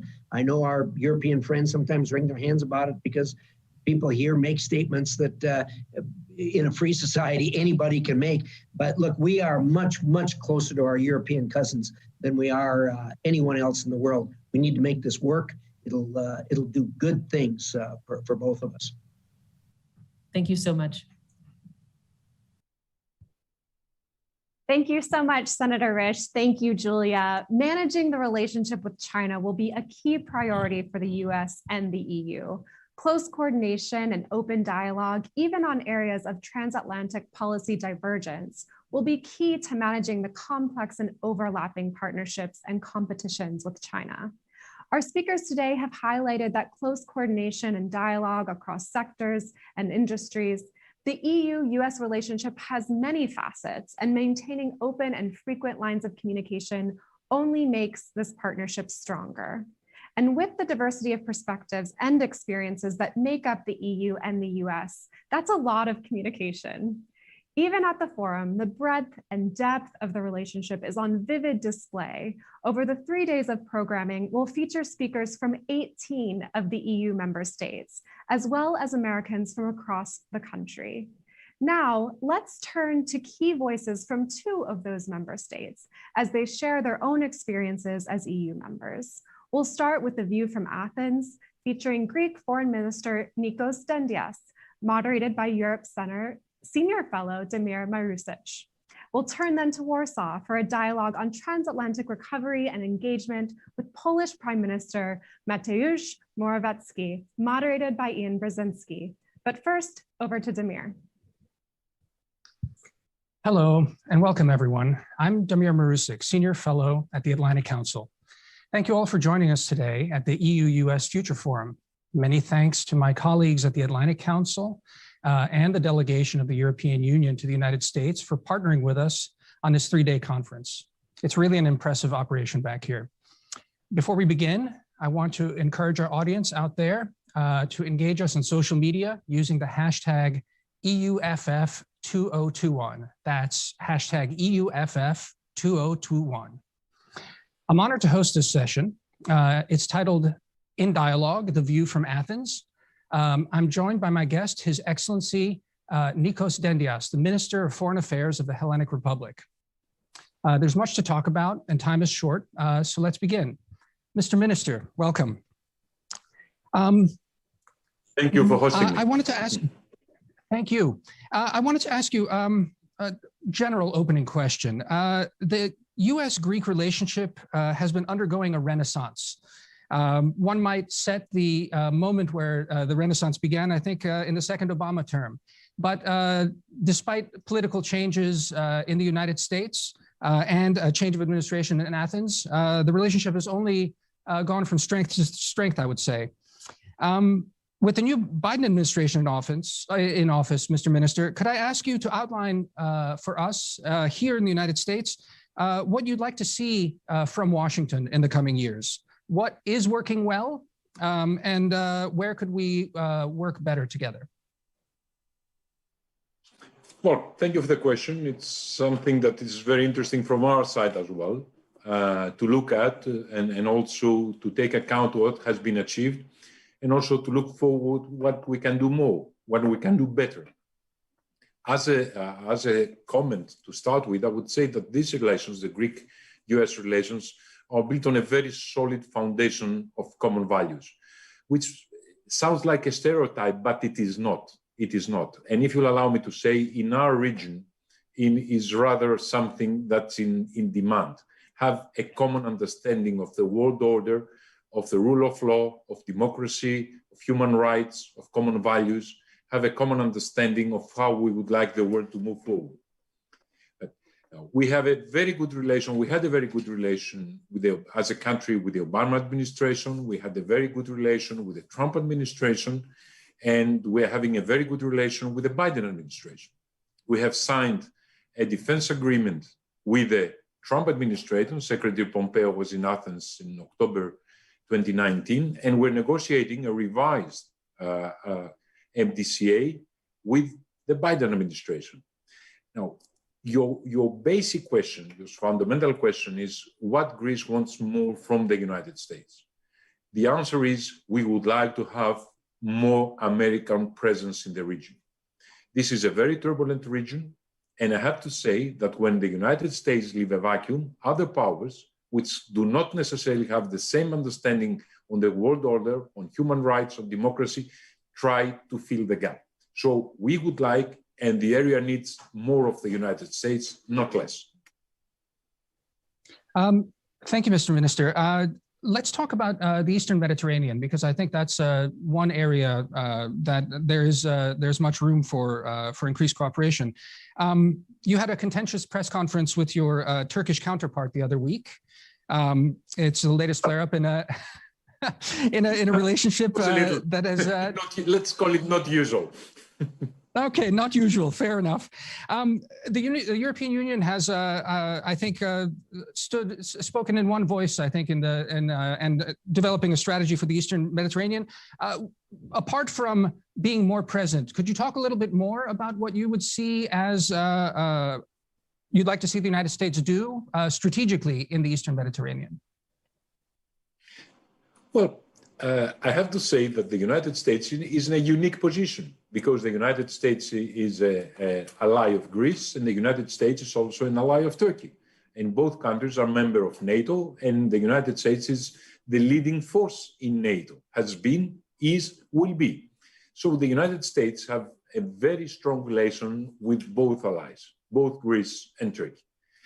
The problem here with the Turkish side is that unfortunately, Turkey slowly, but I have to say, obviously, deviates from the world example that the United States really projects, which means rule of law, human rights, democracy, and also participation in a rule-based international order. Most, for example, of our differences with Turkey will be very easily resolved if Turkey would subscribe to the United Nations Convention of the Law of the Sea, or at least if Turkey would accept the UNCLOS as the standard terms of references for resolving the limitations in sea zones. And the United States, which supports exactly the same ideas, for example, in the Pacific Ocean, versus what China is claiming against the Philippines, would be the ideal partner that will help persuade Turkey that this corresponds to a better future for Turkey, a more stable future for our region, and also a much better United States-Turkish relations. But there are numerous examples. The United States have a lot of leverage in the region, and it's the only power that easily communicates with almost all the sides, and is the power that can help enhance the relation between the parties in the region. Having said that, the European Union has also to play a role. But for the European Union, one thing has to be understandable. The European Union is a big power economically. It has also to be a big power geopolitically. If I can ask you a question then, not directly related to it, but on Cyprus, it was surprising, at least to me, that the Geneva talks went nowhere, and that now there's talk of coming from the Turkish side from about a two-state solution. Perhaps you have nothing more to tell us here, but can you tell us, is there any hope? You were at the meetings. There's the UN is talking about having another set of meetings in the next couple of weeks. Are there any signs of optimism? Well, it's easy not to be optimistic. I have to say, even myself, which have been always advocating for optimism, I can understand somebody who, after observing 3 days in a basement in Geneva with no result at all, can say that, well, there's no hope. But And also the Cyprus issue is a perfect example on what I was speaking about before, that Turkey has to understand that in order to resolve the differences in our region, the rules-based society in international order has to apply. Because in Cyprus, what is the difference? Let's call it the one side, says that we have to try to find a solution within the framework of international law and the United Nations Security Council resolutions. Whether the other side, Turkey, the Turkish Cypriots, say that no, there's no reason to do that. There's just two-state solution, which have been imposed by the Turkish troops back in 1974. So we have to discuss on the basis of what has been achieved after the intervention or the invasion of Turkey in Cyprus in 1974. So one side advocates for a rule of law, the other side advocates for the fait accompli. Now, but yet again, so starting from these two so different points, it's very difficult to be optimistic. But yet again, I have to say that we should continue trying. And I would like to thank the Secretary General of the United States, the United Nations for doing exactly that. Trying and trying and trying and trying. I believe that reason is the ultimate force in the universe.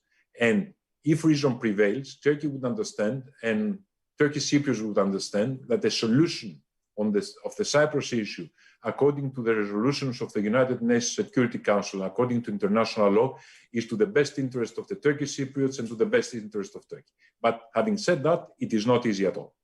It is not easy at all. We have to try a lot. Let's then just now rotate a little bit and talk about the Western Balkans, which is a region very close to my heart personally, but I know also very important to Greece. You recently met with the new Montenegrin foreign minister in Athens, and you expressed very strong support for continued European enlargement. But let me be very blunt. The plausibility of enlargement, I think, over the last few years has increasingly rung hollow across the region. And with the pandemic and the, I would say, quite clever vaccine diplomacy being leveraged by the Chinese and the Russians, and the West being kind of slow to respond to that, I'm concerned that the idea itself of Europe, a broader Europe, is taking a beating. The Biden team is now getting together its team to work on the Balkans. What can we all do together to restore the momentum of the European promise from that was established in Thessaloniki 20 years ago at this point? Yes. Well, thank you for appreciating that for my country, for Greece, but for all committed Europeans, Western Balkans is a target to be included in this European success story. We cannot allow a black hole to remain in the center of Europe. Now, I will give you that it is not going very fast. I will give you that there are many difficulties. Also, your expression, it took a beating. It's more than accurate. You're absolutely right. But I have to say, in my humble opinion, I see the European paradigm, the European experience, the European experiment, if you want me to say so, as the monotheistic religions with the exception of Islam. They need at least 300 years to take root. That's what happened to Christianity. Now, the European Union is much younger than that. It's not even a century from where we started this huge trip towards unification of Europe. It will take time. But that does not mean that we will not have to try and we will not have to continue our efforts towards persuading our Western Balkan neighbors to accept the criteria of the European Union and also to live according to these criteria, the European acquis. Again, these countries do have problems, but Greece can present them with a know-how that could help them towards the European journey. And I have to say also the European Union has to appreciate that historically speaking, within a historical dimension of things, Europe cannot progress with a black hole in the Western Balkans. That is not achievable. So it may take time, it may take effort, but it is something that, in my humble opinion, needs to happen and will happen. Thank you for that. I'd like to turn a little bit to questions about the economy. it's hard to miss the fact that now, even though your foreign minister, climate change is foreign policy, it's becoming central to thinking about international relations. The EU's post-COVID recovery plan is heavily geared towards green technology. The Biden administration has also made no secret of prioritizing green goals. And your government as well has recently unveiled a very ambitious development program and investment program for Greece. Can you talk a little bit about the opportunities there? If you'd like to talk about also opportunities for the broader region around you, how do you see green priorities shaping development and integration? Well, first of all, let me talk about my own country, Greece, and my own government, the Mitsotakis government in Greece. Well, we are, as you know, we're a conservative government, and yet again, we consider ourselves a green government. We have made huge steps. We have taken the decision, for example, to delignitize our economy up to 2030.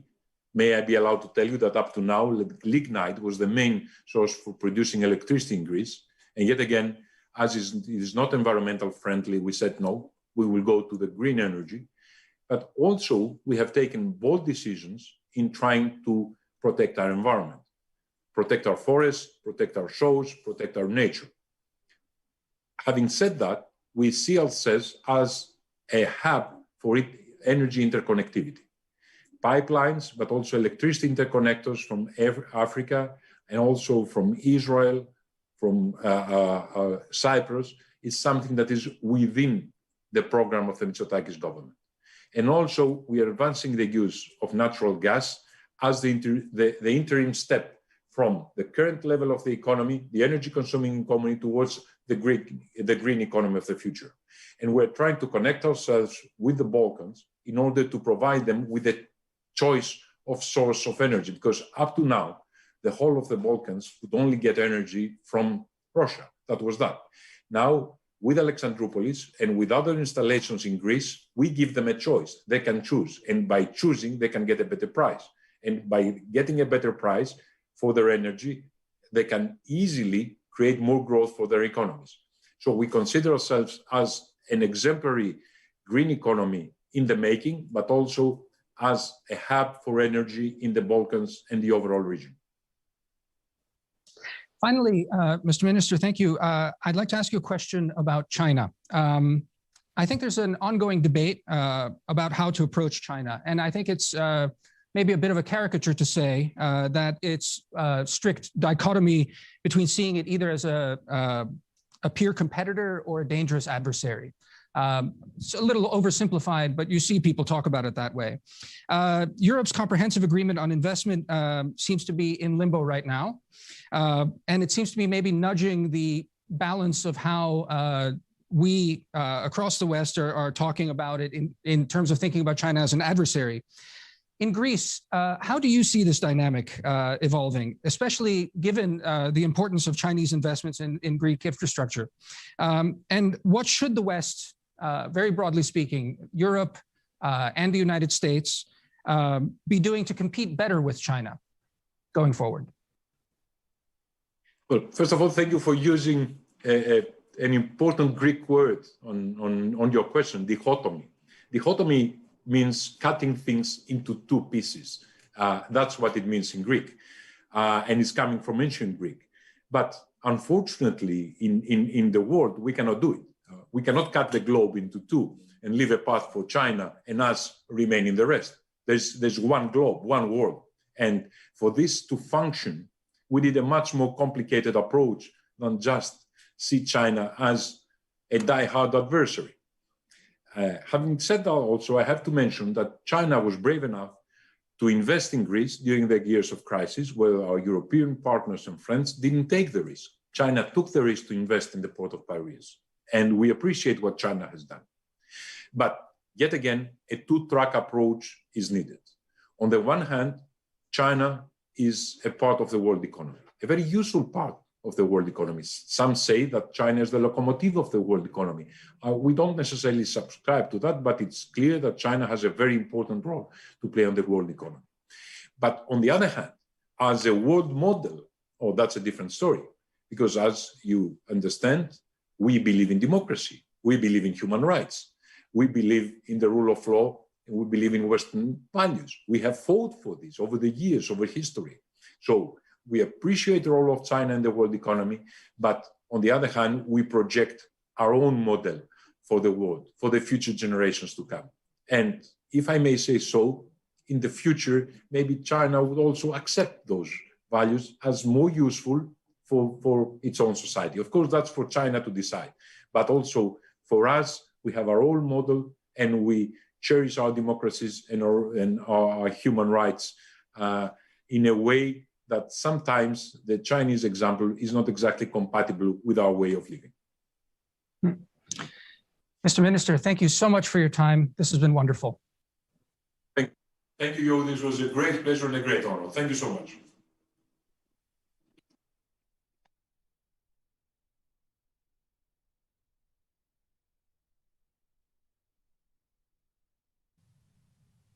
Hello and welcome, everyone. I'm Ian Brzezinski, Senior Fellow at the Atlantic Council. Thank you all for joining us today at the EU-U.S. Future Forum. Many thanks to our colleagues at the delegation of the European Union to the United States for partnering with the Atlantic Council on this major 3-day conference, and to all the teams who worked tirelessly to put this impressive event together. I'm honored to host this session.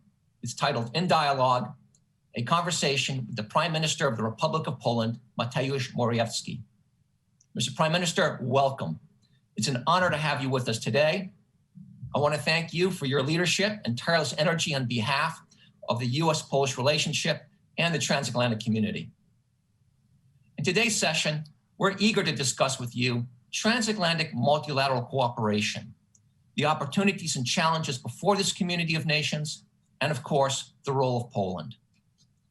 Before we begin, I want to encourage our audience to engage us on social media using the hashtag EU-FF2021.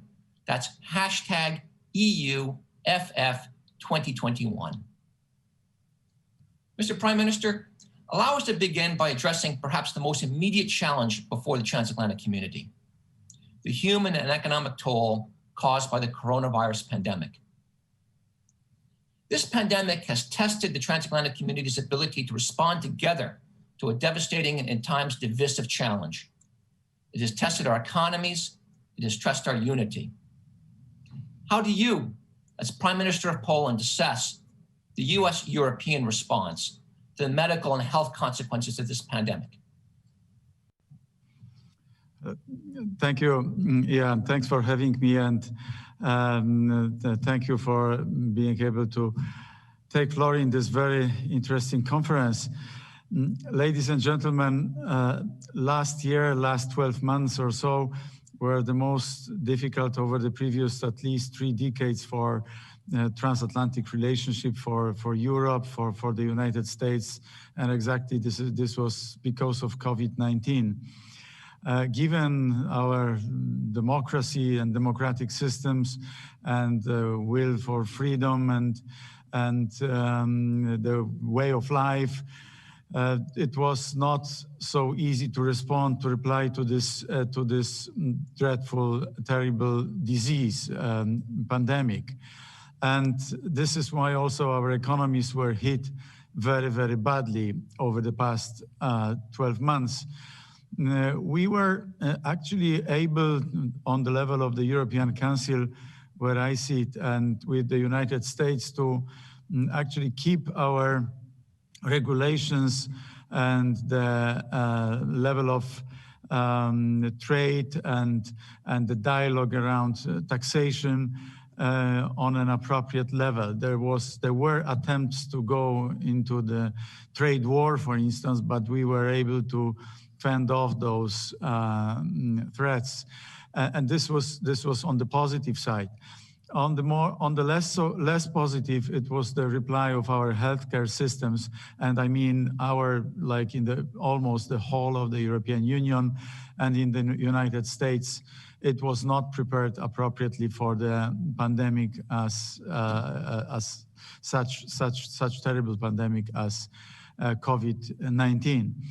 And with this thought in Europe, we have prepared a resilience and recovery plan, 750 billion euros, close to $1 trillion on top of $1.3 trillion budget for next several years, EU budget for recovery purposes, for investment purposes, infrastructure, and so on.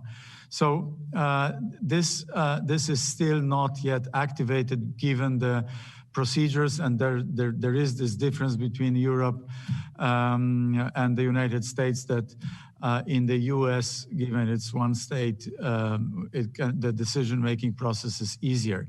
It takes a little bit longer here in Europe, but we were able over the past couple of months to agree on the most important priorities exactly in the context of COVID-19 healthcare systems and how to improve them in the context of a pandemic, the question which Ian asked me at the beginning.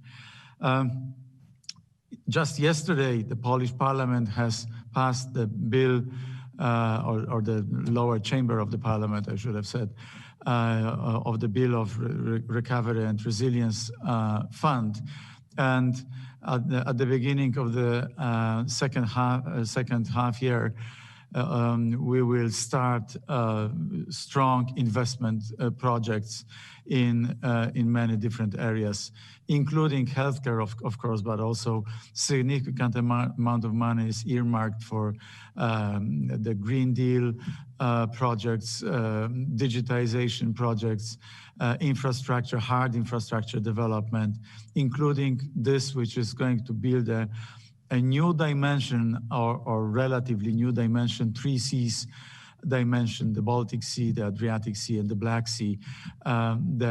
This is with the view to activate the north-south connectivity in Europe.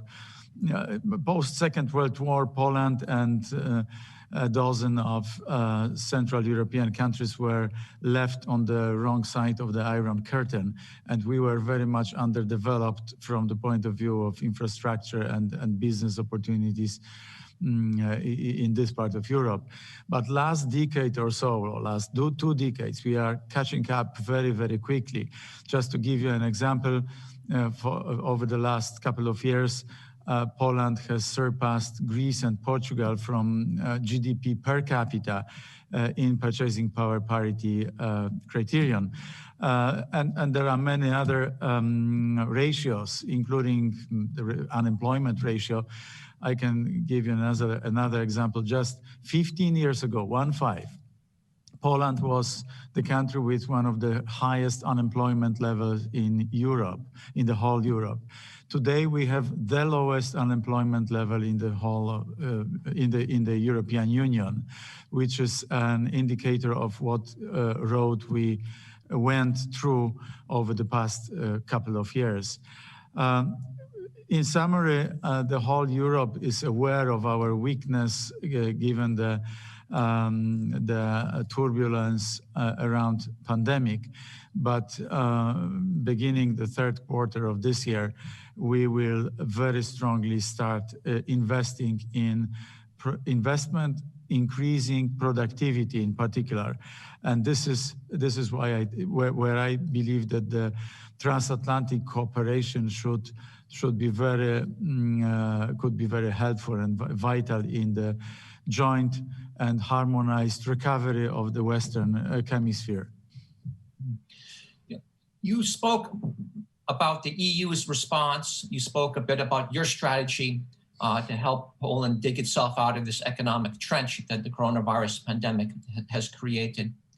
How satisfied are you with transatlantic economic collaboration in addressing the economic dimensions of this pandemic? Cooperation between the United States and the European Union, between the United States and the states of Europe.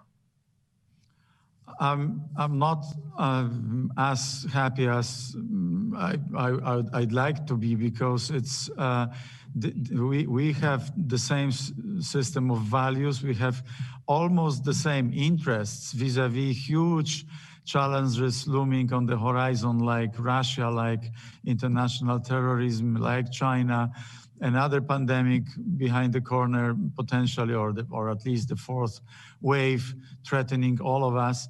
These are global challenges, challenges around climate change, challenges around inequalities, and we should tackle those jointly. Having said that, let me emphasize one point which might be interesting for you. I believe Poland and Poles are the most pro-American and pro-European citizens at the same time. There might be more pro-American Americans. There might be even more pro-European EU citizens than Polish people, but Polish people have at the same time huge admiration and love to the United States and the European Union at the same time. This means that we could be a very important keystone integrating component of our transatlantic construction. And with this in mind, back to your question, Ian, am I satisfied? I believe that this new dimension which we have created together with other countries of Central Europe called 3Cs is still underestimated by our friends in the United States. Yes, there was this promise by Mr. Pompeo, I think it was in Munich, the former President Trump have said this is important, and they promised to chip in some money, $1 billion. It's neither here nor there. $1 billion for Poland is not big amount of money anymore, and it's tiny amount of money for the United States anyway. And yet this part of the world, this part of Europe is the eastern flank of NATO, is the eastern flank of the United Europe.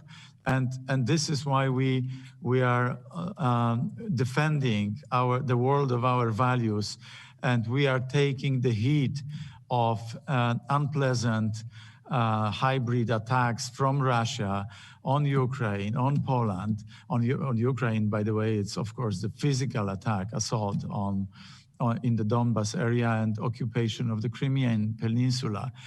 But we are also experiencing the very bad developments recently in Belarus. And this is where we also see the United States quite absent. And I believe that this is the 3Cs platform and the friendly approach which we have in Poland towards the United States and the European Union. Friendly is too soft a word. Means underutilizing the opportunity of enhanced cooperation and building a strong presence of the US in this part of the world. Yes, there is this presence of some of the American troops and some of the American business, but we have other countries from Europe which are much bigger investors and which are present here to a larger degree than the United States. The United States is our fourth biggest trading partner from outside of the EU. So including EU, I don't know, it would be number 10 or number 12, far behind our smaller, much smaller neighbors. So I regret that this dimension of our cooperation is not utilized to a level to which it should be. And I would strongly encourage all my own American friends and business people to come to Poland for both reasons. One is, of course, for business reasons, to make money, but another one is to enhance the ties, the bonds between the European Union and the United States. Critically important for the future. Prime Minister, let me pull a thread on the 3Cs initiative. For our viewers who don't know what that is a significant effort led by the Poles in cooperation with other Central European countries to accelerate the development of cross-border energy, transport, and digital infrastructure. It's all about completing Europe. Mr. Prime Minister, the United States and the European Union have both considered infrastructure development as a key element of their respective economic recovery strategies.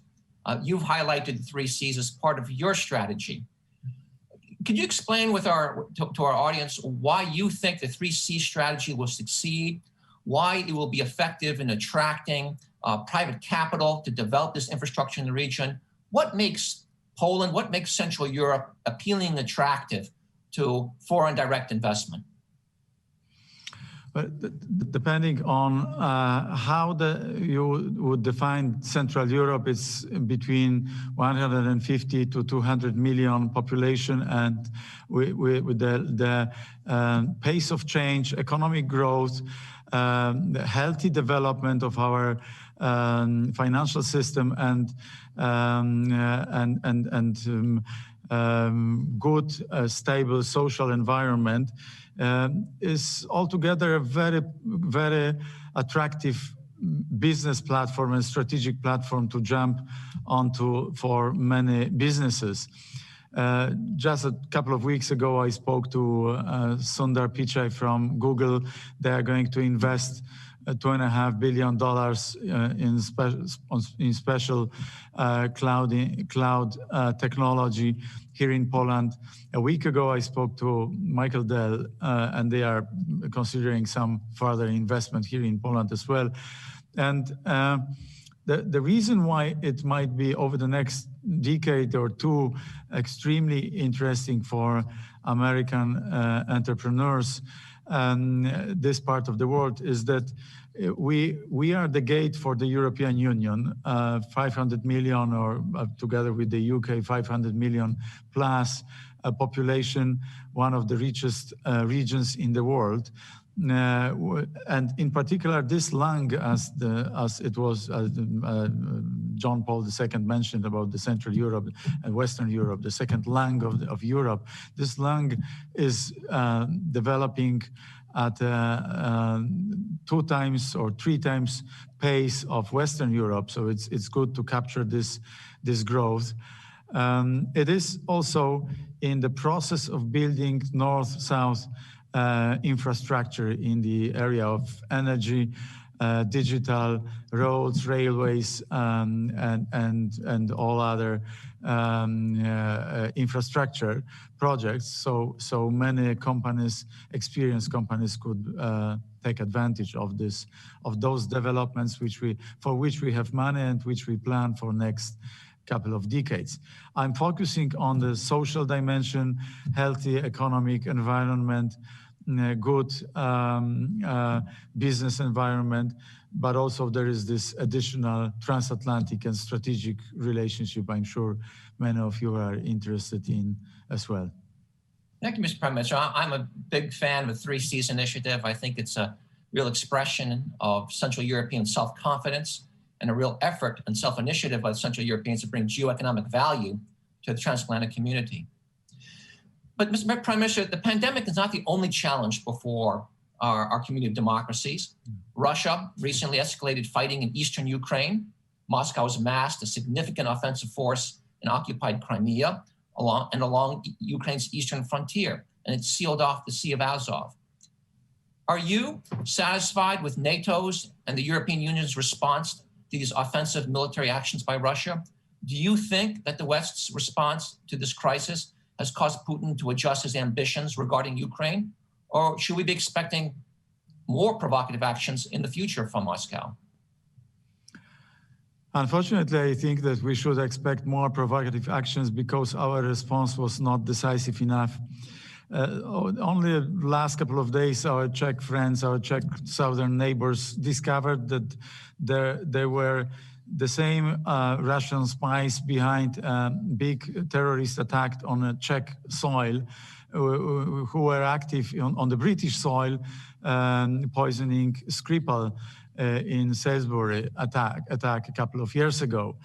There is the case of Mr. Navalny. There are constant fights in the eastern part of Ukraine, and then there is a creeping occupation of Belarus and lots of hybrid attacks, which some of them even are experienced in the United States. but you can imagine how many more are experienced in this part of the world, given the proximity to Russia and their enormous power.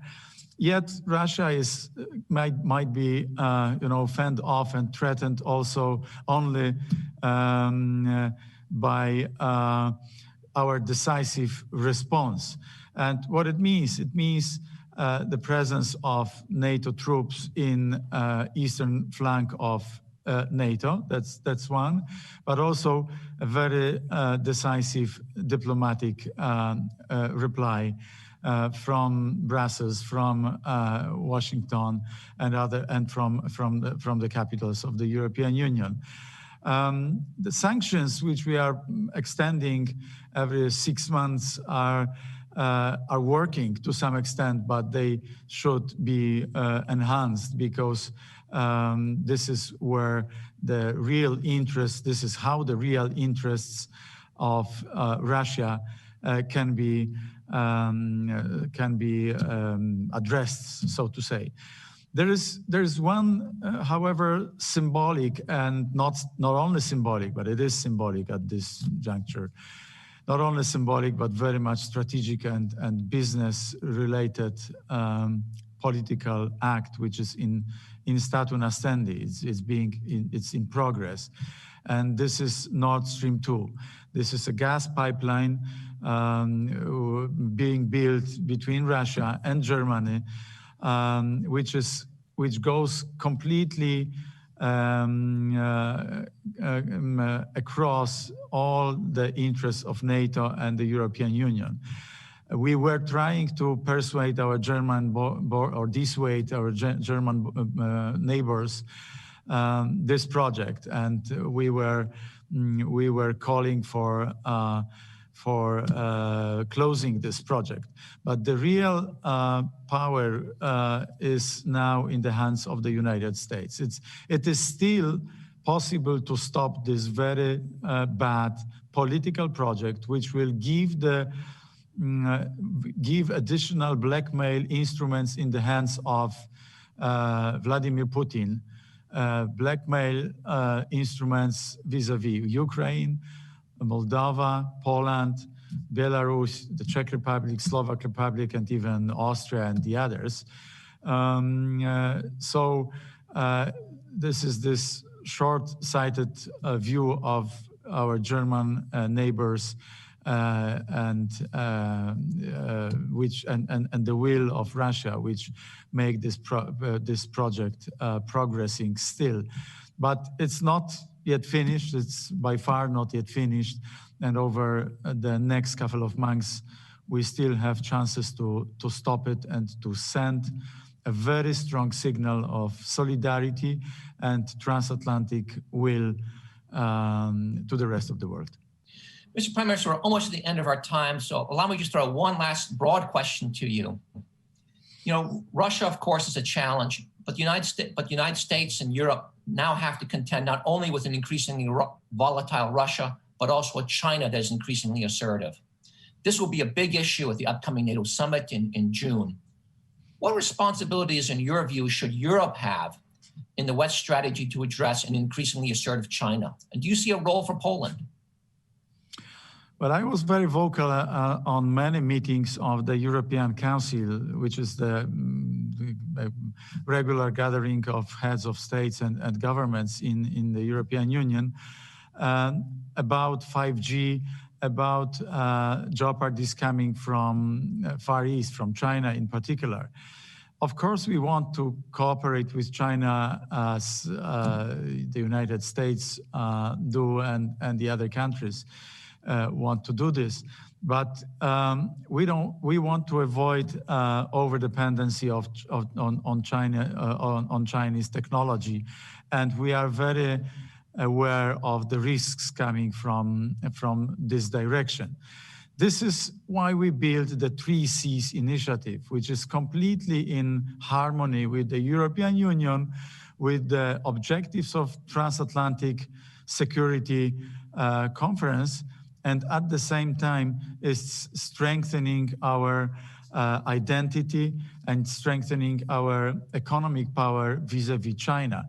China is trying to enter exactly the same zone through the initiative, through other initiatives. One of them is 17+1. China is buying the harbors like Piraeus next to Athens in Greece and in other places all over Europe, because they are using the enormous power of state to enter into this part of Europe, which is less developed. This is exactly why the investments from the United States at this juncture is so much needed, also to stop not only the Russian aggression, but also more silent, but equally challenging Chinese policy vis-a-vis this part of the world. Mr. Prime Minister, thank you for sharing your views on the coronavirus pandemic, the challenges posed to the transatlantic community by Russia and China, and for underscoring Poland's important role in these community democracies. Yeah, and thank you very much, and thank you all the board of the Atlantic Council and all people who are trying to get closer the United States to the European Union. You're doing a great job, and this is what the Europe and the United States and the free world needs just now. Thank you, sir. Thank you. Thank you, Ian, and to you, Mr. Prime Minister. Yet another in-depth and detailed panel to wrap up our day, sparking numerous conversation points about the many angles of the transatlantic relationship. Maggie, it's been a full day too. What struck you during the numerous dialogues we just heard? I was particularly struck by the emphasis on the opportunity we have coming out of the pandemic to work together to promote a green economic recovery, and in doing so, making more significant progress on solving the climate crisis. Both the EU and the US have recently made ambitious commitments that underline the shared priorities in solving this challenge of the century. As Laura Rosenberger mentioned this morning, democracy delivers. We will come out of this pandemic stronger and more closely aligned in the EU-U.S. relationship. And as you just said, amidst all of this, amidst all of these topics, all of these viewpoints, all of these potential roadmaps for the future, the emphasis for transatlantic cooperation has remained prevalent in every discussion. From economic recovery to trade, from China to space, from green transition to the green future, this day two of the EU-U.S. Future Forum has built upon the foundational arguments that were laid out in day one. If the past was built upon cooperation, the future is too. We heard from everybody, from cabinet secretaries to commissioners to senators, stress this point and articulate that we are in a time of global challenge, but the European Union and the United States will both emerge stronger if working alongside one another. And as you just mentioned, Travis, day one of the EU-U.S. Future Forum reflected on the history of the transatlantic relationship, examining the roots of our friendship and collaboration. Day two explored our various approaches to today's challenges, ranging from COVID to climate. And on day three, we will, as the forum's title says, look to the future, discussing the many things the EU and US can achieve when acting together in the world. You can view tomorrow's agenda and catch up on the recordings of all of these sessions on the Atlantic Council website at atlanticcouncil.org and in the EUFF event app.